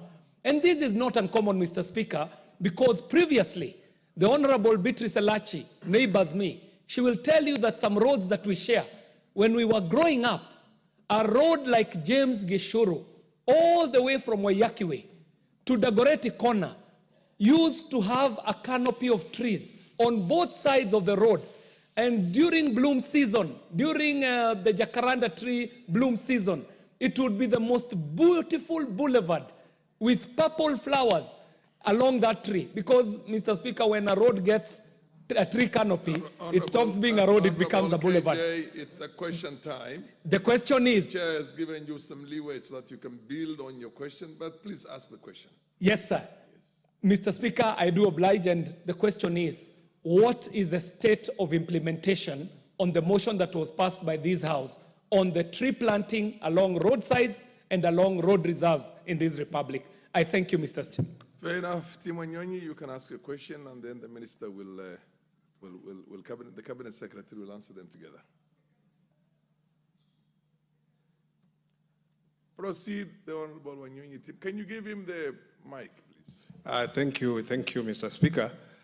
First, I want to appreciate the answer that the minister has given, very elaborate, and I know he means the things he has said, especially, Mr. Speaker, about the Nairobi River that is so polluted, and looking forward, Honorable Duale, that we, as leadership of Nairobi, we are ready to join you, to work with you, to reclaim these rivers. Nairobi River never dries up. It runs throughout the year. And if it is saved, Mr. Speaker, it will even be giving people who live along that river fresh water and many other things to use it. So we look forward to Honorable Duale for that implementation. And secondly, my other comment, there is a riparian area just outside Westgate Mall, which land that Honorable Ngilu, when she was the Minister for Lands, she helped rescue that land from land grabbers.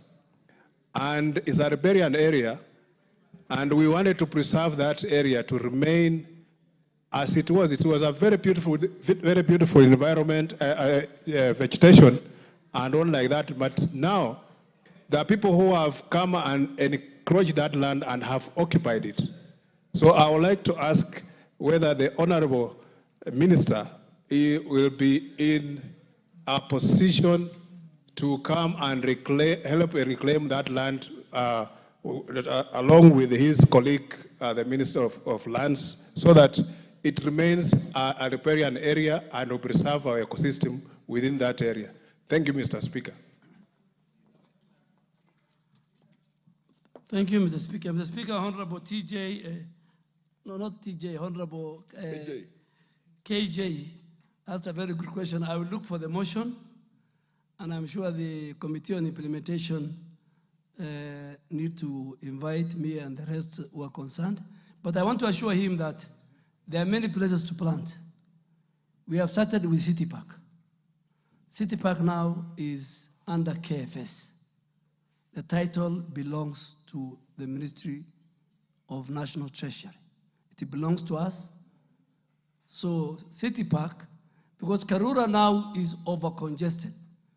In one weekend, there are over between 5,000 to 10,000 people.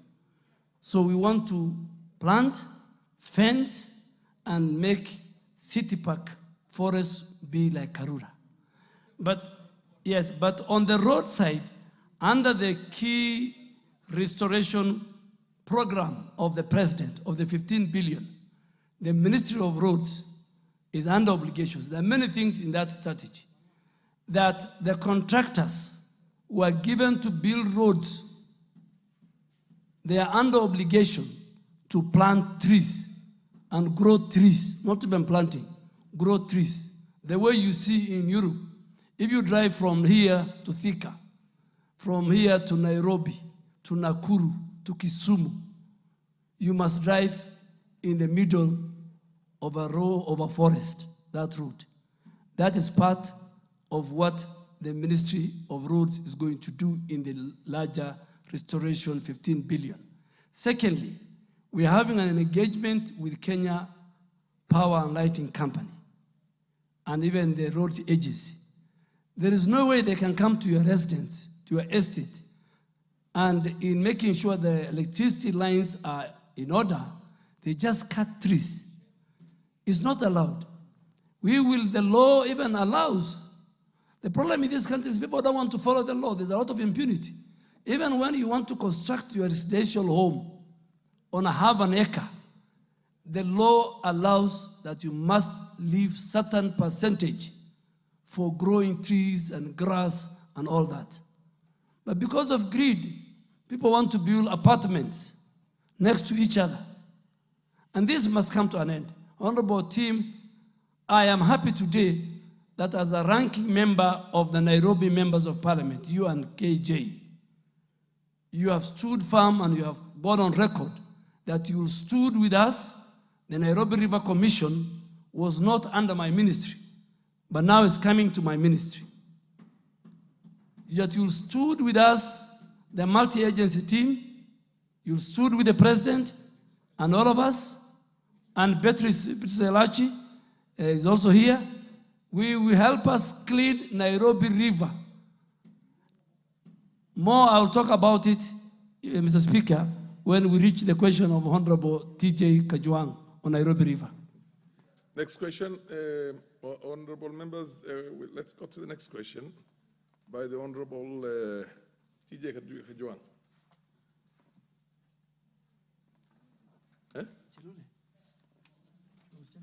No, it's, sorry, it's the Honorable Member of Parliament for Nakuru, Madam Liza Chelule. Proceed.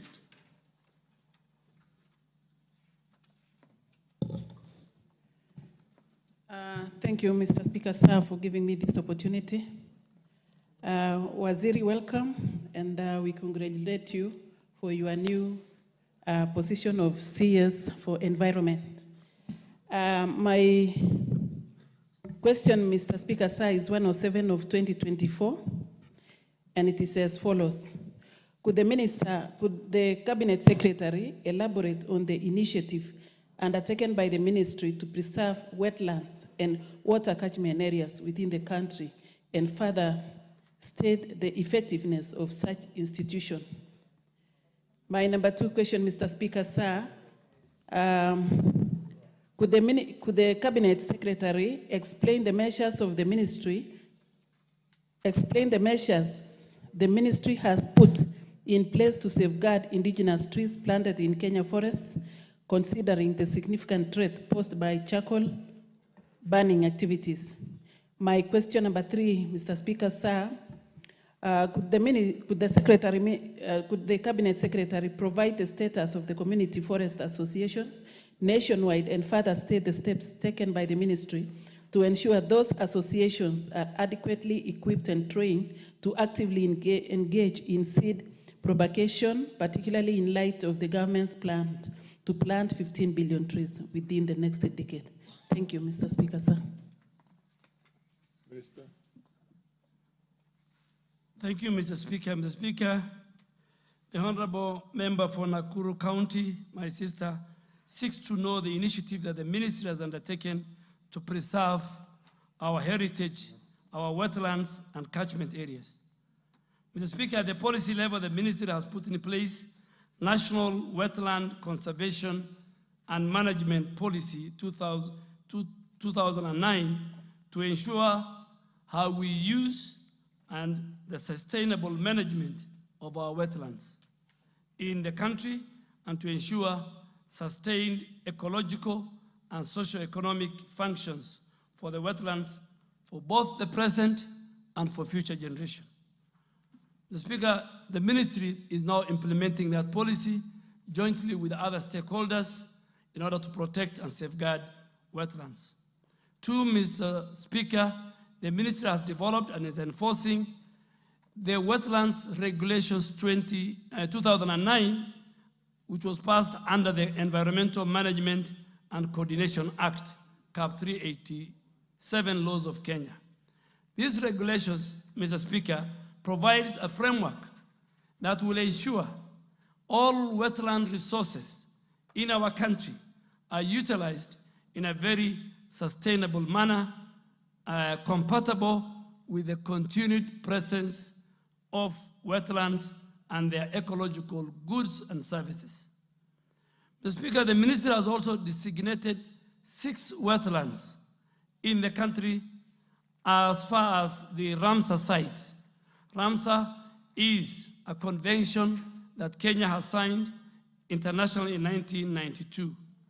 These sites include Lake Nakuru in Nakuru County, Lake Elimantaita in Nakuru County, Lake Bogoria in Baringo County, Lake Baringo in Baringo County, Lake Naivasha in Nakuru County, and Tana Delta in Tana River County.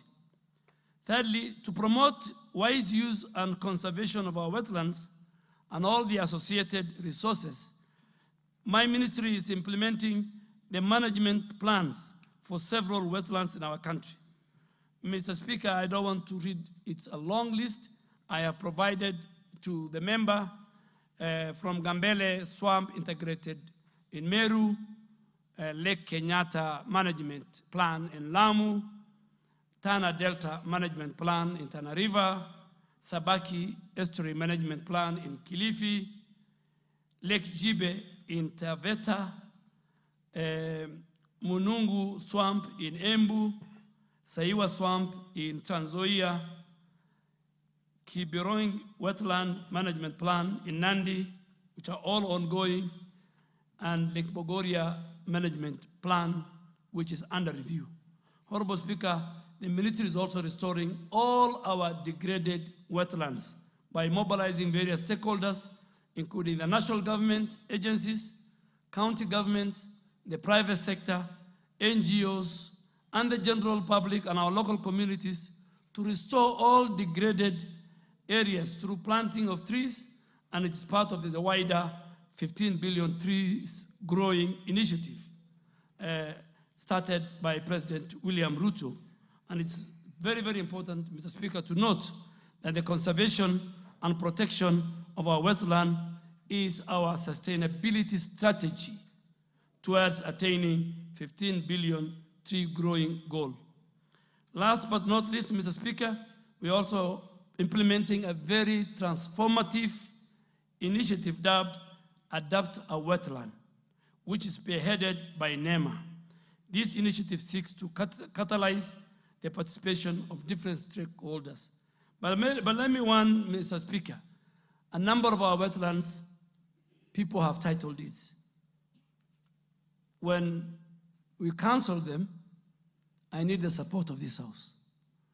People will bring petitions, people will bring motions, they might even bring an impeachment to discuss me. I want this House to protect, because I'll be protecting the wetlands So cartels will use, I don't want cartels to use the floor of this house. I have seen it. When I talk about, I have lived here, I think a quarter of my life. So I know what goes on. Madam Speaker, the second question was explain the measures the minister has put in place on this matter. And Honorable Speaker, Honorable Lise seeks to know the measures. Allow me to respond to this by first observing that the Ministry of Environment, Climate Change, and Forestry is unwavering in its commitment to protecting Kenya's indigenous trees through regulatory enforcement. I have one of our top researchers, the CEO of KEFRI here with me, the scientific research we must protect, and community must be engaged, all of which are facilitated by Kenya Forest Service and Kenya Forest Research Institute, KEFRI, which is both in Muguga and in many of our counties. Honorable Speaker, Kenya Forest Service recently employed, as I say, 2,000 plus forest rangers to various regions and posted to various regions and forest stations to strengthen and protect and conserve efforts that our Member of Parliament from Nakuru County has raised.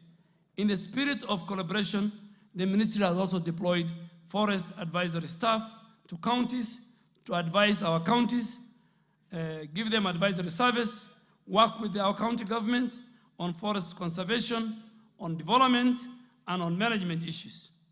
3, to regulate tree harvesting on private lands, our ministry has implemented mandatory inspection and issuance of certificates of origin and movements of all forest permits for movements of all forest-related products. Finally, the ministry actively supports community forest association, formal groups of communities adjacent to our forest, which collaborates with KFS in sustainable management of our forest. The third, and I think the final question, Mr. Speaker, is, third question that the member has asked is the status of community forest association. Let me start by explaining the anchorage of community forest association in the Kenyan laws. CFA, as they are called, are incorporated under Section 9 of the Societies Act, Cap 108, but they are domiciled in the forestry sector through Section 48, subsection 1 of the Forest Conservation and Management Act of 2016, passed by this august House.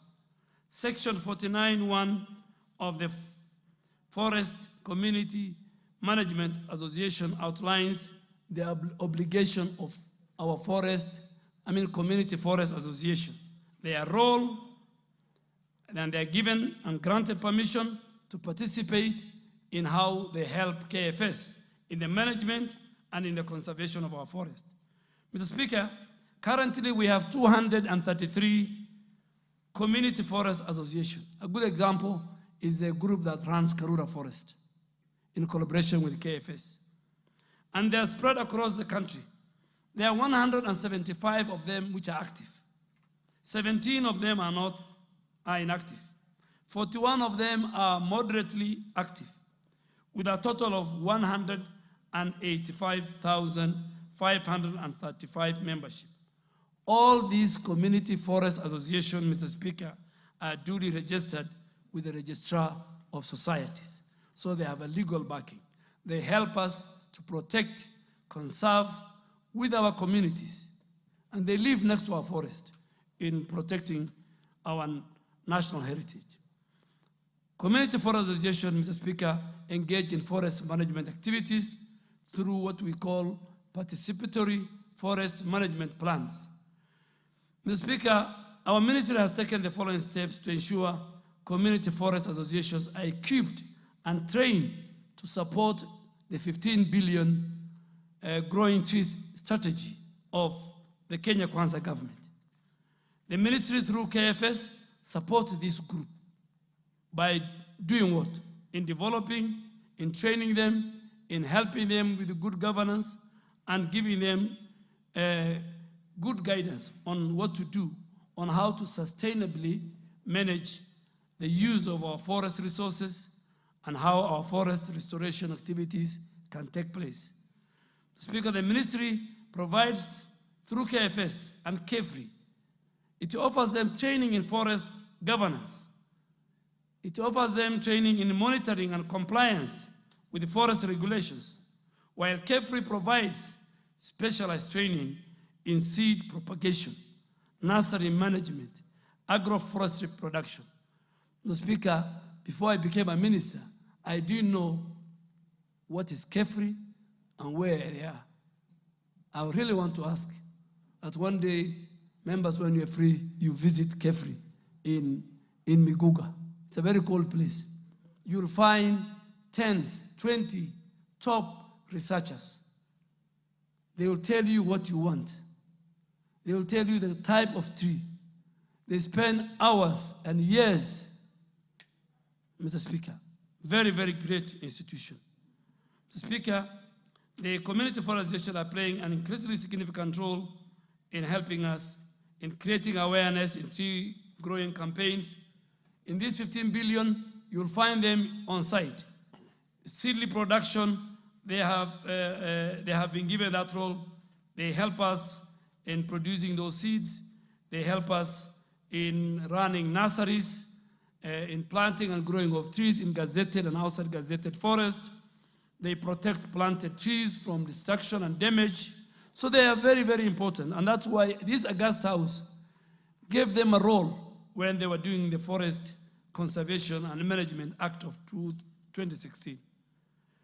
Mr. Speaker, I think I have answered all that to the member for Nakuru County, the Honorable Liza Chelule. The Honorable Wilberforce Oundo. Thank you, Honorable Speaker. It's good to see my friend in the House today. He was the majority leader, and he left me seated here, and you'll always find me here, regardless what Sir George thinks. I'll always sit here. Honorable Speaker, I like his passion for the new assignment. I did not know he'll transit from a Fande to a forestman that seamlessly.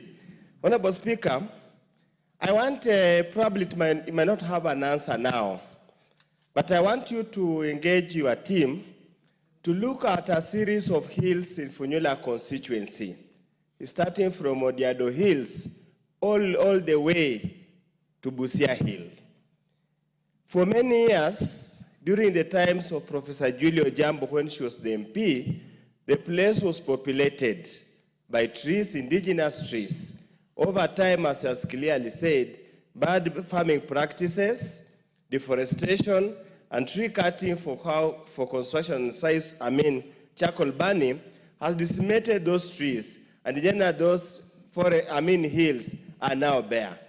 Is there a program within the ministry that private owners of land can collaborate with the ministry to ensure afforestation with the indigenous trees so that we preserve the environment and return the hills to the status they were in the 1970s and early 1980s? Thank you, Honorable Speaker. The Honorable Member of Women Rep for Wajir County.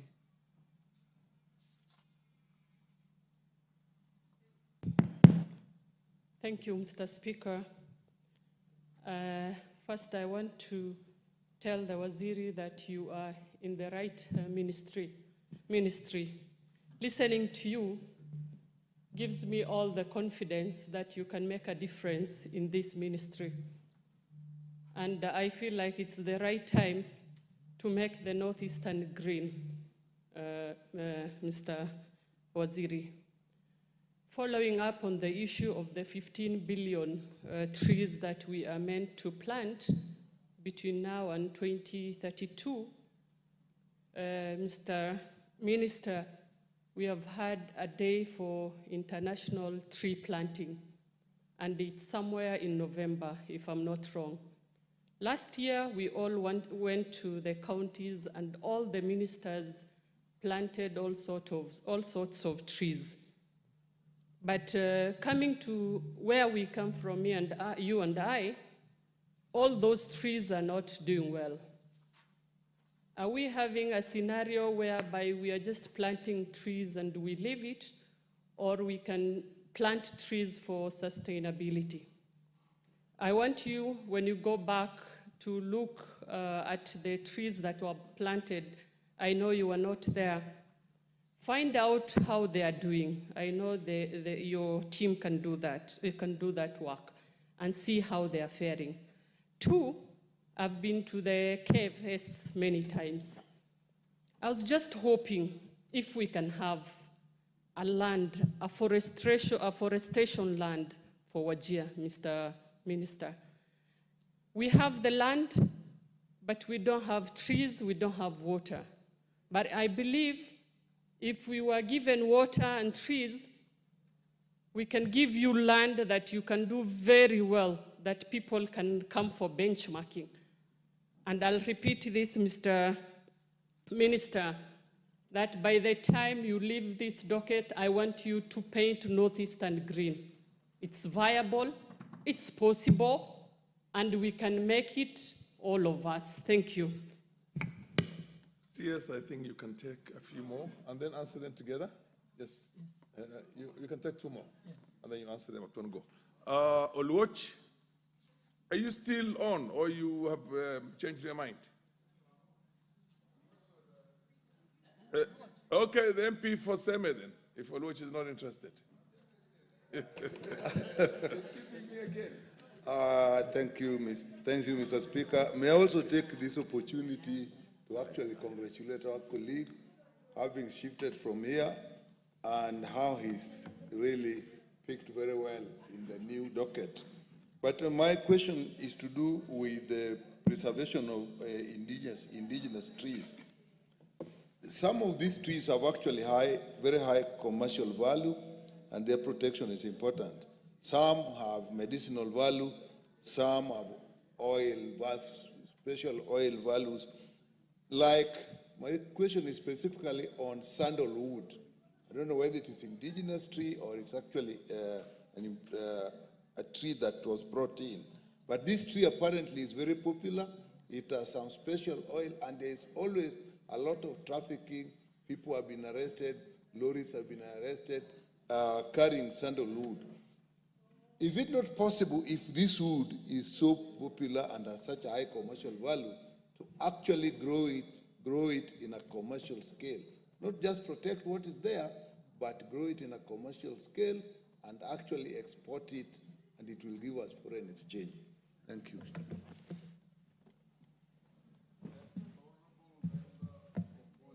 Bonnie.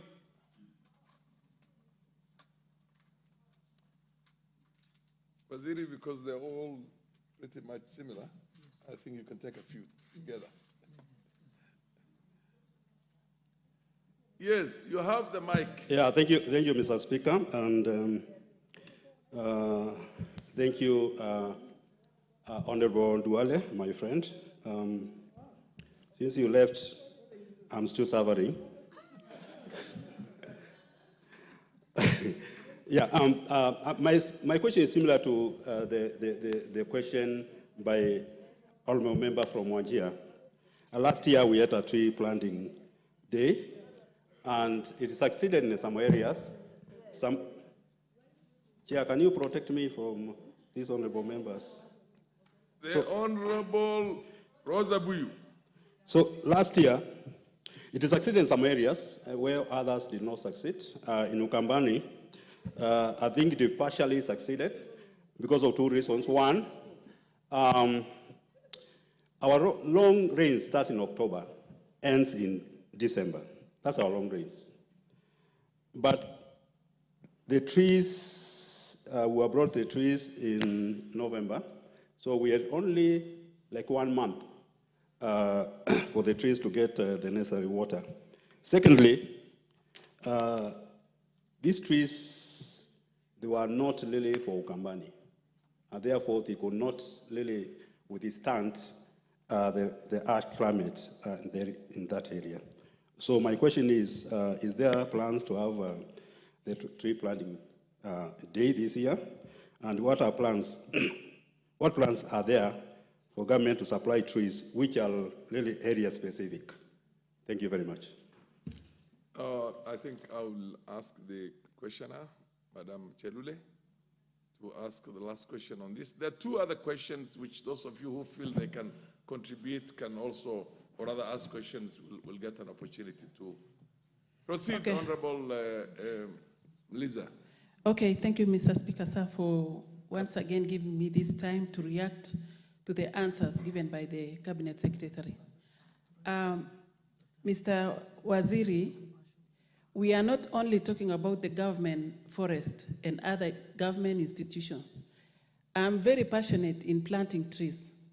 And I want to request you, Waziri, that we need to engage people at home to do serious planting of indigenous trees and other trees, exotic trees. And I'm saying this, Mr. Speaker, sir, because if we don't engage the people of this country, even to plant in their private lands, we may not achieve what we want to achieve. Waziri, I hope you are aware that most rivers are disappearing because of degradation. And this one is happening because farmers around small rivers are doing plowing to the riverbanks. And this is actually encouraging the soil erosion to fill up the rivers. And this is what is happening at the community level. Banasias, you've only spoken about these big institutions, the government institutions. We want to speak about those rivers in our local areas. There are so many rivers that are drying up because of the quarry activities along those rivers. And as the CS, and I know you are not lazy, I would really request you that one day, you just move around and see what is happening in most of places in Kenya. So many activities, those bad activities is happening along the rivers. And rivers have actually disappeared. Mr. Speaker, sir, I wanted to request the CS. He has spoken actually about the KEFRI, and let us devolve KEFRI. I'm not saying we take all the offices from KEFRI or everything, but we need the seeds. They have good seeds, indigenous seeds and exotic seeds that Kenyans can plant. If only today tree seedlings is made free to Kenyans, you will see wonders. Thank you, Mr. Speaker. So otherwise, I'm satisfied to some extent, but I know you will do it, Waziri. CS, Thank you. CS, you can answer those raft of questions. Thank you, Mr. Speaker. Let me start with my very good friend, Honorable Member for Funyula. I also miss you. I mean, he was my colleague in Public House Committee. I hope you are still there. Yes, at least you are talking about hills. We have had many about mountains. So today is about hills. And where myself and the speaker come from, there are also small hills, the ant-hills, not as big as the ones of Busia. So I will really want to ask you that the private, our program for restoration, the 15 billion, also covers private land. And I want to ask you if those hills are available. Myself, yourself, the people of your area, with the KFS and KEFRI, we will have a day where we're going to plant 10, 20,000 trees. Our policy is not tree planting, it's tree growing. There's a difference between planting and growing. So 15 billion tree growing. And this is citizen driven. You'll find ministers in all our counties. We have allocated. All our ministers will go. So agroforestry is now under this ministry. It's very, very key. Farm, forestry, the 15 billion strategy, all these will go in hand. To Honorable Fatuma, I first want to assure you that KEFRI is going to Wajir. They are in Garissa, and they are going to open the first seedling center in Wajir. And please work with our governor and our county government, 60% of the 15 billion tree growing strategy are going to happen in the dryland part of our country. That is in the Assal. And coming to the question of Honorable Nyekal, I have missed you, and I have missed your many amendments. You know, when it was a committee of the whole House, I look at the order paper, I missed your many amendments. But still I read the order paper. I agree with you, and if you go to Kefri, they will show you how some of the species in our country are more valuable commercially. The perfumes you buy in Dubai, duty-free, the products are found, the raw material is found in our forest, in our country. So if you just go to if you go to Dr. Jane, our acting CEO of Kefri, she will tell you which trees are good for which area of our country. So we don't even plant trees anywhere. Every area our scientists have identified. And I have a very long list, particularly for colleagues in the Assal. There are many trees that grow in our areas, but we don't know the value. But I have asked the Speaker to arrange for me a Kamkunji, maybe later in the month, so that we talk to our members on this 15 billion presidential tree growing area, so that under the environment aspect of your NGCDF, we can even pick, even if you pick a 30% which is fruit tree, and you take it to our rural constituencies, and you give to our rural women, that will change. Not only it will help us in the reforestation of our country, but it will help us reduce poverty within our communities. So please, I really want us to work on that. I think Honorable Boni, the Speaker, I'm not seeing him here. He's there. Next. Oh, he's there. Oh, he has come. Yes, he is a good friend of mine. I have also missed him. But Speaker, if you allow me, the problem is I cannot come to the bar. But I will come, and once I'm around here, you allow me to come and have tea at the lobby, like General Kaiseri, the late General Kaiseri used to do. And I agree with you. In our areas, Kitui, Garissa, the dryland areas, Dr. Jane and KFS have a solution of which trees that don't require a lot of water, that will grow and even will help the community in terms of commercial activity. And the fruit trees we can give to our rural women in your constituency. But that we'll have a meeting. I think, Mr. Speaker, Honorable Chelule gave very fair comments. We'll take her comments. And on the quarries, we will deal with it. The man in charge of quarries, just text me which quarry is affecting our rivers. The NEMA person in Nakuru will either do his job or he'll work for the quarry owner. There's no choice between. So you either work for government or you work for the people who are doing business in various sectors. Thank you, Mr. Speaker. The next question, I think you will get a bite in the next questions because all these questions are pretty much similar. The Honorable TJ, I notice you have just walked into the House and you have a question. Could you ask your question? Give him the order paper, please. Yes, Mr. Speaker, I can confirm to you that Ruaraka is in the House. Mr. Speaker, my question is number 129/2024. The question is directed to the Cabinet Secretary, Environment, Climate Change and Forestry. I want to ask questions about Nairobi River pollution and noise pollution. Number one. Ask the question verbatim. State the root cause or root causes of the Nairobi River pollution and why the river continues to be contaminated despite the many interventions made over the years by various institutions. Outline the number of facilities along the Nairobi River that are discharging effluent into the river and the steps the ministry has taken to address the situation.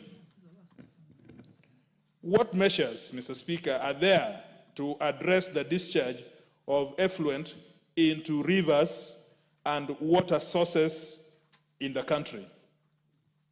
And the last one on this, clarify whether illegal dumping or dump sites, including the infamous Dandora dump site located along the Nairobi River, are contributing to the Nairobi River pollution, and what measures are in place to remove illegal dump sites and dumping along rivers, including management of waste in urban areas. Mr. Speaker, state the steps taken by the ministry to address the increasing cases of noise pollution in the country, especially in residential areas within urban centers. Mr. Speaker, I ask. Cabinet Secretary. Thank you, Mr. Speaker. Speaker, let me start, and I really want to thank Honorable TJ Kajwang. This is a current question because Nairobi rivers is a currency, an important and a priority for this government and for the president. Mr. Speaker, as you may be aware, the president recently launched a groundbreaking and ambitious climate resilience service program called Climate Works, aimed at ecological restoration of our urban rivers, mainly and starting with the Nairobi rivers, while we still maintain public infrastructure, housing through labor-intensive and sustainable public works. So, the Speaker, I will have another day to talk about this climate works. It contains a lot. It's about Nairobi River, regeneration, restoration, the pavements, the riparian area, how the labor-intensive in terms of the settlements, making sure that some roads are done, lightening is done. So it's a huge program of the government under the able leadership of the president. So the initial phase of this climate works started yesterday, Mr. Speaker, here in Nairobi County, along the Nairobi River. In its first phase, 20,000 young people of Nairobi from 42 villages have been onboarded. The first 10,000 cohort started work yesterday. Speaker, building on this foundation, we will extend the program to 4 other major cities, Kisumu, Mombasa, Eldoret, and Nakuru in the next few months. And another additional 40,000 youth will be engaged, with the 10,000 of them allocated in other areas of Nairobi starting early November. In December, Mr. Speaker, because of equity, this climate works will be rolled out across all the remaining 47 counties, embodying close to about 139,909 young people to ensure full national participation and impact. Honorable Speaker, my ministry is implementing other initiatives to deal with the pollution issues in our main urban rivers. The National Environmental Management Authority initiated such a program called Urban Rivers Regeneration Program 2019 to 2024 for restoration and sustainable management of rivers within urban areas such as Nairobi, Kisumu, Eldoret, Nakuru, which face very serious and critical environmental challenges due to pollution, encroachment, and misuse. The following, Mr. Speaker, have been identified as the root causes of pollution in Nairobi. And many people, many leaders, many ministers shied away, but I will not shy away. I will not. And I want Honorable TJ to listen to me. The informal settlements, the people you represent, their percentage in terms of polluting. The story in town is the informal settlements are polluting Nairobi River. That's a fallacy. It's less than 1%. They even don't have garbage. They have nothing to throw. What they eat is very little. The garbage comes from the middle class. The biggest polluters of Nairobi River, and they must listen to me, and NEMA has mapped out 145 industries, factories, slaughterhouses, apartments, who discharge their affluent to Nairobi River. We have, and I have directed, the DG NEMA is sitting here. The laws that this House has passed, he must enforce it. He has no choice. Mamo must enforce. He either enforce or he leaves the job. You either shape in or shape out. So he has written restoration orders last week. So industries are the ones who are polluting Nairobi River.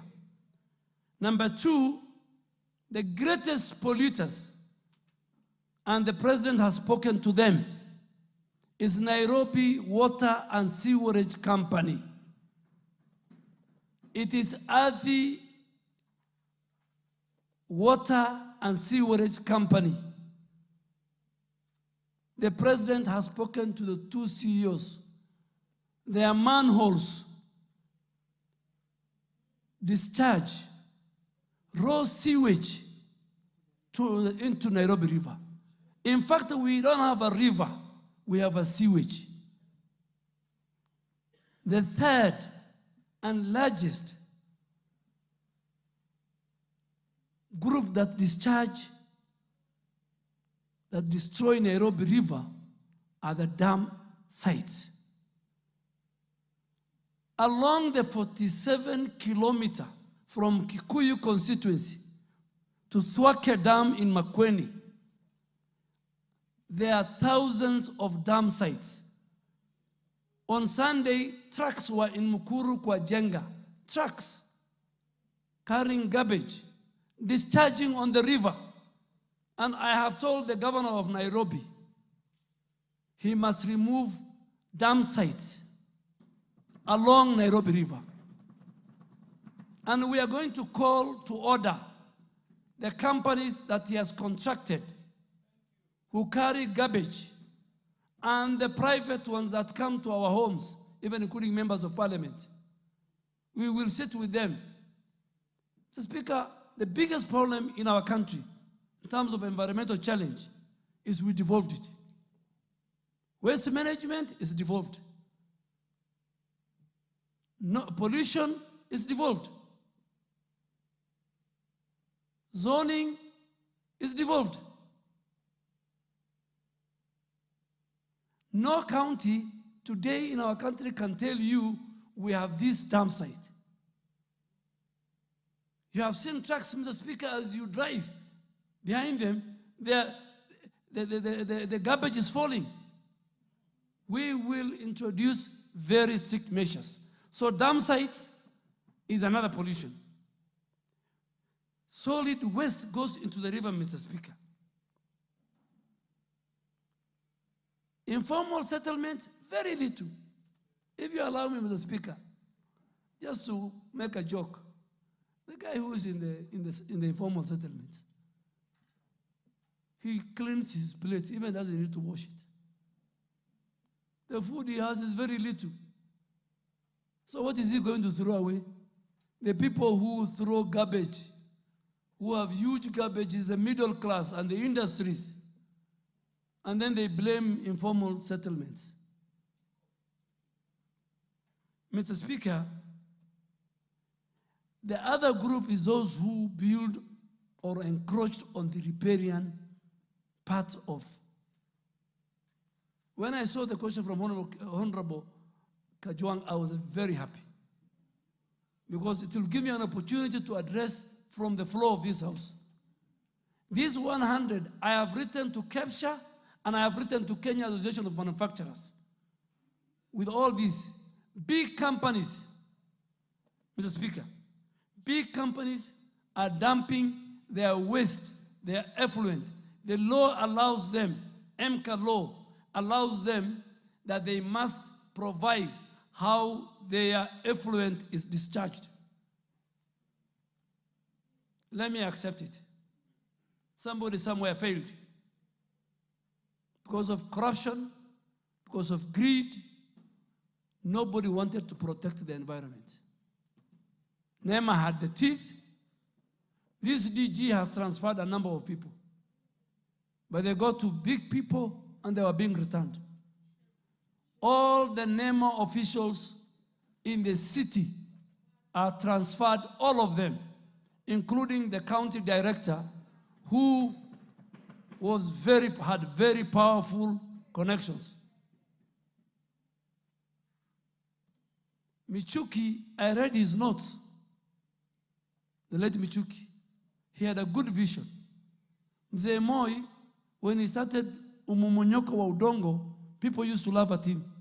If we could have picked from where he left, today Kenya, our forest cover, which is 10.3%, could have been 35%.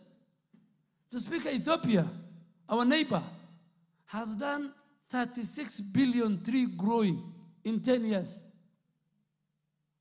So far, Mr. Speaker, we have done 451 million. Every minister has a county. And I am ready to work with every member here to give you the seedlings, to work with KEFRI and KFS. Mr. Speaker, where you come from, you have seen what UHNCR, Mr. Speaker, and I want you to support me, is a global UN entity to take care of the interests of refugees. They must provide an alternative energy source. They have cut all the trees over the years. I have told the UHNCR country director, it will not be business as usual. I will go with you to the dam. And I told them I have the backing of all the members of parliament from that area.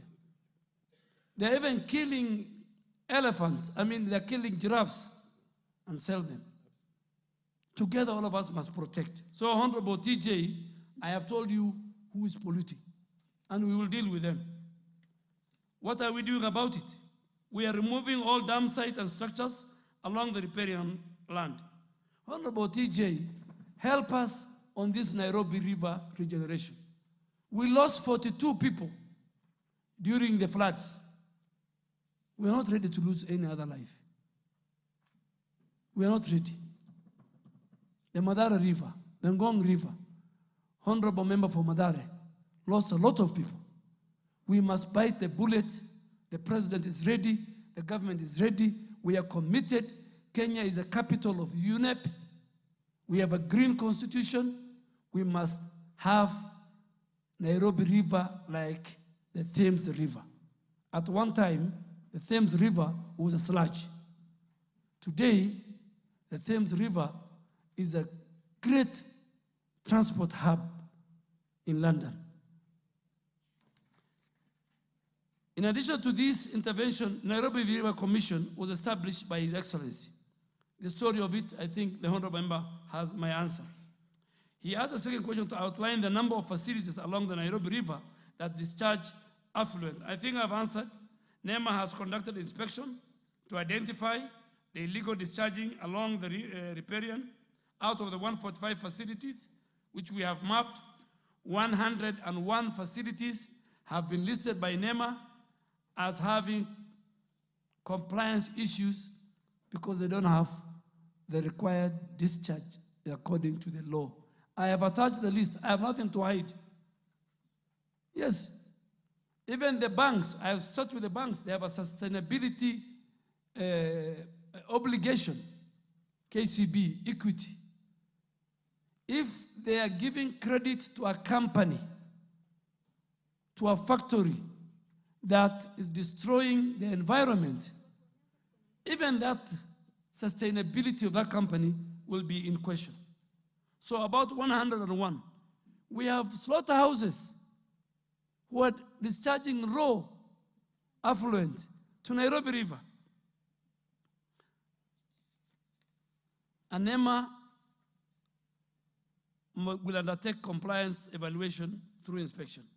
Question 3, Mr. Speaker, was Honorable TJ has asked our indulgence to state the measures that we have put in place. And I think I've already put it. But let me come to what are we doing about pollution control and wastewater management. The Speaker, religious groups and those who run clubs, some of them are running clubs under a tent, like in Kitengela. The music that they play can even disturb a family 5 kilometers. Even our citizens, when they are celebrating a graduation or a birthday, they must comply with the law. They must. You can't bring all your friends because your son is graduating and then you play music the whole night. Some people have sick people. Some have young children. Some people are tired, they want to sleep early. So, Speaker, I am a victim. This weekend in my own estate. But because I didn't want to be accused of using my powers, I wrote a small note to the chairman of our estate and I told him, this is against the law. Please, by 10 o'clock, reduce noise pollution. NEMA partnered. NEMA has the powers. They have a police, Mr. Speaker. Mr. Speaker, there's something this House has given us under regulation. It's called Extended Producer Responsibility Enforcement. That if, for example, a bottle of Coca-Cola or a packet of Brookside is found along Nairobi River, that company, under extended producer responsibility, they must come and clean that river. NEMA must issue that restoration order. And that's why, Mr. Speaker, during the finance bill,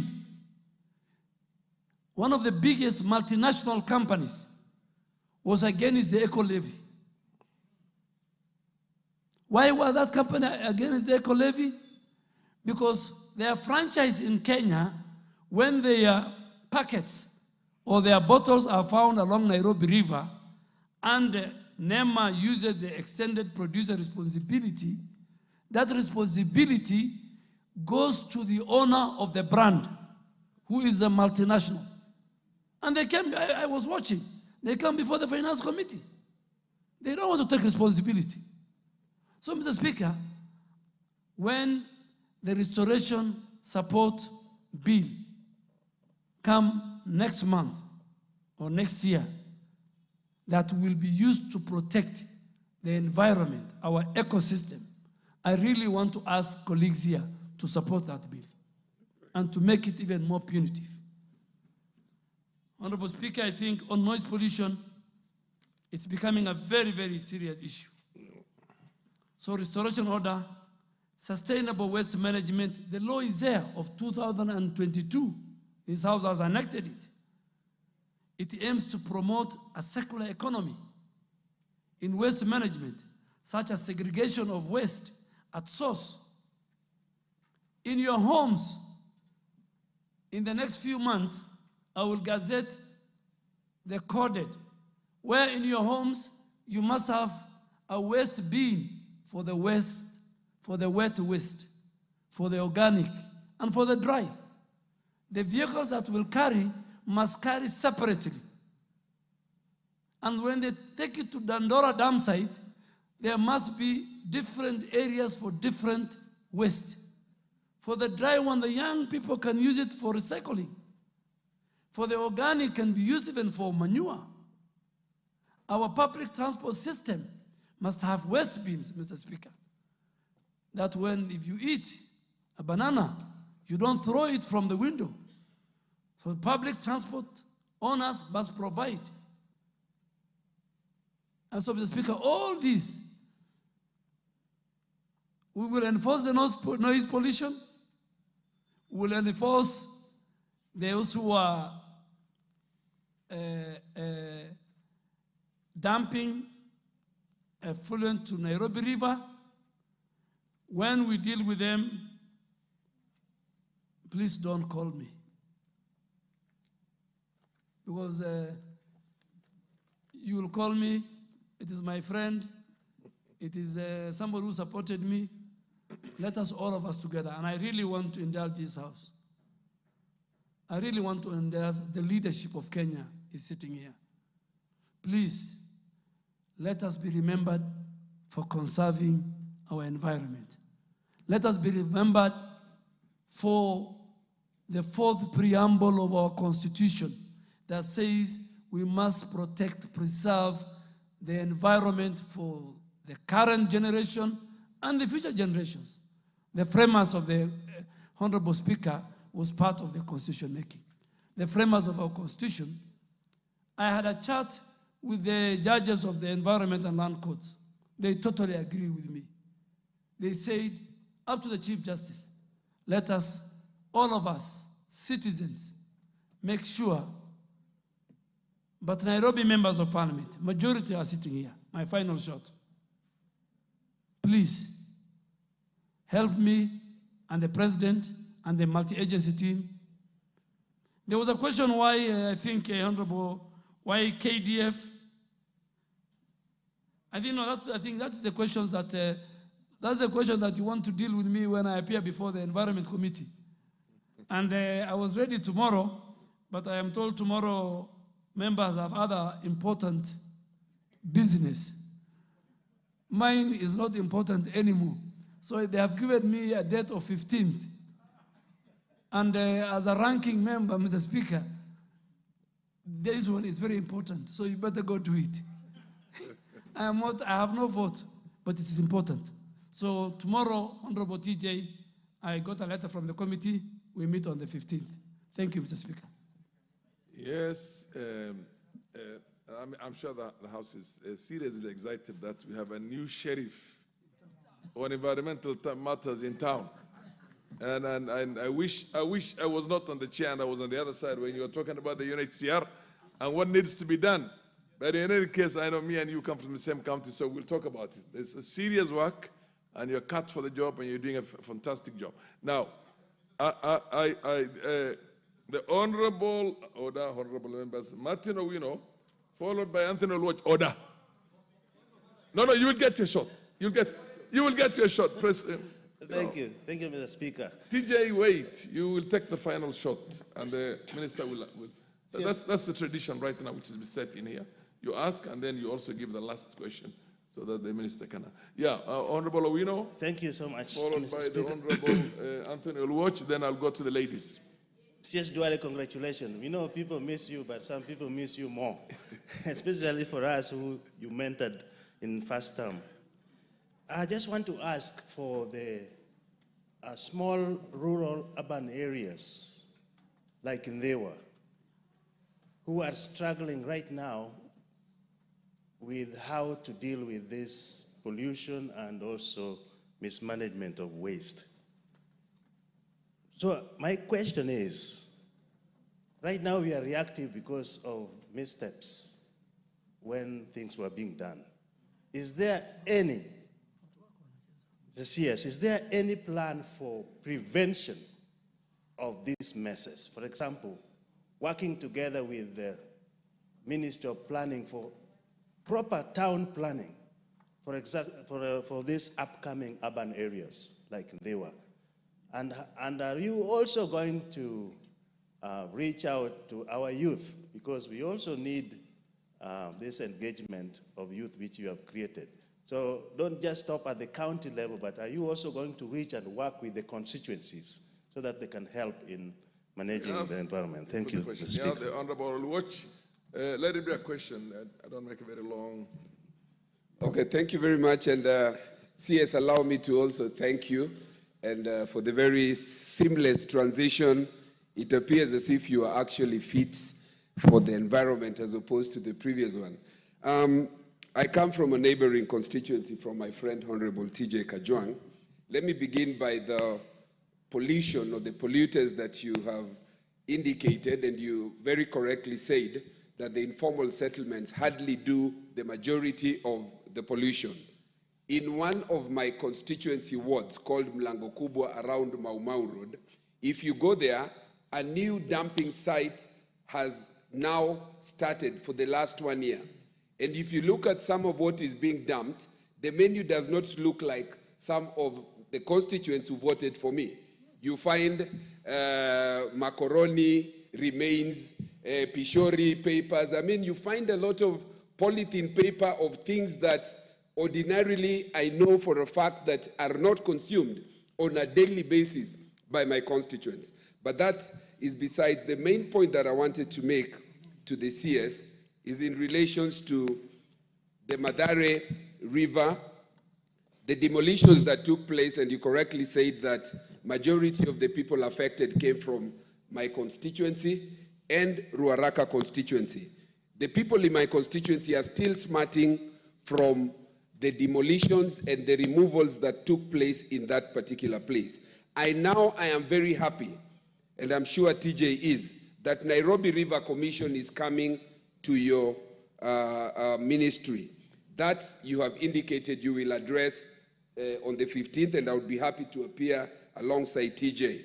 The main question that I wanted to ask you is in relation to slaughterhouses, and you indicated that slaughterhouses are one of the main causes of pollution. In Madare, I have the Kiamaikol community, where the mainstay of business for the Somali community is slaughter.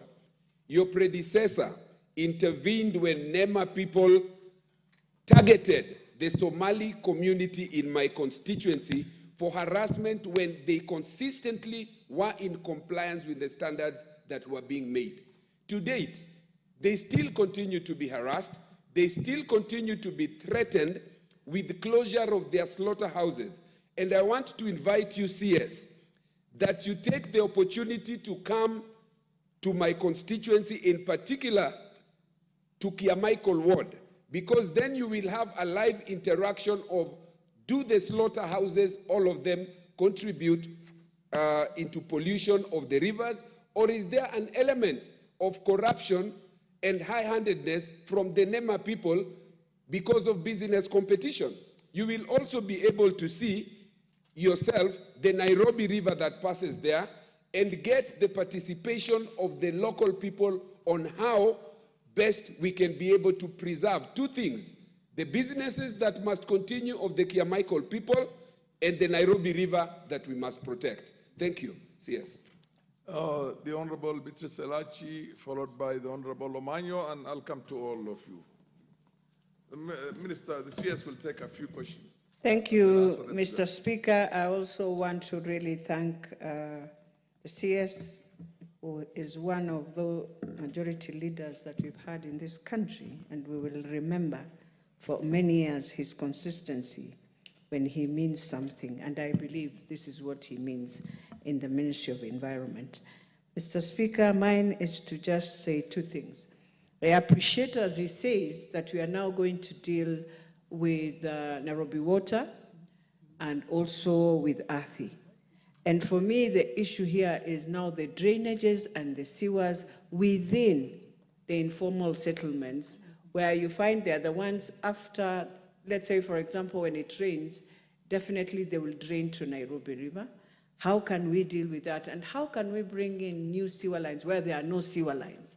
If that can really help us. But more importantly also, how can we have a program in schools where children in informal settlements can learn also how to dispose garbage, because they'll be able to assist their parents in terms of separation of garbage and all that. And lastly, is there a way we can have a program with the Turkish government, I think, so that we can have olive oil trees, which we know you can plant anywhere, whether it's in a dry land, it will grow, so that we have those seedlings and help now for those who are in areas where they are semi-arid or really arid to plant those trees, and it will help us even with oil.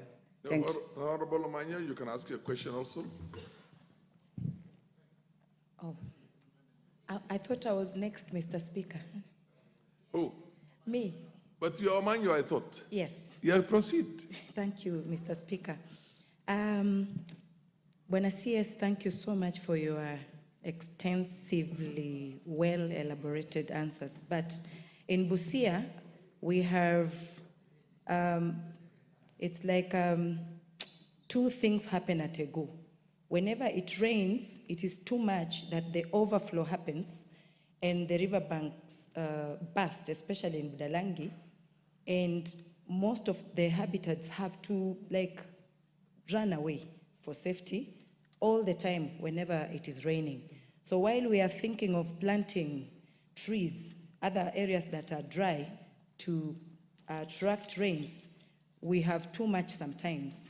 And my question is, what is your plan to raise either something that can obstruct whenever the overflow happens in Budalangi, because this should stop. It has been there since I was not born. Then I'm now this age, the same story of floods affecting our people. And then now when you go to Teso North, there is a hard pan. I tried to dig boreholes. I couldn't go beyond. And that the few areas that have boreholes, they are seasonal.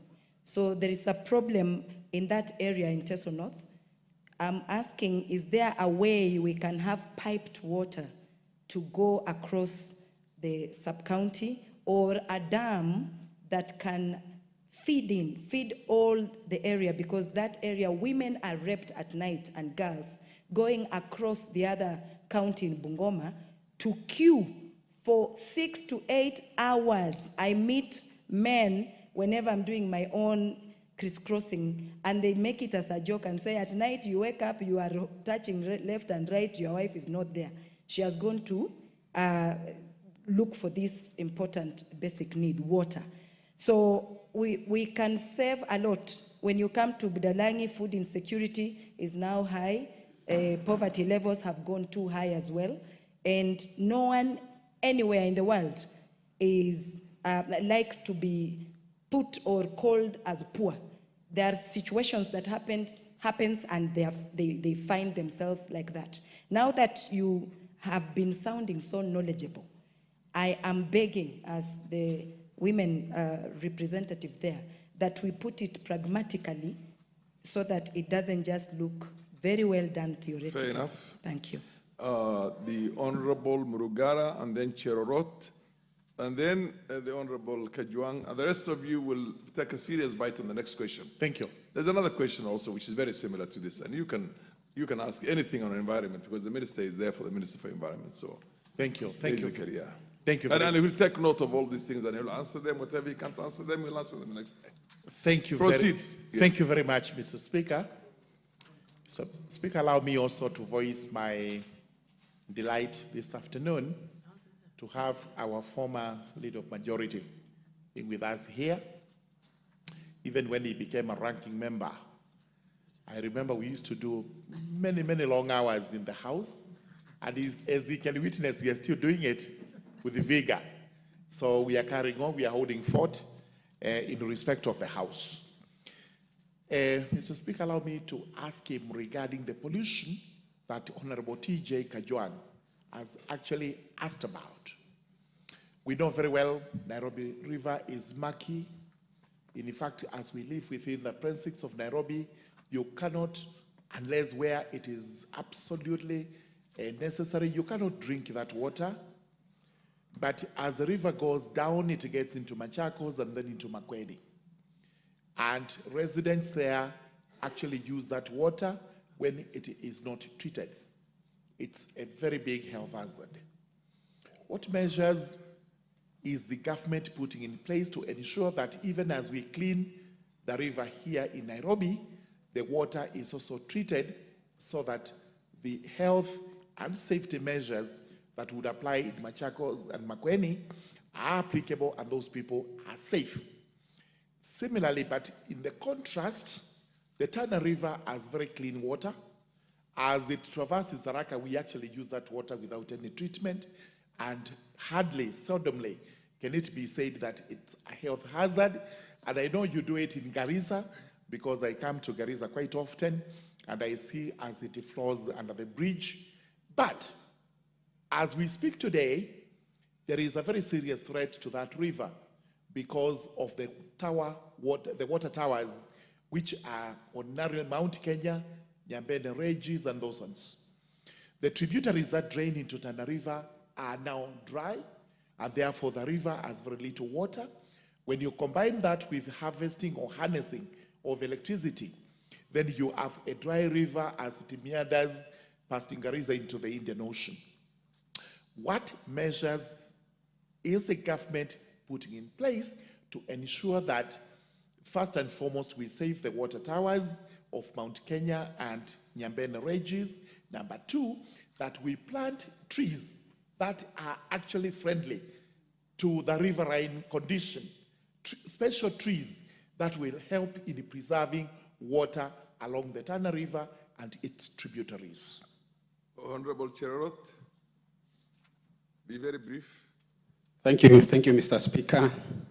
First of all, I want to tell the CS that he is equal to the task. And for him to succeed also, he has to make sure that he cuts across the Ministry of Water and Agriculture, because they are interconnected. Mr. Speaker, I want to say that the challenge we have in our country is the air pollution, and also the challenge we have is that we have to shop wisely. Because the other day, Mr. Speaker, I was from Nakuru, and I was following another car. And the guy in front of me, the users of that car, threw some waste. I think they were eating some food, and then they threw it on the road.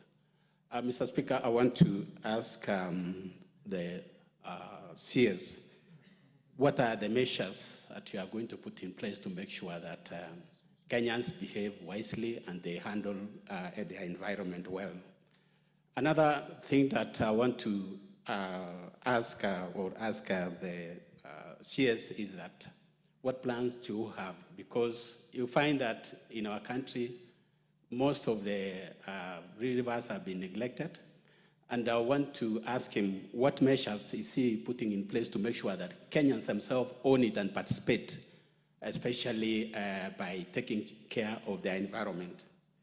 Lastly, Mr. Speaker, I want also to say that I'll ask what also measures is he going to make sure that he put in place so that we employ the use of recycle, because there is a problem, reuse and recycle, so that we can be able to manage well our waste, Mr. Speaker.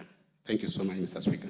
The Honorable TJ, so that the minister, we can dispose of that question. We'll go to the next question and you'll take a bite of that. Mr. Speaker, many members have... You will have an opportunity on the next one. The minister has taken already too many members.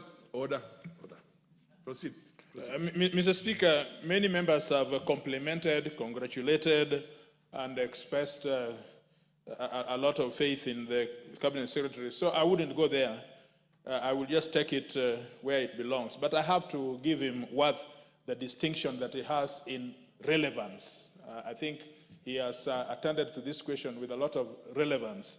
But so that these questions are not shrouded, I have a lot of respect for members, but they have asked a lot of carry-through questions, which may lose the gist of the question that this minister came here to respond to. I want to pick only 4 aspects of it very quickly, so that the minister is brought back to the questions which are direct to this issue. In question Roman 3 says, what measures are there to address the discharge of effluent into rivers and water sources in the country? And the minister has responded, well so, that one of the things that they have in place is this animal called Nairobi River Commission. I want to take that.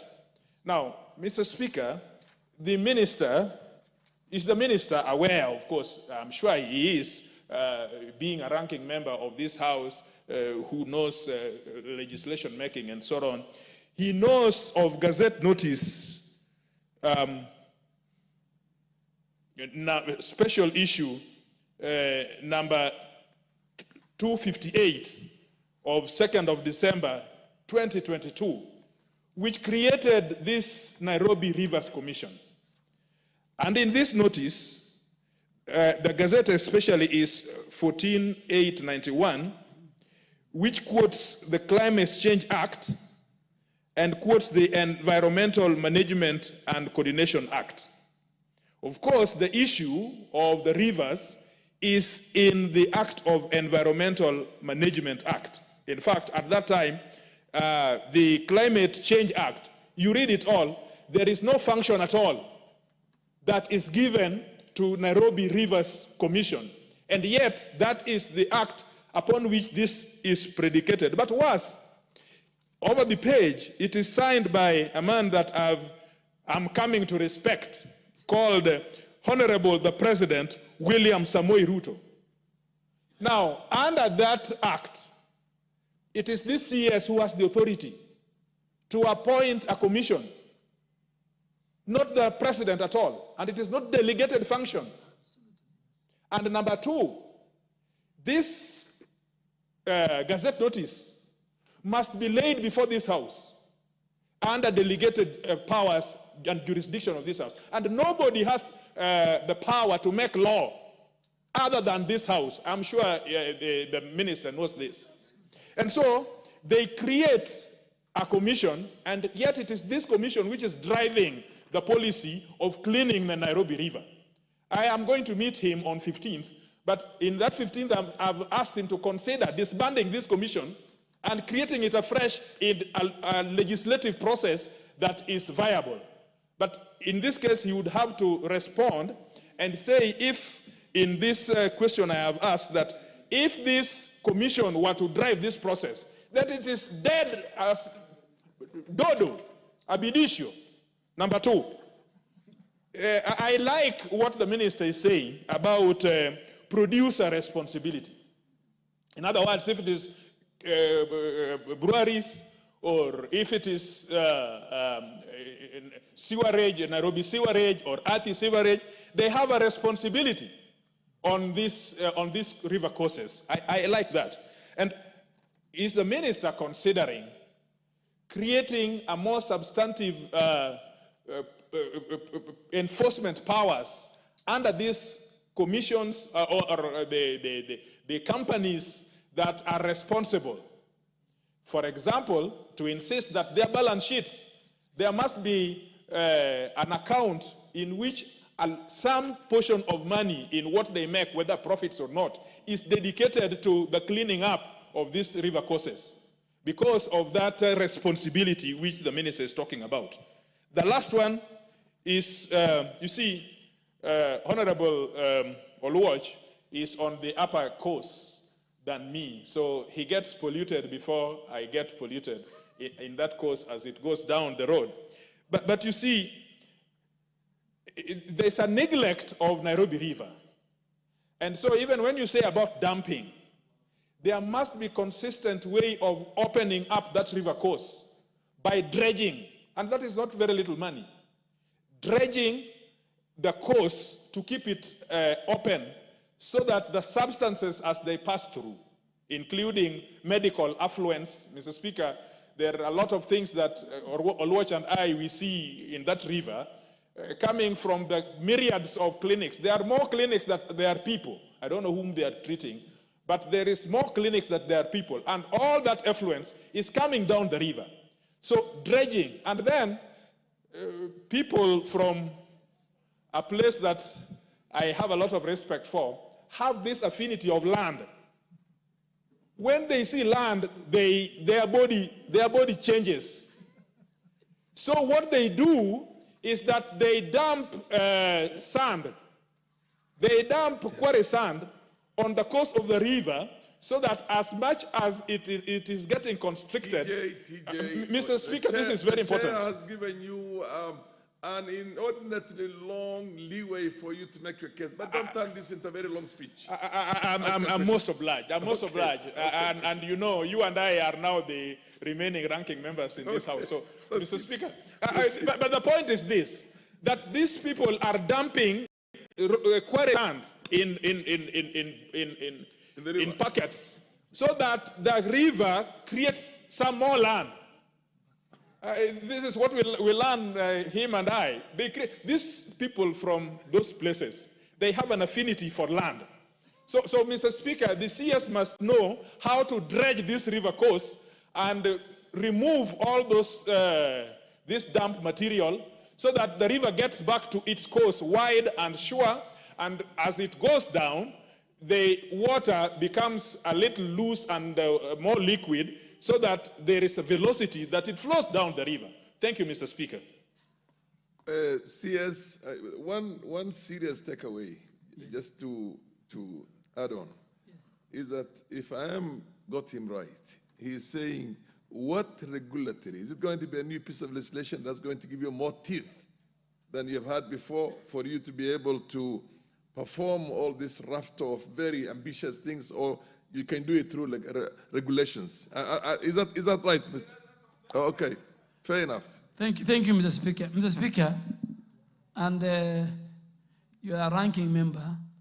Maybe TJ follows you, and the Honorable Kamket has not had, because he's not very far from Honorable TJ, but the senior ranking member is the Speaker. Mr. Speaker, this House, and Honorable TJ, and you know, the laws are there. The problem in our country is enforcement. Fair enough. And I'm going to deal with enforcement. And the man in charge of enforcement, whether it is noise pollution, whether it's waste management, whether it is environmental degradation, Nairobi River, dam sites, if all of us, the leadership, we work together, I want to assure you that the people who have been given the mandate, why does NEMA has police officers and other agencies don't have? It's because how important environment is. So Honorable TJ, I agree with you in creating the Nairobi River legal notice 14891. There are issues. But we are very lucky. I don't want to be accused, but now we have an Attorney General, one of the most brilliant women, I think, in Kenya. I will sit with her when the executive order is signed. Nairobi River comes to my ministry. We will sit with her. We want to work within a legal framework. Secondly, all that you're asking about Nairobi River, the 30-meter riparian size. We will drench Nairobi River. We will build embankments so the river comes back to its course and carry the water. But what I will do, because that presentation was done to His Excellency the President on Monday by our team, I will look for a day. I invite the Nairobi leaders, and we will show you the plan we have. I will not succeed in this ministry without the leaders, without the members of parliament. Honorable Oluoch, Honorable TJ, Honorable Beatrice Alachi, Honorable KJ, I need your support.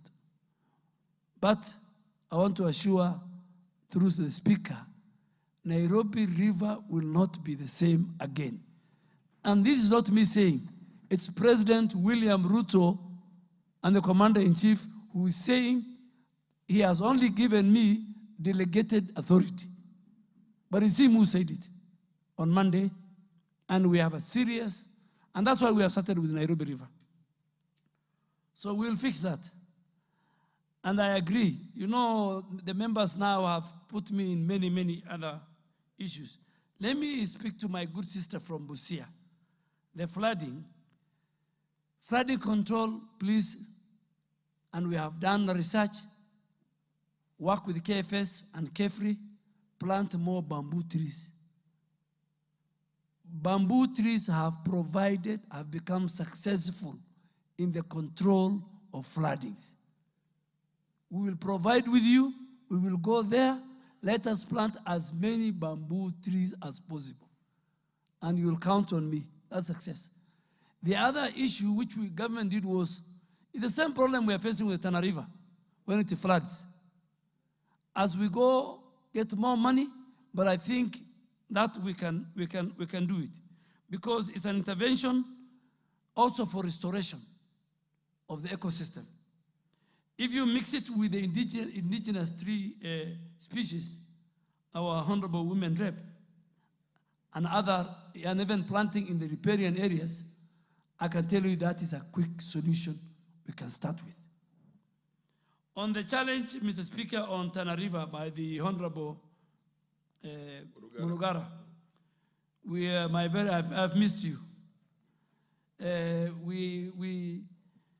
There are times, Mr. Speaker, during our days, it was difficult, if you allow me, during our days it was difficult to impeach a deputy president. And the reason was we had the numbers. We had 145. And you know, if you have 117, you survive. So as we were aligned to William Ruto, we had 145, and Murugara was our lead counsel. So the problem of the challenge of siltation in Tana River is that we need to protect the water catchment areas through planting the right species. Tell the people not to plant eucalyptus. Eucalyptus trees will finish. Secondly, there are too many horticulture and farming, and people are diverting the water at the top of the abadeas and the other areas. So by the time it's coming to Garissa, Tharaka, Tana River, it meanders and it migrates like the nomads. So even farmers, palms, this month is here, the next month it's in a dry area. And I agree with you, but let's help. Honorable Wino, very good point. I have talked to UNEMA, we'll work with the county. We must ensure working with the Department of Physical Planning, and we'll come up with a holistic land use for even our rural part. But the NEMA person on the ground must... Honorable Oluoch, you are supposed to be listening to the minister because he's answering the things you ask. Proceed, Minister. Thank you, Mr. Speaker. So, Honorable Wino, your point is very valid. I will prepare it conclusively, but we will deal with it. There was the issue of the solid waste management. The problem I have, and let me be very frank to the House, most of the challenges we are facing with waste management, noise pollution, environmental issues, all these are devolved. All these are devolved. And nobody in the counties wants to take care. I mean, we must face it. We must face it. And as I talk to you, let me start with Nairobi. And the president has really helped the county government of Nairobi. We will help him in terms of resources, because we will not deal with Nairobi River if we don't fix the old debilitated sewer system in Nairobi. So the president has committed that he will first fix the sewer. Because the sewer line is in the river. Even when we want to drench, We will meet the sewer lines. But yesterday, the president has committed, and please, when it comes to the House, the budget, support it. Because we want to fix that sewer line and maintain it properly. Yeah, I think... we shall use what you call the expanded responsibility. Honorable TJ, I can tell you, today I want to forgive them. But if I give you the names of the corporations that pollute Nairobi River with their products, some of them, they make billions of profits. So when we bring a restoration fee order that will be domiciled in NEMA, that will be only used, to not go to the National Treasury to go and use it to pay debt. It will only be used, and you must amend that, you are good in amendments. It will only be used for environmental restoration and protection. Please support me. You saw it on the newspapers, because we must protect, even as honorable member from Lamu, we must even protect the marine ecosystem. It's very, very important to our country, Mr. Speaker. And you know Lamu very well. Mr. Speaker, as I conclude, Honorable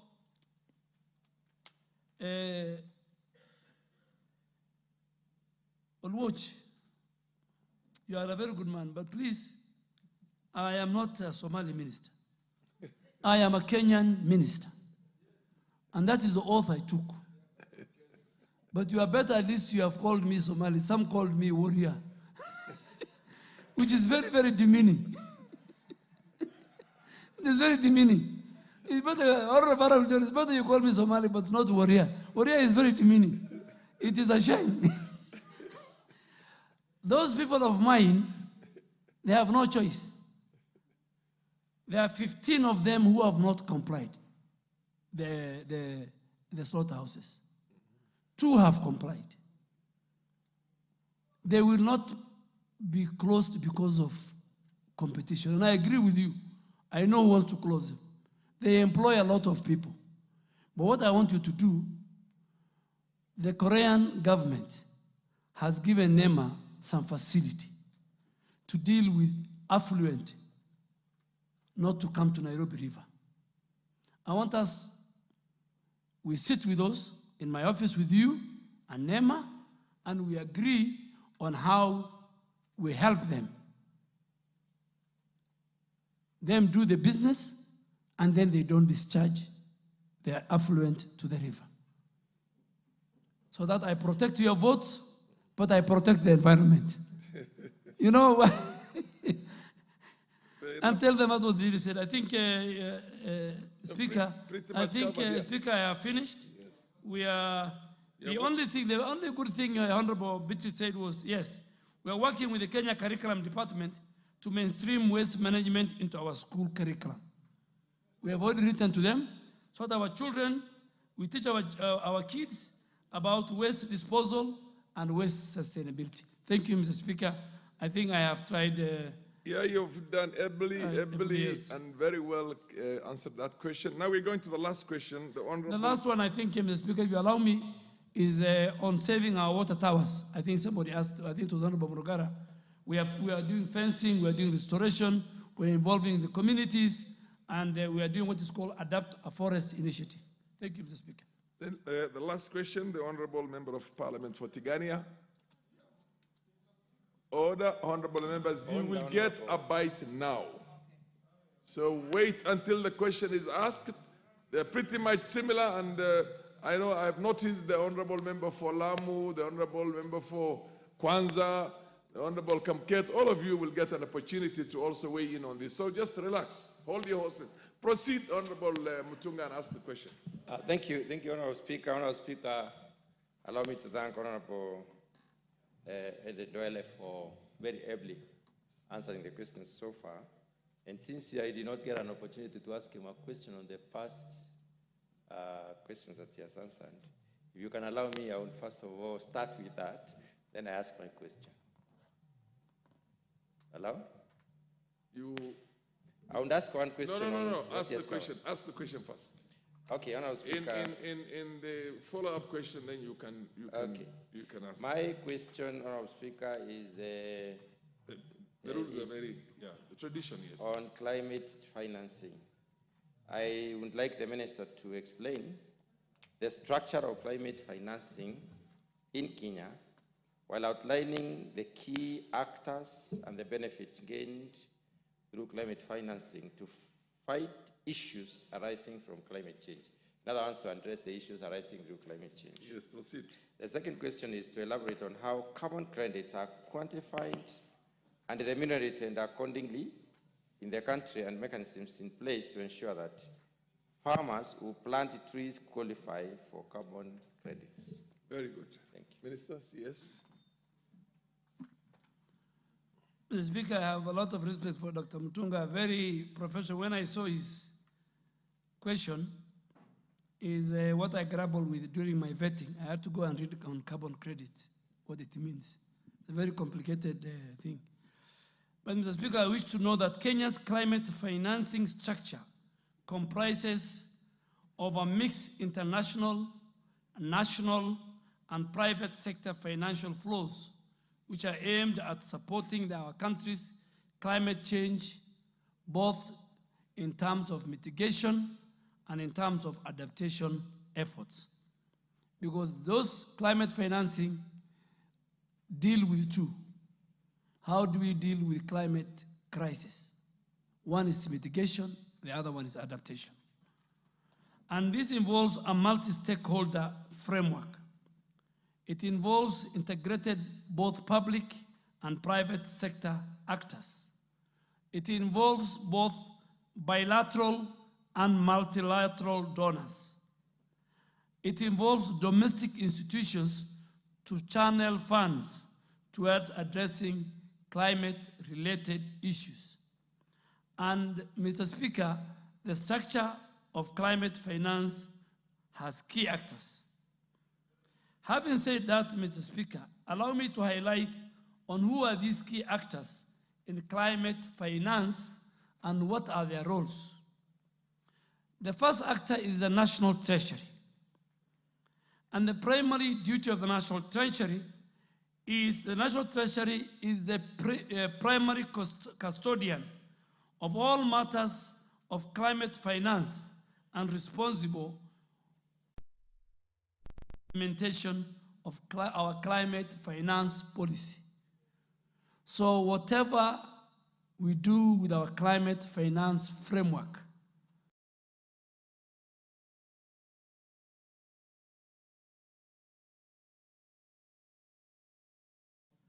number two, the National Treasury role is overall mobilization of climate funds, and they lead.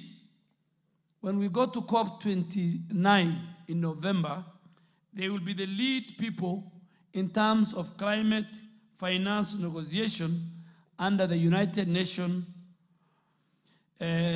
framework for Convention on Climate Change, known as UNFCCC. The other function of the National Treasury is to establish a dedicated climate finance and green economy unit, which they did in 2016, and that unit coordinates, facilitates activities related to climate finance. Also, they are the current implementers in all our counties, I think even in Garissa and in Meru, where you come from. They are the implementers of a fund called Financing Locally Led Climate Action, known as FLOCA program. It's mainly run from the National Treasury, but the main stakeholders are county governments. Finally, Mr. Speaker, the National Treasury as an actor is the Kenya National Designated, the DNA, for Green Climate Fund. The DNA is in my ministry. It is domiciled in NEMA. That's where the register is for carbon market. But in terms of Green Climate Fund, the National Treasury holds the pen. The next group is the National Climate Change Council, ACTA.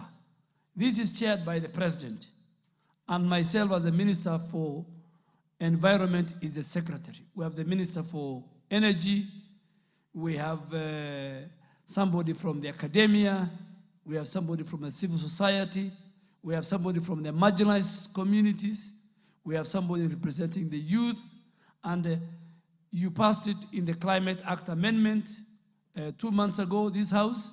I am at the stage of establishing that council. So what does this council do as an actor? This council's mandate is to provide legislative and policy direction. So whatever that comes to the House, whether it's a policy or legislative, it emanates.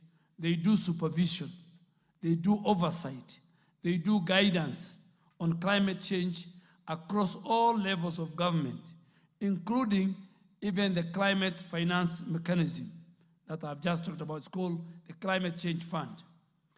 The third actor is the Interministerial Committee on Climate Finance, which was established in 2015 to provide leadership. Their function is to provide leadership on the climate finance activities in Kenya, including the GCF. The Interministerial Committee on Climate Finance is composed of senior technical officers handling climate change, climate finance matters from various ministries, from various departments, from various agencies, and even from the Council of Governors. The fourth actor is my ministry, Ministry of Environment, Climate Change, and Forestry. What do?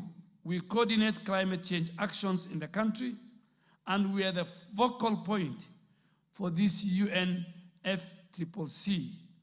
We chair this Interministerial Committee on Climate Finance, and we operationalize the entity for Global Environmental Facility, which supports a number of our programs. The fifth actor is NEMA. What does NEMA do? As I said earlier, NEMA is the designated national authority for carbon markets in Kenya. The register is there. They do assessment when there is a carbon market project in your constituency. They analyze, they look at the law, and Mr. Speaker, I want to thank this House. The regulations for carbon market was passed last week, and for the first time, if, for example, there is a carbon offset project in Dr. Mutunga or the Deputy Speaker's, the Speaker's constituency, the community by law will get 40% of the proceeds. And the project will not continue until something called Community Development Agreement is signed. Before, nobody was paying. There were many companies who were getting billions from even our soil carbon, and they were not paying anything. So NEMA is now mandated as a focal point. They co-chair the interministerial, and they do the implementing entity for the adaptation fund, and the direct access entity. Then we have the line ministries and state departments, and then we have the line ministries they must mainstream climate action in planning and budgeting. Then we have the county governments, the establishment of the county climate change funds. Many funds is going to our counties, and I think the Senate has an obligation to make sure that they also audit those funds. In our counties, the mainstreaming of climate action in the counties planning and budgeting process. I think the two final actors is the development partners. What do the development partners do? They have the provision of the climate finance and technical assistance. They include the multilateral, the World Bank, the African Development Bank. We have the bilateral actors, the European Union, the NIDA, USAID, CEDA, AFD, many of them JICA. Then lastly, we have the private sector. And what is their role as an actor in the climate financing? Their investment in low carbon climate resilient in terms of technologies and in terms of action. Kenya Commercial Bank, for example, is accredited by the Global Climate Fund. Equity Bank, Cooperative Bank, they have been nominated for accreditation. Kenya Private Sector Alliance, KEPSA, and Kenya Association of Manufacturers are members of the Interministerial Technical Committee. Speaker, the second, he asked what is the benefits of financing received? Honorable Speaker, Kenya is mobilizing an average of 300 billion every year on climate finance and climate-related investment from both the public and the private sector. Some of the notable climate funding and projects in Kenya include the IMF Resilient Sustainability Facility of $544 million, the FLOCA program, which I said it is domiciled mainly in our counties, of $295 US, the Adaptation Fund of $10 million US, the Kenya Smart Agriculture Project, $250 million US, and the Climate Investment Fund, USD 70 million. The climate finance, Mr. Speaker, received by Kenya brings several significant benefits that contribute to the country's effort to mitigate and to adapt to the impacts of climate change. These benefits are many and they span across environmental, social, economic dimensions. They enhance resilience, they support sustainability, and they contribute to our development. Honorable Speaker, allow me to bring to the attention of the House that as a country, we have a significant climate financing gap, which hinders our ability to fully implement our climate goals, including those outlined in our country's national determined contribution. The full implementation of NDC requires a country to mobilize USD 62 billion. Despite the influx of international and domestic funding, the available financial resources fall short of estimated needs for climate financing. But Mr. Speaker, there are about 4 regulations remaining on climate financing, carbon market, even the registry, which I'll bring to the House next week. And we should be through, God willingly, before COP29 in Baku.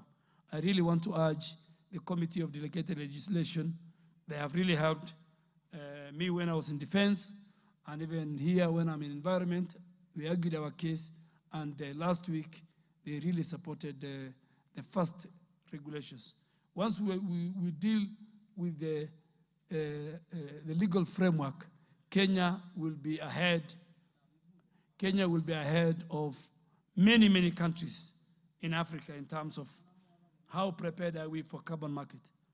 Speaker, the second question, which is the final one, was to elaborate how carbon credits are quantified and remunerated accordingly in the country and mechanism in place.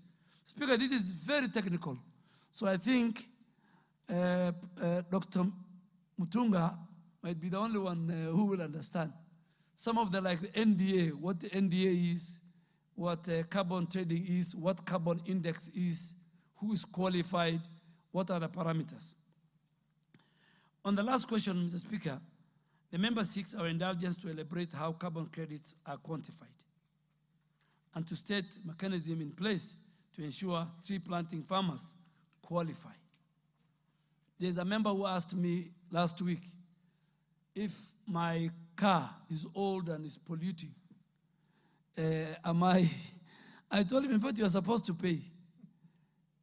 Well, this carbon thing is like, for example, the big corporations in the West, like airlines, because they are polluting, they are the polluters. We are the victims. So we trade in. We plant trees, then they offset that with the pollution. So, Mr. Speaker, it's good to define simple terms what a carbon credit is. This is a unit of exchange that individuals and firms alike used to offset their greenhouse gas emissions. Farmers who plant trees can qualify for carbon projects by participating in what we call agroforestry or restoration initiatives, where carbon credits are generated based on the amount of carbon sequestered by the trees over time. Mr. Speaker, one important requirement for farmers to consider the trees planted for this specific purpose of sequestering carbon have to be on the land for a long time to ensure permanency on carbon sequestered. Allow me to elaborate the process involved. A baseline scenario is first established to estimate how much carbon could have been stored in the absence of the project. Farmers, this could mean assessing the current land use or the vegetation before tree planting. Then farmers plant trees which capture and store carbon, what they call the carbon sink as they grow. The amount of carbon is then monitored periodically based on a tree species, on growth rates or area covered. Once the carbon is verified, carbon credits are issued based on the amount of carbon dioxide absorbed. One carbon credit represents sequestration of 1 metric ton of carbon dioxide equivalent. So farmers are remunerated, or they are paid, based on the sale of these carbon credits in carbon markets. The price of carbon credits can vary depending on market demand and the type of the project. A project developer or a farmer who wishes to engage in a carbon project shall first apply to the DNA through the register domiciled in NEMA for approval of the carbon project. The procedure for developing a carbon project are detailed in the Climate Change as Amended Act Carbon Markets Regulations, which was gazetted via Kenya Supplement, Kenya Gazette 105. So, Mr. Speaker, the Honorable Member for Tigania constituency marks as the end of his question, and I was to respond, but allow me that I will take time, he's my good friend, and ask even my team to take him through. Once we finish with the legal framework, this carbon market is going to benefit a lot of our people. And we have made sure 40%, if a carbon market project is brought to your constituency, 40% of the proceeds must go. And I'm happy in Wajir North, the Honorable Sane has written to me, and we will gazette the forest. The man in charge of forest is here. He will go with you, he will assess. It will be the first forest in northern Kenya. Thank you, Mr. Speaker. Now we will order honorable members. I'll ask the MP for Kwanza, then followed by the MP for Lamu East, followed by the Honorable Sane, and then the Honorable Kamket. All of you ask. Thank you, Mr. Speaker. Take as little time as possible. Don't I will make take a very little time. speech. I've been sitting In here any for case, the House is supposed to sit until 9 o'clock. So you still have 2 more hours if you want to debate on this. Mr. Speaker, Sandy-san, thank you very much for the chance. I want to take this opportunity also to thank the CS. I think you are up to the task. I know you because we've worked together in this house. You are very detailed, and I think you are very exposed. I want to thank you, and please continue. My question has been asked, but I think I want to make 2 comments, Mr. Speaker, which are very, very important. One, this affluent and the drainage wastage, particularly in Nairobi. I had a chance to go to Israel, and I think page marking is not a problem. Mr. Speaker, I was impressed because the drainage system in Israel, and I was there, I was explained there's a system that actually trains the wastage, particularly solid wastage, Actually, it goes almost 6 kilometers away, and there are about 6 stages along the pipeline. And at the end of the day, at the end of the 6th stage, which is about 6 kilometers away, the water is very clean, and it's actually used for irrigation. So I think, Bwana CS, half the time, I don't want to say that you have to go to Israel, but if you have the time to get one of your officers to go there to benchmark on that, this sewage problem in Nairobi and the urban areas will actually be solved. There's a system that actually cleans the water. At the end of it, you can't believe it, it's a clean water for irrigation. Secondly, I think on the wastage, on the afforestation. MP for Kwanza. Yes. You have an opportunity to ask a supplementary question. What? Can I just finish? The opportunity is to ask a question. Well, but if you're going to make, you get a leeway, but don't make a long speech of all your experiences in Israel and everywhere. Proceed. I will proceed. And I also, because I said my question was asked, I also want to find out whether there's any plan, because of afforestation, which is an issue, whether you have some plans, particularly on highway. And again, I want to say this, go to Denmark, you will see there's the government, I think, on the environmental, because I've got one of my family members there. I saw along the highway, they have planted a lot of trees. And therefore, I also want you to take time to be able to benchmark in Denmark and see along the way, because you have, I think, 6 meters from the main stage and there's nothing. You can plant trees there. I also want to see if you have also the time to be able to do that benchmarking in Denmark. Fair enough. Thank you, because my question was asked. I just want to Okay, share this experience with my former colleague. Okay. The Honorable Member for Lamu East. This man has no manners. Lamu East, the Honorable Raphael Wanjala. You're not on the chair. Don't tell the Honorable MP for Kwanza to sit down or to rise up. Proceed, Honorable. Asante Bwana Spika. Nami kunipa hii nafasi nipate kumuuliza waziri maswali yangu. Mwanzo nichukue nafasi hii kumpongeza waziri. Kusema la kweli hapa bunge tumekumisi. Tulikuwa sauti tunaisikia sana hapa. So sasa hivi umekuja tumekumbuka ile sauti yako. Mimi ulipopata hii nafasi nilifikiri huyo mfugaji na mazingira ni vipi, lakini sasa hii nimeona umekuwa bingwa wa kuhifadhi mazingira. Ukizungumza inatoka rohoni kabisa, ukishughulikia mazingira inakufanya upende. So naona ushaingiliana uko vizuri na pongezi kwa hilo. Swali langu la kwanza ni, kuna wakati niuliza swali ya juu ya siu.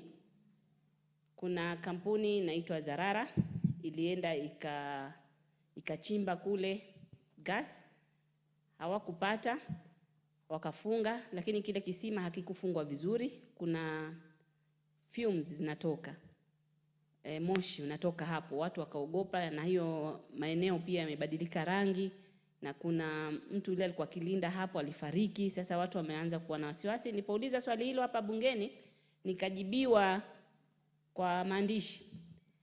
Wakati huo ni mabadiliko yalikuwa yametokea. So swali langu likawa halikujibika vizuri, nikasema nijibiwe tena, sijatosheka, lakini mambo ikapotelea hapo. Kwa hivyo naomba ile swali langu kama leo mnaweza kunijibu sawa, kama hamwezi mhakikishe nimejibiwa, manake ile iliyozungumzwa haikuwa sawa. Si vile kulivyo huko mashinani. Fair enough. Ya swali la pili, waziri, nimekusikia ukisema mambo ya hizi takataka iko kwa county. Ni kweli iko kwa county, lakini mimi hapa sina uwezo wa kwenda kumuuliza county, niko kwa bunge hili. Mimi nitakuuliza wewe. Kuna maeneo kama Lamu Mashariki, eneo ambalo Lamu Kenya nzima kwa kupanda miti tuko 42%, namba 2 Kenya nzima. Lakini utaona eneo bunge la Lamu Mashariki tuna vijiji 23. Tuna upande wa msitu na tuna upande wa bahari. Na watu wangu wanang'ang'ana kuhifadhi. Lakini hakuna mpangilio yoyote, hakuna alama yoyote ya kuonesha kutoka kwa national government au kwa county government kama kuna kitu inafanywa. Mnatupatia morali vipi? Naona waziri ukizungumza ukataja angalau upande wa marine, wa bahari. Na kuomba uliingize kwa fikra, kwa sababu hapa bunge nikikaa, waziri yoyote akija, hakuna mtu anataja Lamu Mashariki. Kwa hivyo wewe umeikumbuka Lamu Mashariki, naomba utufikirie, maana kule kwetu hakuna hata pahali birika imetengezwa ya kuweka takataka. Hizo takataka zote zinaikwa kwa bahari. Kwa hivyo nataka ulifikirie hilo, kama kuna mpangilio yote na sisi utufanyie. Asante. Au kama huko umefanywa uniambie ni gani, na mimi niko ground sana, sijaona pahali. Asante. Mheshimiwa wa Wajir North. Thank you, Mr. Speaker. Before I ask my supplementary questions, I want to correct. I thought you were going to ask in Kiswahili the way that was. But proceed. Unfortunately, I look forward to a day when the Somali language, which is being the language of many millions of Kenyans, will be an official language, and then I would have done better. Mr. Speaker, I want to correct two issues the minister pronounced himself on. One, I appreciate his generosity that he wants to gazette Bute Malawa Forest. This has been gazetted 4 years ago. All I requested him is to operationalize the 19,000 hectares of land generously given to Kenya Forest Service. So it is already gazetted. I wrote to you for its operationalization, Bwana CS. One other statement he made remarks in regard to one scientist around, an environmentalist. Speaking in front of you is equally an environmentalist on matters at hand, Mr. Speaker. So you should not think that there's only one environmentalist in the House. And going straight to the issue, the climate financing issue. Mr. Speaker, there is a paradox globally that climate financing is not purposed to stop climatic abuse, but rather the rich nations want to abuse the climate so that they become richer and the poor ones continue suffering. So all that they are trying to do under the concept of climate change is to cut out a balance between adaptation and mitigation. That's all they are doing about climate change, to strike a balance so that those who are endowed can at least give the wealth they have sinfully acquired, to use the right word, in abusing the environment, to the vulnerable ones, the poor third world states. That is what climate change in a layman way means, Mr. Speaker. And in so doing, the structure is as complex as climate change itself. It is hard to understand this issue of carbon credit. Hard, very complex.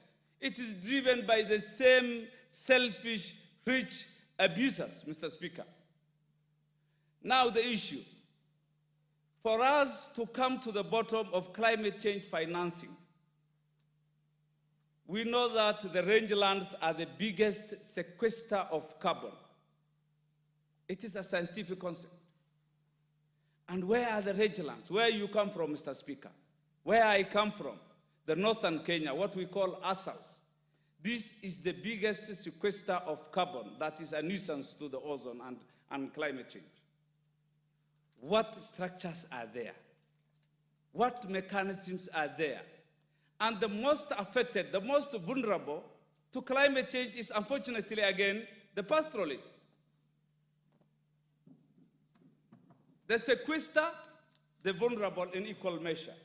So how far is carbon financing established to make sure that those who are most affected and those who are to be the sequester of this bad element is at the core of it, is something I would wish to hear from the minister. Then, for us to structure climate financing, Mr. Speaker, there is a big data and knowledge gap. data and knowledge gap.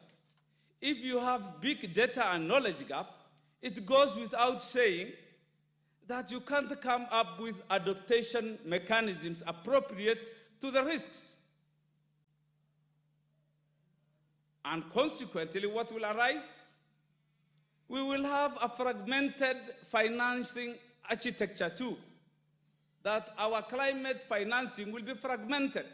The architecture will not be smooth and well-oriented.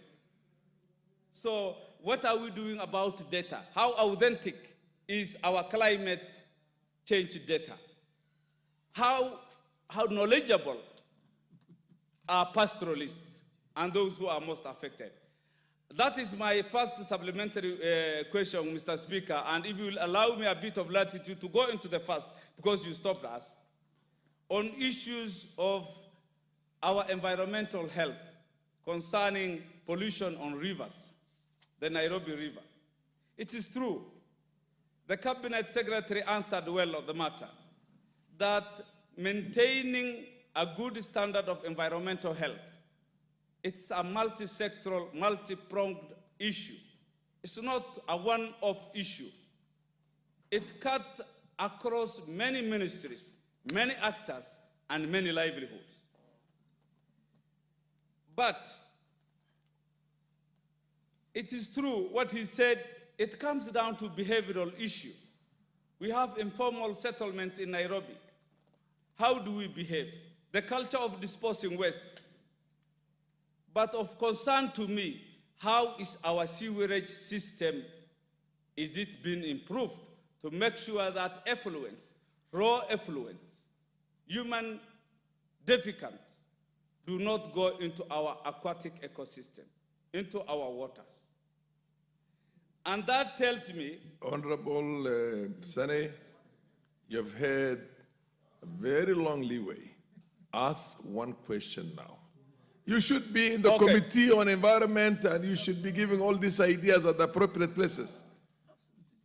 Mr. Wanjala, the speaker addressed me and I am obliged to hear him. We don't have two speakers. My question in a nutshell, all that is happening in Nairobi is going downstream to downstream communities. Tana River, Indian Ocean. It's not only an impact on our terrestrial ecosystem. What are we doing on these effects on our aquatic ecosystem? The minister will be at liberty to say that he was prepared for this question, or maybe give another day to answer some of these questions. They're very technical, and ample prior preparations is always important. Now I said Kamket, followed by Mgwen. You were supposed to have had. And Mutunga, you will get the final bite because you're the questioner. Order, Honorable Wanjala. Order. No, he's been here much earlier than you. And then the MP Oyula, Butula, and then Wanjala, you're the last. And then, of course, the questioner. And then be very brief. Thank you, Mr. Speaker. I'll be very brief. Mr. Speaker, while I want to appreciate the Cabinet Secretary for his very articulate replies to our questions, and I want to state, Honorable Speaker, that the Honorable Duale is a seasoned politician. And in fact, Mr. Speaker, in terms of seniority, in terms of loyalty, he has a proven record in serving with the Excellency the President.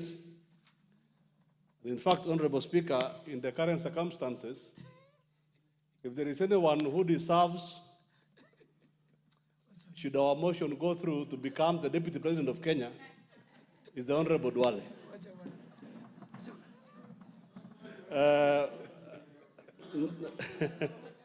Okay.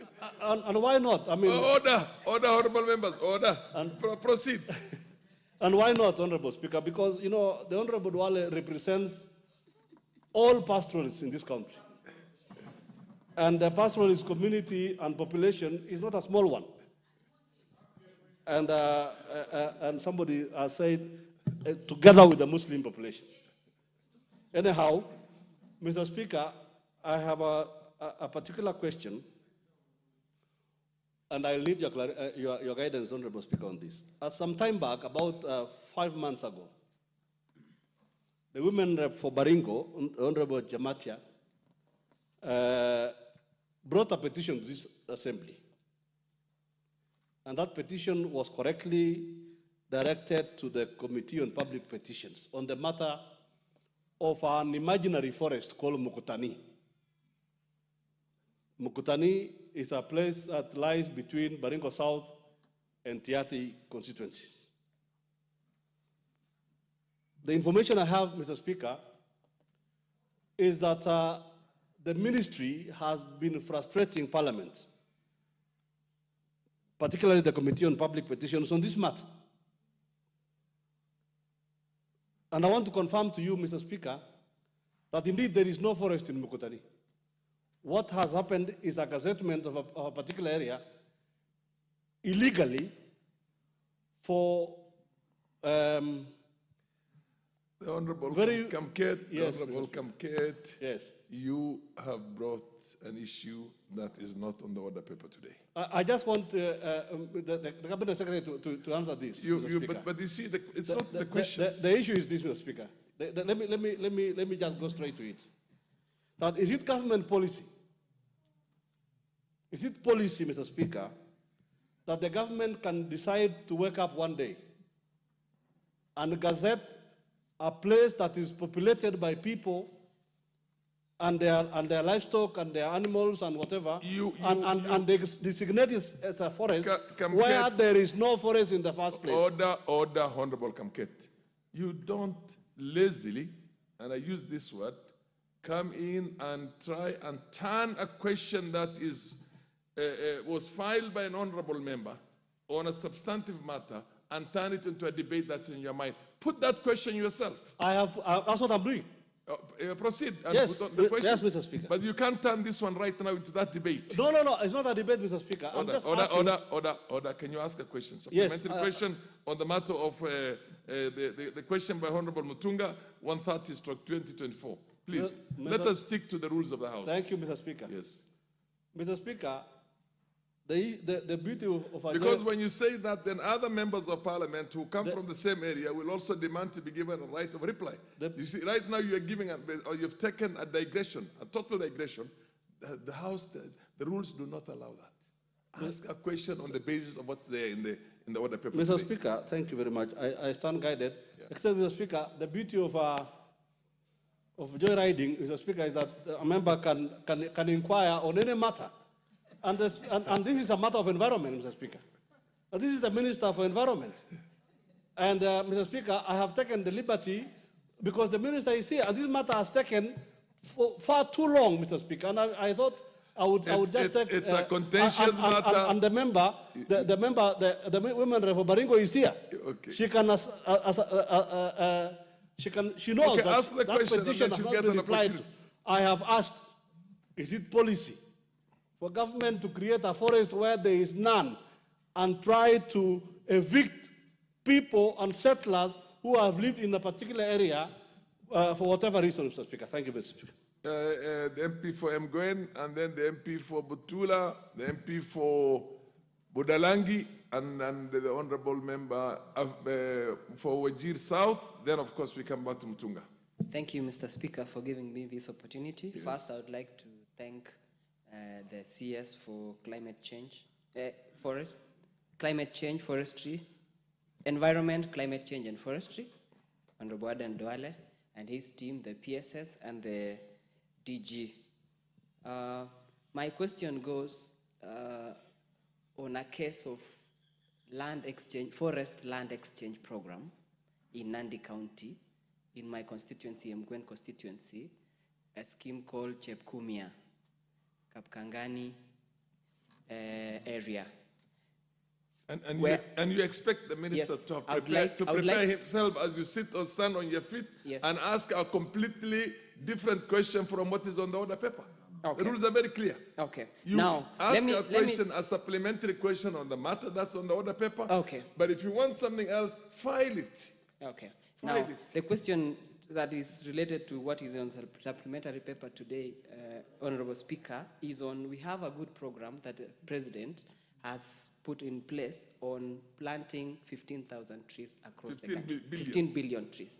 Now, however, this matter has not had a substantial or a sustainable program. For example, a number of members here have raised that most of the trees have not been attended to. We plant and we leave it there. So we get a lot of them dying. So what is the minister having in place so that you can have that? Secondly, Mr. Speaker, and lastly, is many youth in my constituency were enthusiastic on this, and they came out in large numbers to prepare tree nursery beds, and they have a lot of trees, seedlings, that are matured, yet the government have not absorbed those or purchased these tree seedlings. So what is the minister doing so that we can help these youth? These trees have matured. Nandi County, for example, is raining almost throughout the year. Is it possible that we can purchase all these tree seedlings and plant them, even if we don't have budget now? Okay. The minister can organize for this budget allocation. You have rested your case. Thank Let you. him do that bit. Okay. Let him do the thinking for that purpose. And the next one is the Honorable MP for Butula. Be very brief. Thank you, Honorable Speaker, for the opportunity. May I start by appreciating Waziri Duale for the explanation he has given to us in this House. It has been very clear, and a lot of us have learned a few things that we didn't know. Honorable Speaker, my question is on carbon credits and how the ordinary farmer in Kenya who has endured to come up with a forest, protect that forest, how can that farmer be compensated? Just to encourage the farmers also to protect their forests so that the environment is improved. If there is any way Give me a point. the farmer can be advised Motivated, and helped yeah. and motivated. Done deal. Thank you, Speaker. The Honorable Wanjala Raphael. Thank you, Mr. Speaker. Mr. Speaker, the Minister for Environment said here that bamboos are used to stop flooding.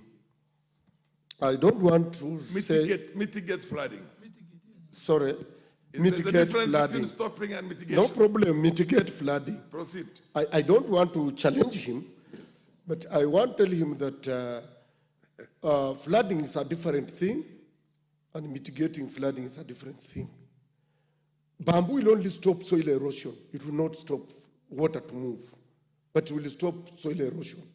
Mr. Speaker, the floods that come in Budalangi, which is in Western, comes from all the way from Uasin Gishu, all the rain in Eldoret, all the rain in Cherangani, all the rain in Mount Elgon, and all the rain in Nandi Hills and parts of Kapsabet, Vihiga, Kakamega, and Bungoma. There are several rivers within those areas, but these rivers collapse into two. These small rivers collapse into two big rivers. That is River Yala and River Zoya. And they come with a very big force moving into the lake. In the process, they have carried a lot of silt. Now, at the deltas of the rivers, Zoya and Yala, and possibly Nyandu, because it's the same, they are silted at the delta, so the water is not able. We have put embankments, those dikes, but because the water cannot move into the lake, it goes behind it, and the lake is also full. And this water now runs back into people's home. Like this year, Mr. Speaker, it was 10 kilometers from the lake. And why I'm asking this question, the minister, because it is about environment that affects those people. The good thing that minister has been Minister for Defense. Like I said from the beginning. Yeah, let me just complete. The minister has been in defense. Yes. And they did a good job at Kisumu when they were deserted Kisumu, where the ship are landing. They have equipments. We have equipments in the dams. Minister for Environment can help us to bring these equipments, even from National Youth Service. They have dredgers to come and desilt these rivers so that we don't have backflow from the lake that is causing problems. It goes even up to 15, 10 kilometers. All homes are collapsed, crops are collapsed. Even the trees they are talking of planting, they dry up when there is too much water. I'm asking, what can he do, having with the experience he has, what can he do to help us? And last one, Mr. Speaker, where the minister comes from, there is one governor who was celebrated, who was awarded in, I think it's somewhere in Wajir, Mandera. That governor in a desert, what he has done, can he take his people to go and benchmark so that all our towns will look like that town in a desert? That is how Dubai was brought up. Thank you, Mr. Speaker. Rafael Wanjala, you have asked a very heavy question that needs a serious work on the part of the minister and the ministry. Why don't you proceed and file a question? Or, even better, have an appointment with the minister, go to his office, he will call all his officers and discuss all the stuff that we discussed. Thank you. And finally, the Honorable MP for Wajir South. Thank you. Thank you, Honorable Speaker. I would like to thank Waziri for sobriety and expertise with which he has approached all the queries this afternoon. My question is about the massive destruction of the environment that's currently taking place in parts of my constituency, especially areas around the refugee camps. And I'm sure you have the same problem in other constituencies like the Dab, Fafi, and Lagdera in Garissa County. Waziri, what I would like to ask is, are you aware? Order. That aspect of the environment was covered by the minister very exhaustively and talked about how the UNHCR must find an alternative to the wood fuel that they're using. And he talked about all that degradation. I know you came late, but then you can either look at the Hansard itself or ask those of us who were there. But then if you have any other question you want to ask on the basis... Speaker, you know, it's a very critical subject, and I might have my newest contribution to the whole matter. I just wanted to ask the Waziri, what is being done by the government to ensure that this wanton destruction to the environment, to the extent some parts of the constituency are turning into deserts complete with sand dunes, are reversed and also those responsible are brought to book. Thank you very much. Fair enough. The Honorable Jematia, because the Honorable Kamket mentioned you, but not on that matter. Just go straight on the questions that are there. Thank you so much. Don't open a Pandora box and a debate between Baringo and Pokot Itiati, no. Thank you so much, Mr. Speaker. And I also take the opportunity to thank the Minister for the good job he's actually doing. I have listened to him several times, articulating issues, environment, and I want to say at least we are on the right path. If you look around, Mr. Speaker, I think the Minister have also realized that every town in Kenya needs urgent attention on garbage, waste, and issues to do of cleaning, specifically Nairobi. Mr. Speaker, if you go everywhere you are in Nairobi today, you realize Nairobi is so dirty. He handled that bit very exhaustively. Exactly. You must have come late, but anyway, I'll come later. You're not late for anything. But okay. please ask us a question. Thank you so much. To be more exact on issues of, On the order paper, yes. Yes, which is on the order paper, which is this question of 130 years. I don't want to go back to the order paper so much, but I want to... Carbon credit, climate on financing. carbon credit, you also want to know more on utilization. We have a very sparse area, specifically in areas of Baringo. How do we, take this to the people so that it can be able. Number two, I also want to retrace back a bit on the issue of Mukutani. There is no forest in Mukutani. Maybe I would take my time to visit the office of the minister and have proper clarification on this. Which is absolutely the way you should Yes, handle this. and also because the officer Markoko had pronounced himself that there's a big forest in that area. I know he comes from the place, and I want to say I come from that place. There's no forest. There are utilities in that place. And lastly, I also want the minister to help me. How do we curb the issue of charcoal burning that is so rampant, specifically in our rural areas? Thank you, Mr. Speaker. The MP for Bura, for Garsen. Thank you, Mr. Speaker. Take exactly 1 minute. Yes, Mr. Speaker, 1 minute. Thank you, Mr. Speaker. I also raised to ask question. There was a presidential directives on Tana River Forest. I think you are in that function. The Kokane Forest, Wayu Forest, and Bangal Forest, which were gazetted irregularly without public participation. Also, Mr. Speaker, there is the sea intrusion into the delta, distracting farms, forest, grazing land at Kalota. I'm happy that DG NEMA is there. Even if the minister is new, I don't know what action is NEMA or the ministry is taking. Also, the last one, Mr. Speaker, you know the floods really affect the Tana Delta.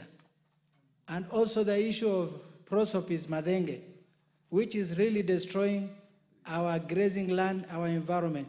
What action is the ministry taking to curb the Madenge menace? Thank you. Order MP for Garsen, for Galole. Garsen. For Garsen. Those are entirely different questions from what is on the order paper today.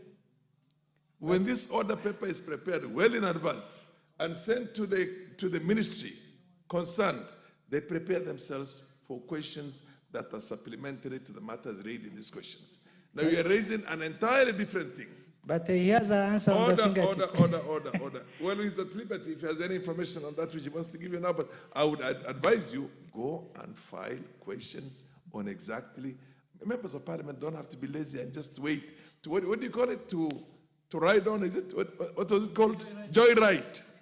To joyride on the questions of others and literally change the whole substance of what's being asked there and ask an entirely different question. Please, let's have...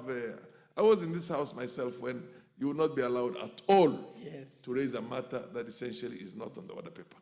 Most obliged, Mr. Speaker, but I kindly ask because the people of... He will give you another taking, I'm sure. You can go and see him in his office. You can file another question, but I doubt if he has answers for the issues that you have just asked now.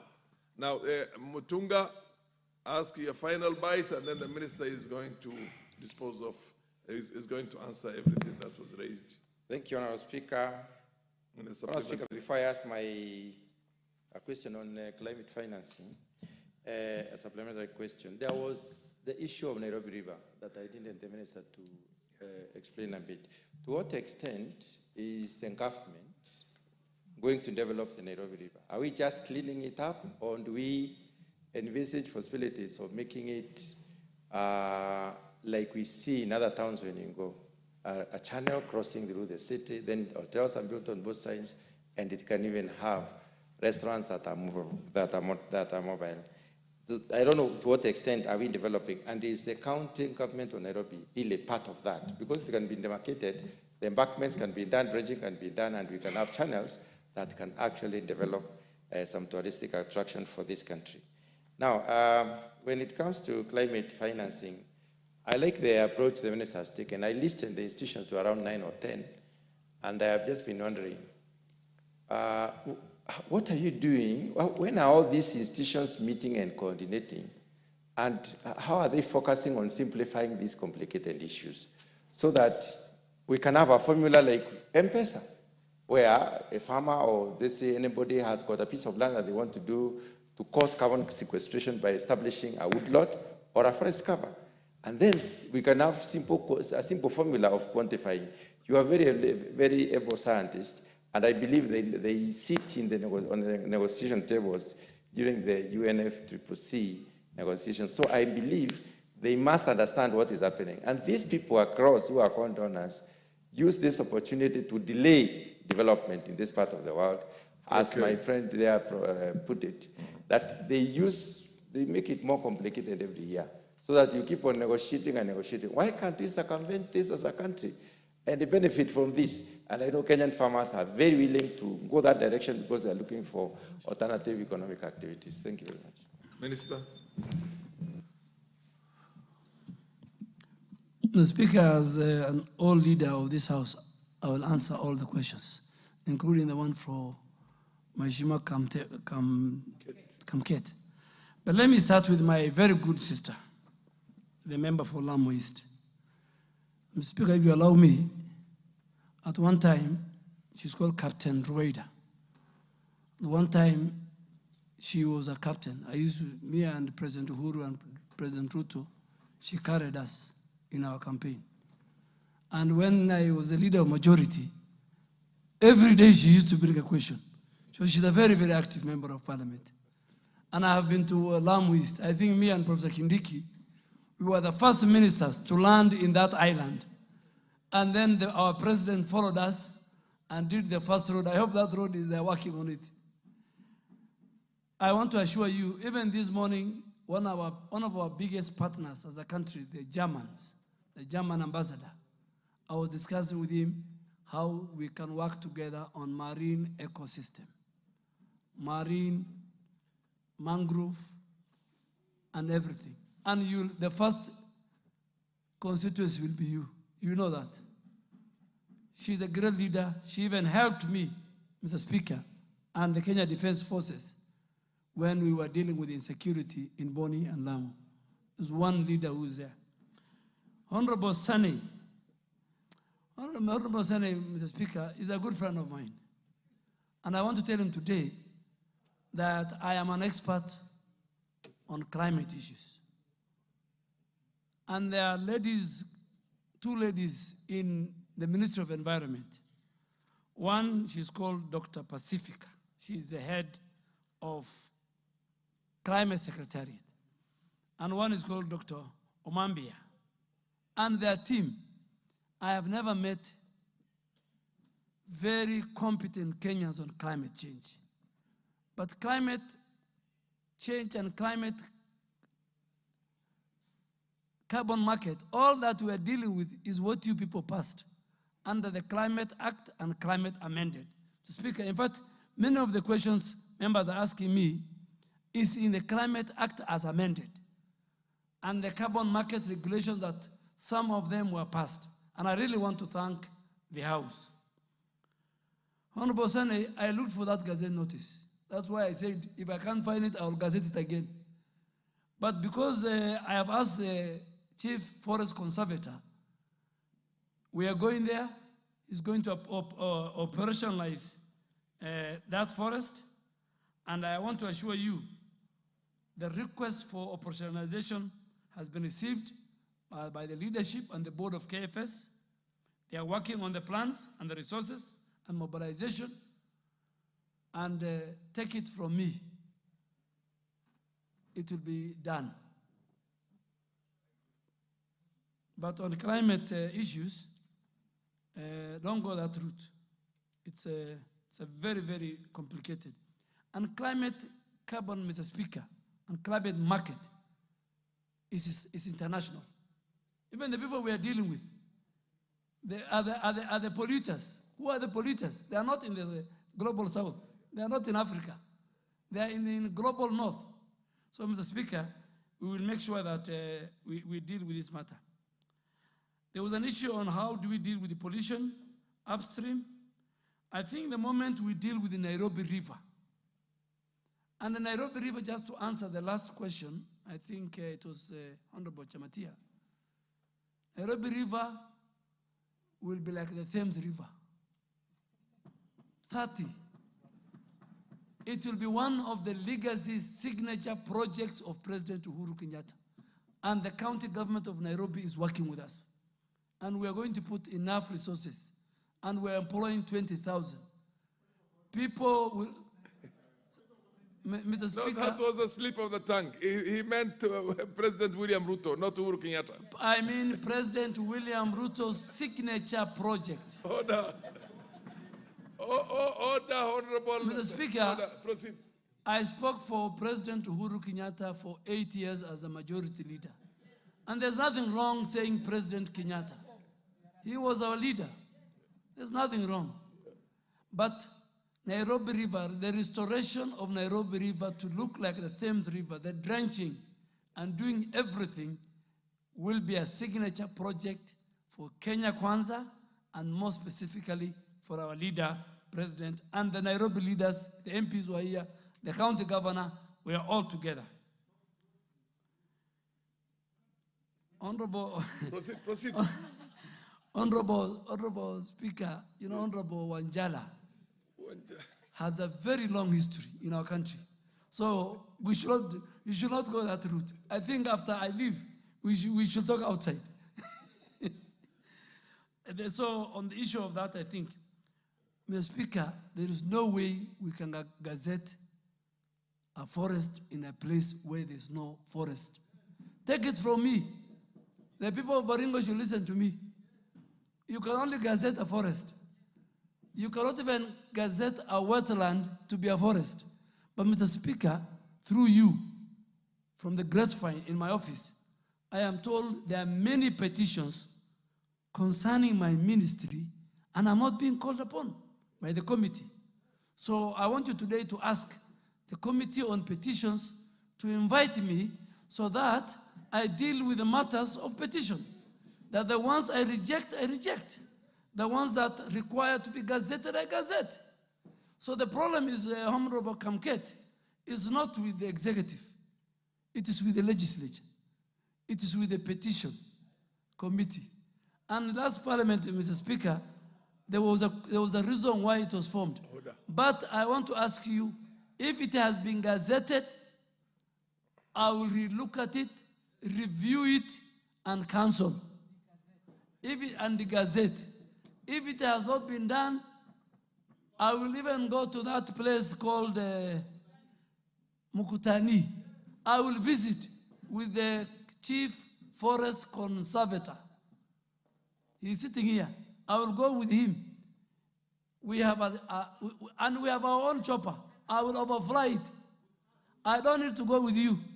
I will go with the chief and he will show me the forest. If there will be no forest, Mheshimiwa Kamket and Mheshimiwa the leadership, Chematia, there will be no forest. I don't want to be informed. No provision, order. No provision for informing the CS. Just go on. Go on the CS. Mr. Speaker, there were many things that you have to understand that the Speaker, you saved me. There were many questions which had nothing to do with a good question by Honorable Mtungo on carbon. The member for Emegwen. I think what happened was that the Forest Committee Association of 2016, which allowed land exchange, the Nandi County offered the land to KFS for exchange. It's in the process and we'll update you. And I'll fast track it. Chief Conservator, how many weeks, 2 weeks, 3 weeks, 1 month, we will deal with it. Mr. Speaker, the issue of climate finance is what we'll build on adaptation and mitigation. So we will build the capacity, the adaptation capacity of our vulnerable communities, especially in the ASAL. Honorable members from the ASAL, you know of an organization called Northern Trust Fund.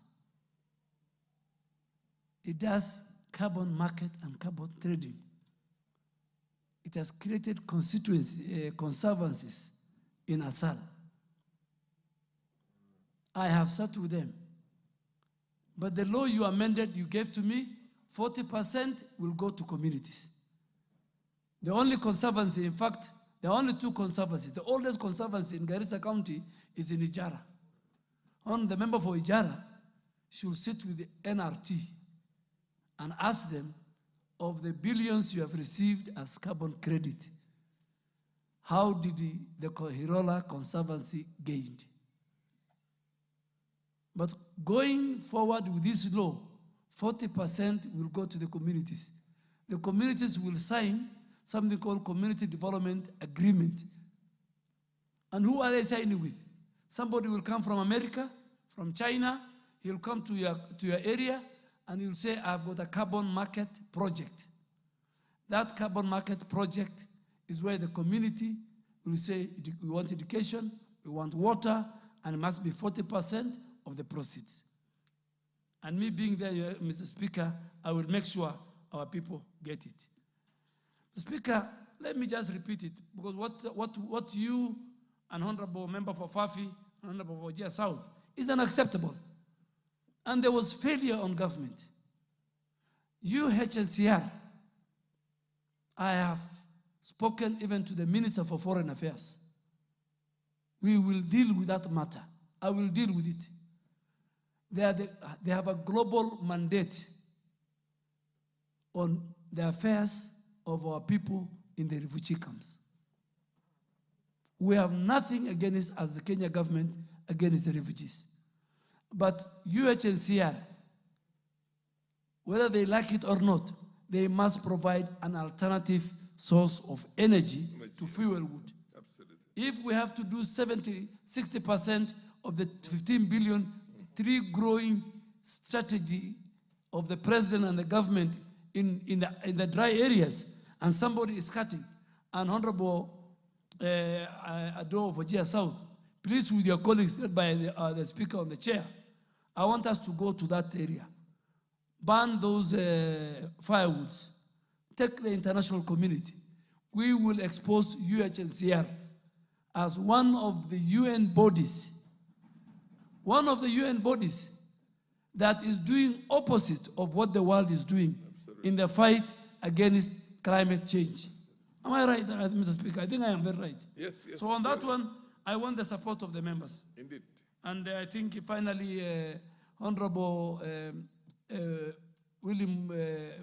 Honorable Mutunga, I will invite you when you are free. I want you to sit with the NEMA, where it is domiciled, the carbon market trading. I want you to sit with the lady called in charge of the climate secretariat, so that, and one of the times maybe when Parliament is meeting, we can invite, particularly the pastors parliamentary group. I think you have a summit. Yes. I think one of the agenda should be those experts to come and explain, and even to other members in the Kamkunji, what the whole climate carbon market credit and trading is all about. And Mr. Speaker, I have stayed here for more hours. I think it is a very privilege to be here. You've answered everything except one order. Yes. Or except one thing. Yes, sir. And that is the MP for Mgwen talked about young men and women who created their own nurseries. Yes. And how you will get them involved and maybe purchase those. Yes, and on the issue of Tana River. Yes, my very good friend, and my good friend, member for Garsen. Yes. I don't want to say his nickname, but he has a very nice, famous nickname. I want to assure you, those areas which were gazetted forest in 2016, because of political expediency, I will revisit them. But as the speaker said, help me bring a petition so that I can deal with it. Even me, I don't want to be accused of making roadside declaration or declaration on the floor of the House. As the speaker said, bring a petition. But even before you bring a petition or question, I will ask the Kenya Forest leadership, CCF, and the PS to give us.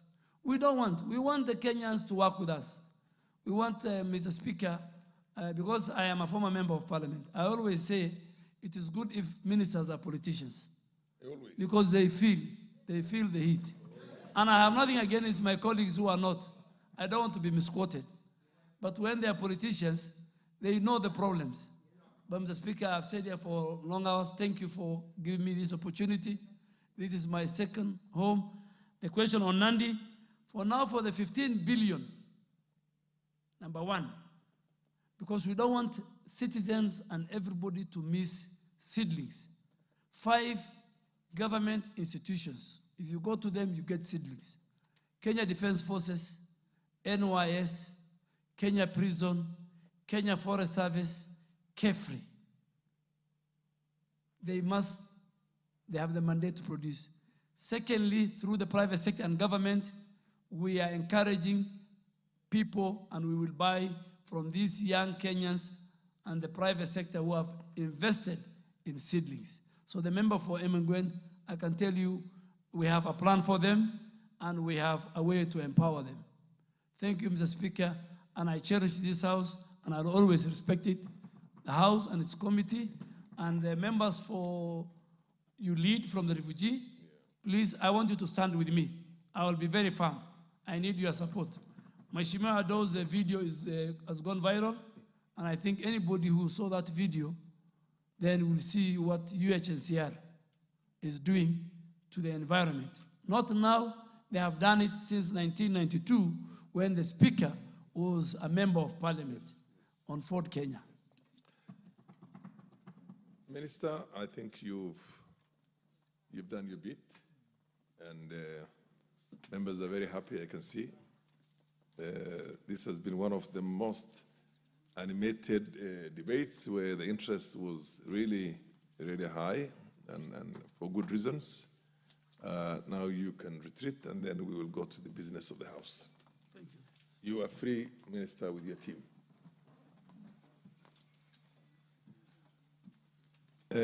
Next order. Order number 8, the Ethics and Anti-Corruption Commission Amendment Bill, National Assembly Bill number 11 of 2024, second reading, resumption of debate.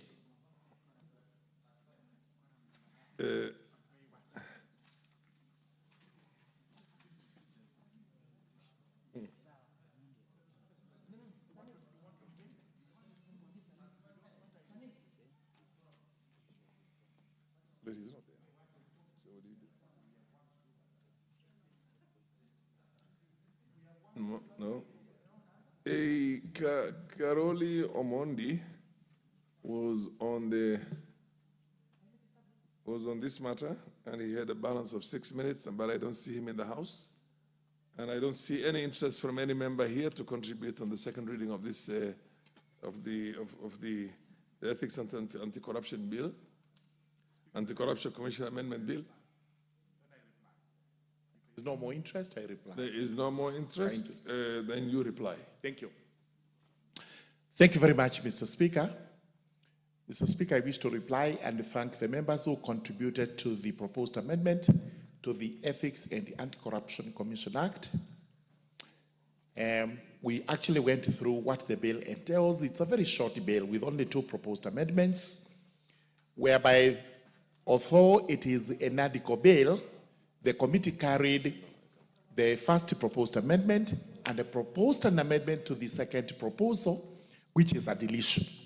We were able to justify why we are proposing that we amend Section 5 on the qualifications of the chairperson of the commission, and we believe that was convincing to the House. We also actually went on to explain why we were proposing a deletion to the proposed clause 3, which we are proposing to amend Section 2, and we are carrying on a deletion.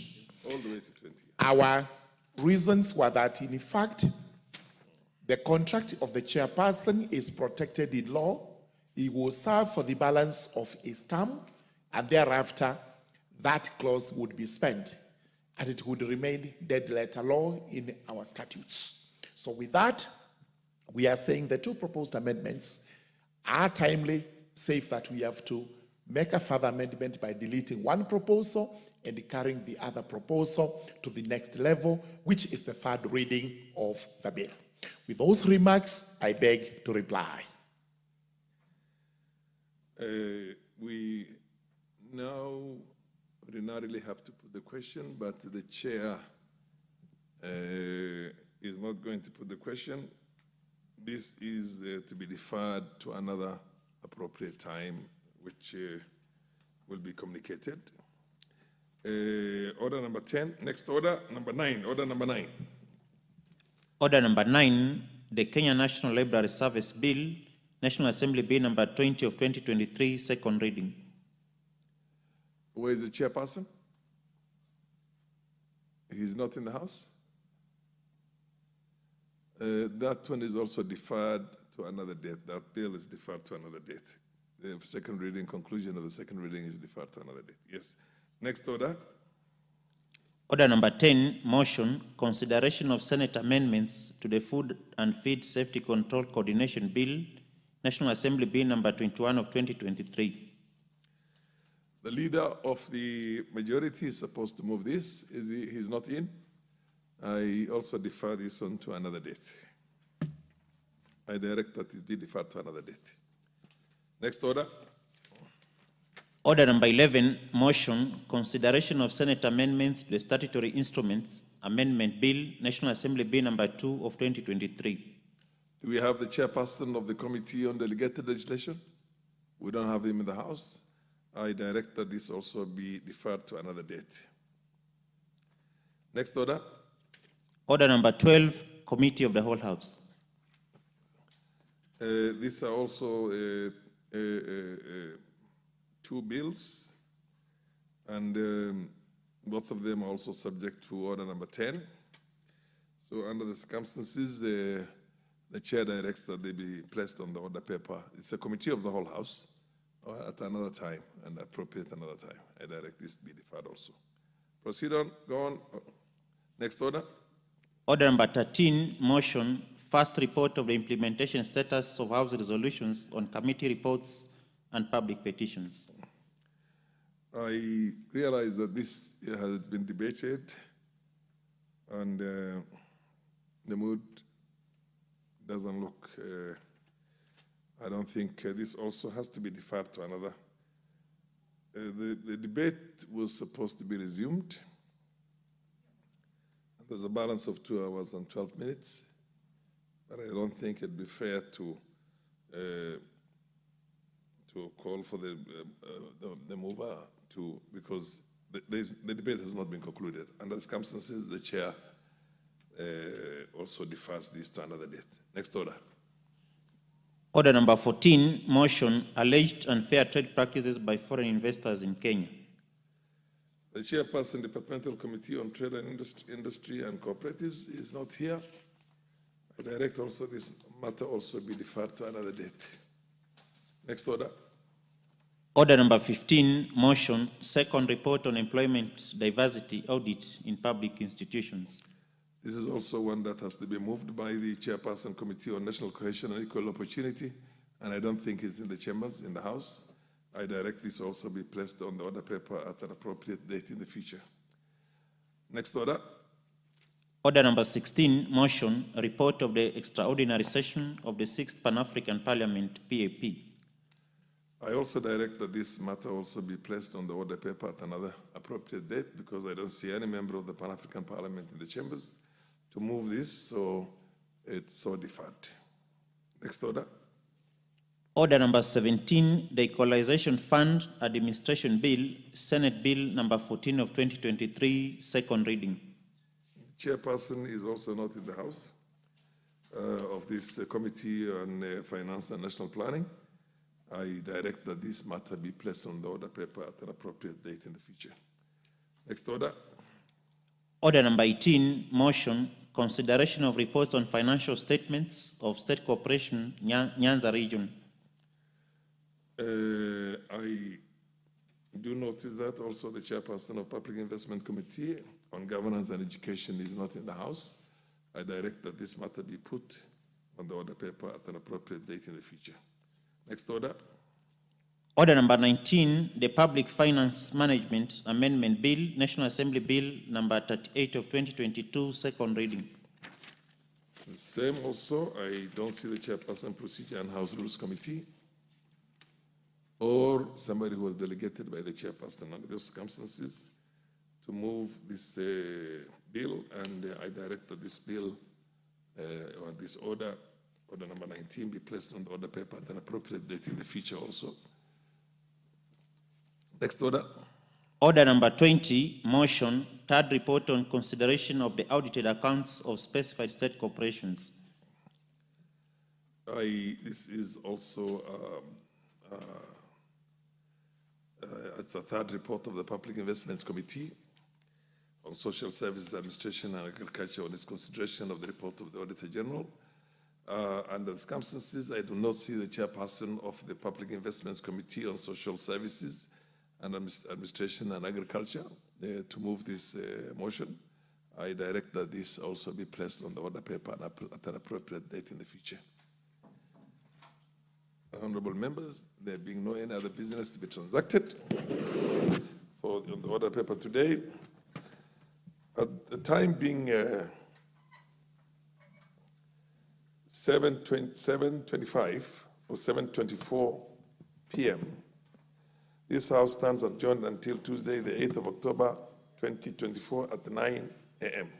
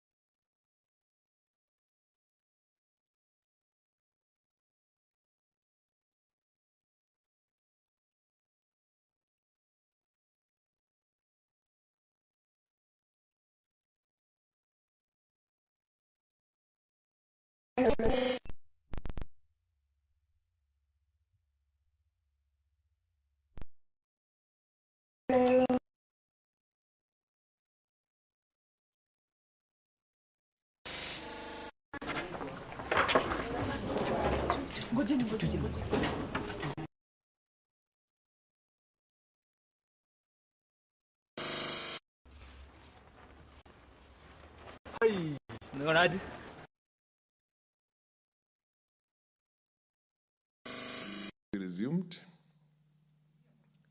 There's a balance of 2 hours and 12 minutes, but I don't think it'd be fair to